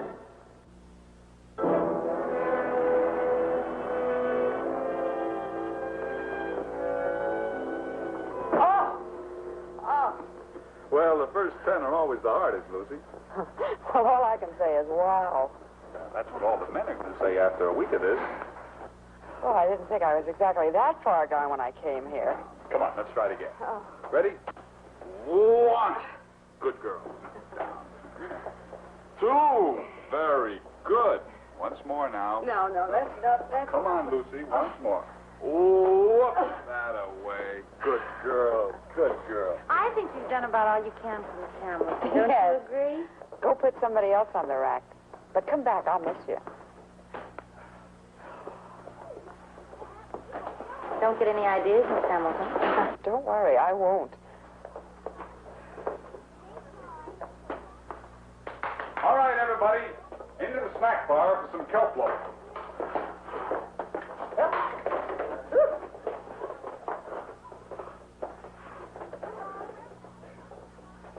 If you want him, you have to pay. And you have to pay plenty.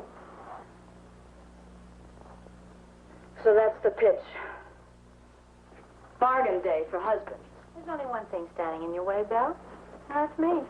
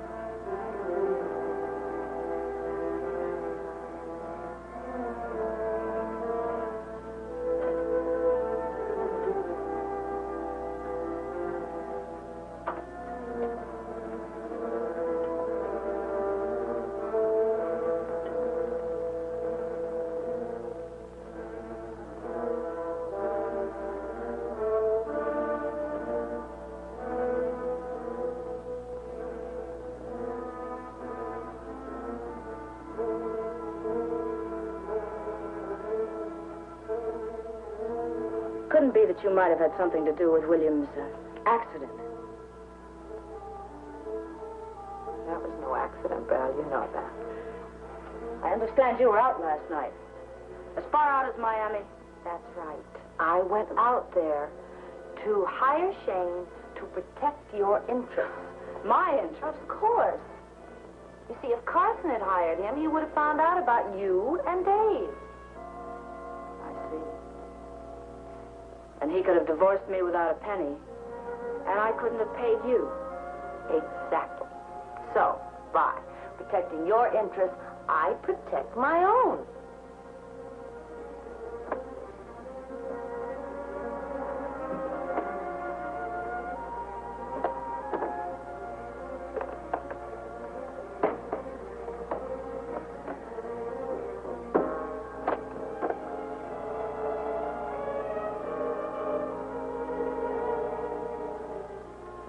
Suppose I don't appreciate your help. Suppose I tell you to pack up and get out of here. David, go with me. I don't think you'd like that, so.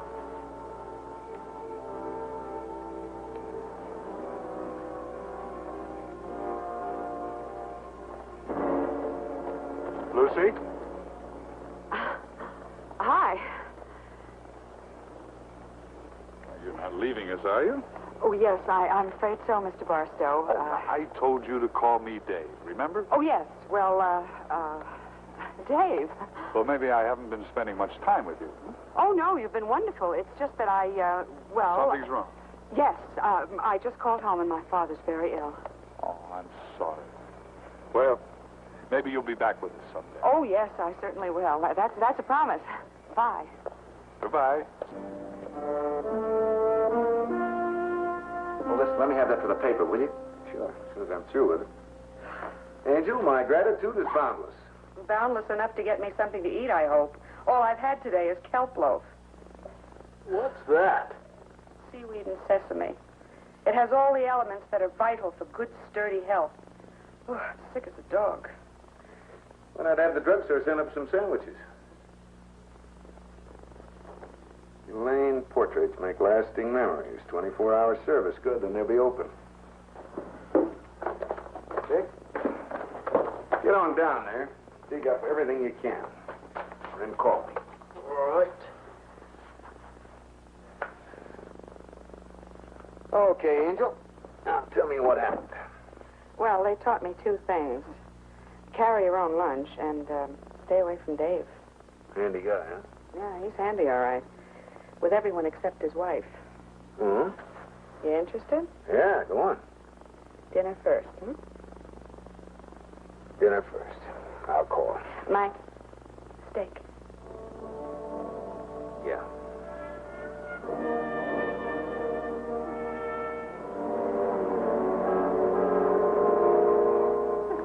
Here we go. Do you mind if I use your phone? No, go right ahead.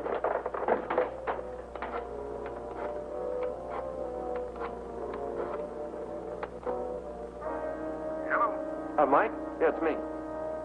Yeah, that picture was made here, all right. But under the name of Belle Watson. What's the address on Miss Watson? No, not Miss Watson. Mrs. Ed Watson. Dated about 2 years ago. 170 Northeast 3rd Street. 170 Northeast 3rd Street. Okay, thanks, Dick. Good job. Come on, Tim. See you later, Lucy.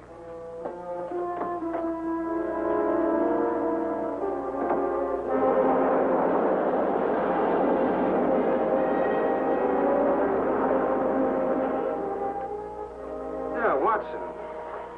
He's come down here from Atlanta. Ed Watson. He worked for the Barnett Lumber people up there. Barnett Lumber? You guys cops? Wouldn't surprise me none if this Watson were in trouble. He run out and left his wife high and dry. A good looker like that. Must have been out of his mind. Did Watson wear a toupee? What? Hairpiece. Well, that's hard to tell. Seems like he had a pretty good head of hair to me. Thanks.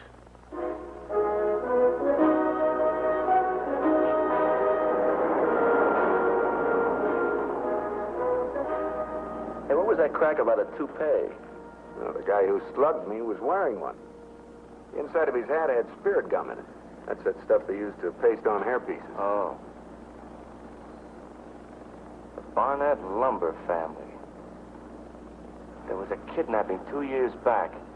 Big story out of Atlanta. How does that tie into this? Well, the go-between was a man named Ed Watson.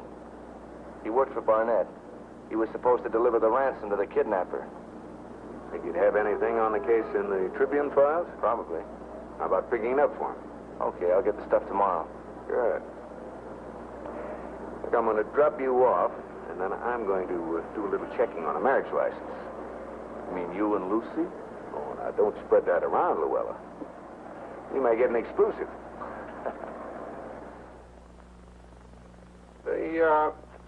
They wouldn't want strangers poring over their marriage licenses, Mr. Shayne. Well, how about you, Sam? You're not a stranger, are you? Think it'd be legal if you took a look? Well, yeah, almost legal. One trouble, though. Oh, what's that? Well, I left home without my glasses. I can't read without my glasses. Well, what do you know about that? No, I just happen to have 20 vision. Well, you certainly have, Mr. Shayne. You certainly have.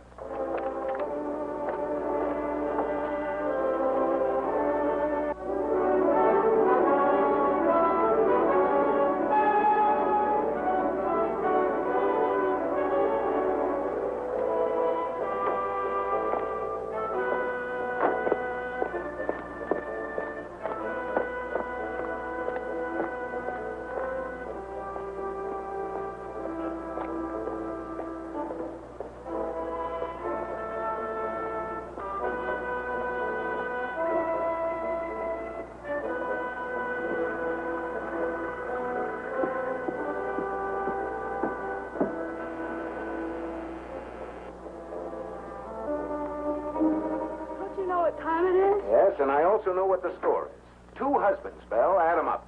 What are you talking about? That guy who slugged me. That was Watson, wasn't it? Your first husband. I looked up the marriage license. No divorces and no previous condition of widowhood. That's crazy. Oh, no, that's bigamy. And that's what Carson wanted to see me about. You and Watson were shaking him down. No, you've got it all wrong.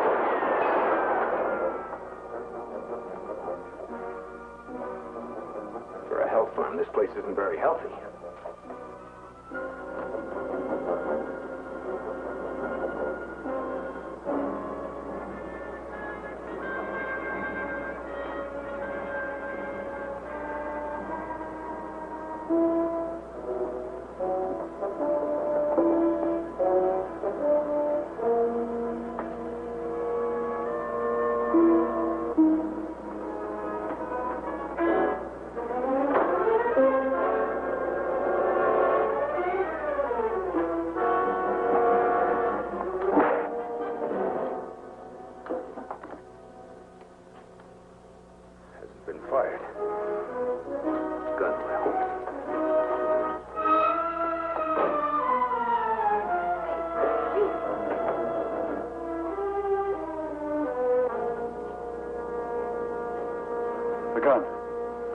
Got your gun. What were you doing with it? Well, I heard a shot, so I grabbed it from your drawer and ran out. When I didn't see anything, I came back in and Shayne, he clobbered me.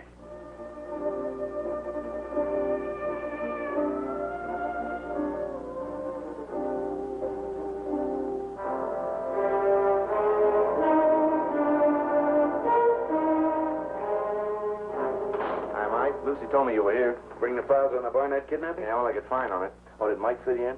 Yeah, sure. Everything except who killed William Carson. Now, you know I'd tell you if I knew, Will. Here's a picture of Curly Buford. He was the kidnapper in the case. They picked him up minus the ransom. His face. You ought to know it. His picture's hanging at every post office in town. He escaped from prison a couple of days ago. Wait a minute.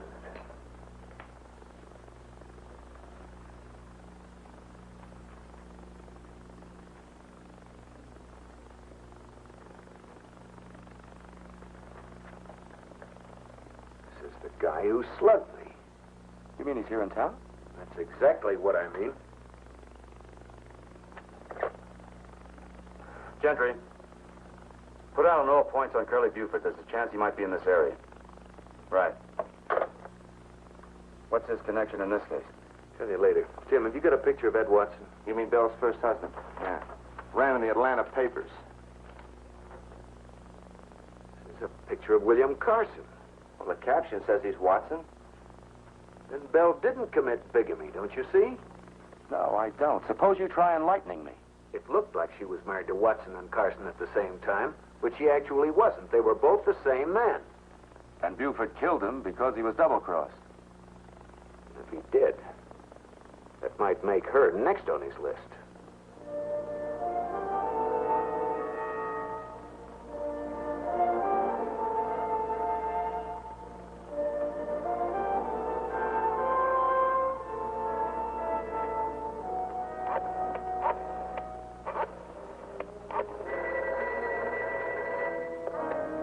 Michael Shayne's office. Mr. Shayne, please. I'm sorry, he isn't in just now. May I have him call you? Yes. I'm at the Park Arms. Tell him it's very urgent. Tell him Mrs. Carson said it's most urgent. Very well.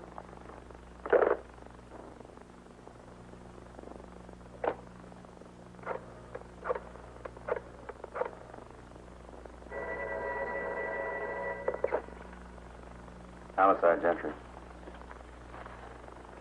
Yeah, Lucy. Yeah, Angel. Mike, Belle just called. She's at the Park Arms. She made it sound important. Thanks, Angel. Belle Carson is at the Park Arms. Let's go.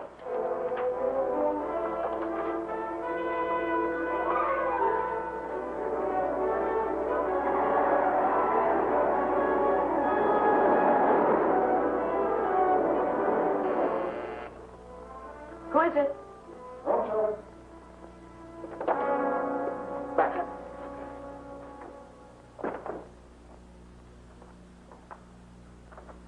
I've got the money, Curly. It's right here in my bag. It'll still be there after you're dead, Belle. Why take it out on me? It was Ed's idea. You two must have had a big laugh. Poor, dumb Curly, cooped up there in the pen while you were living it up in Florida. You and Watson really double-crossed me, Belle. Curly, you liked me once. We could go away together someplace. Europe, maybe, or someplace. Please, Curly. I missed you this morning, Belle. It won't happen a second time. Shayne!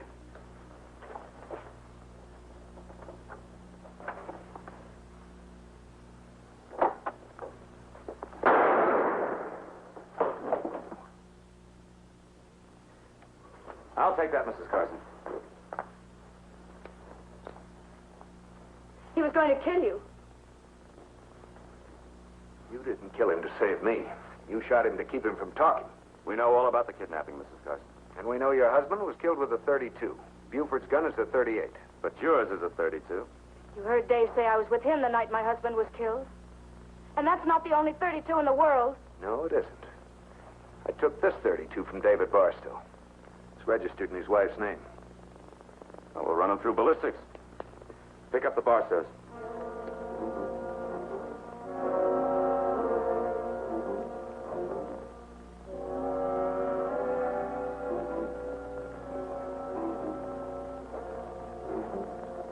Anyone want to change their statement before we get the ballistics report? I didn't kill him, Mr. Shayne. Why should I? I'll tell you why. Because with him out of the way, I'd be free to marry Dave. At your price. She's been playing the sweet little innocent, but I could tell you some things Shut about up, her. Belle. You're making it worse.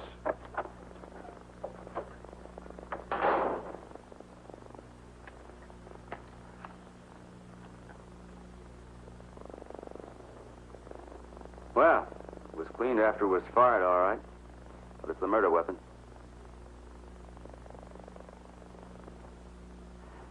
And it's yours, Mrs. Barstow. Oh, that's ridiculous. Elaine couldn't kill anyone? Honey, I'll get you the best lawyer in town. You're the one who needs the lawyer, Dave. When I got home last night, the gun was missing. And you had it. Why, she doesn't know what she's talking about.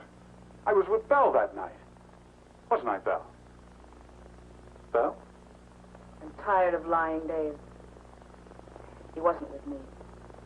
I don't know where he was, but he wasn't with me. Book him. I was with you, Belle. That was her idea. No, it wasn't, Dave. Belle wouldn't want an investigation. And that's exactly what her husband's murder would lead to. But I did it for you. I did it for you. You gotta believe I did it for you. He did it for your money. Well, I guess you won't be needing me any longer. Oh, yes, we will, Mrs. Carson. You're still wanted in Atlanta for your part in that kidnapping. And you've got some explaining to do about Buford's death. Hold her for questioning. What about me? You can go. But not until I say something. This whole thing started because of you. You withheld evidence about that gun. You put pressure on Bella and your husband. As a matter of fact, you did everything you could to complicate this case. I just want you to know. I'm aware of it. But you can't prove it, can you? If I could, you wouldn't be walking out that door. And goodbye, Mr. Gentry. Well, one thing about this business. You meet such nice people. Come on, I'll buy you both a cup of coffee.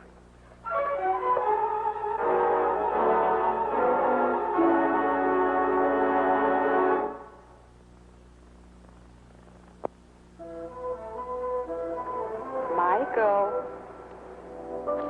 Hey. You're not listening. Oh, yes, I am, Angel. Why did Carson want to hire you in the first place? Find Buford.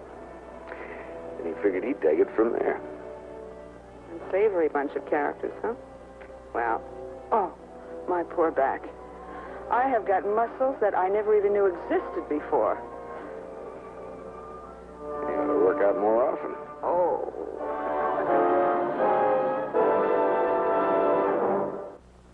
Here are some exciting moments from next week's Michael Shayne mystery. There they are, folks. Our 4 beautiful finalists. Miss Mary Beth Wilder, Miss Sally Dean, Miss Ellen Cook, and Miss Gay Dennis. If you weren't Gay's press agent...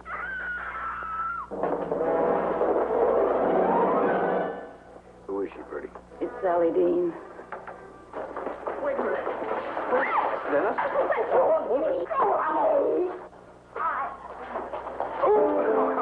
Oh, now, easy, miss. I hope you got an angle, Shayne. That $5,000's getting cold. Snap to it, Michael. You shut up. Point that cigar the other way, lover. It might go off. Is that why you borrowed $20 from me this morning? So you could go out and buy flowers for that, Steady, Angel. Listen, Dick, when Gentry finds out you sent those posies, you're going to have some explaining to do. Yeah, to him and to me.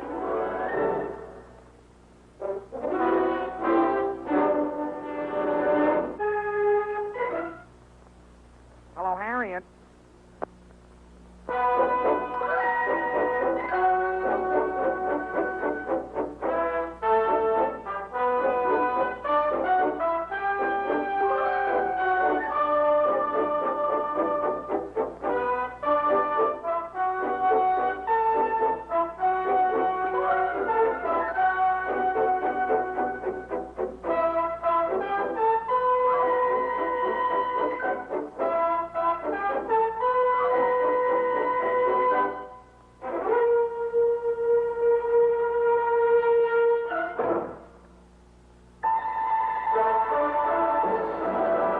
This has been a 4-star production.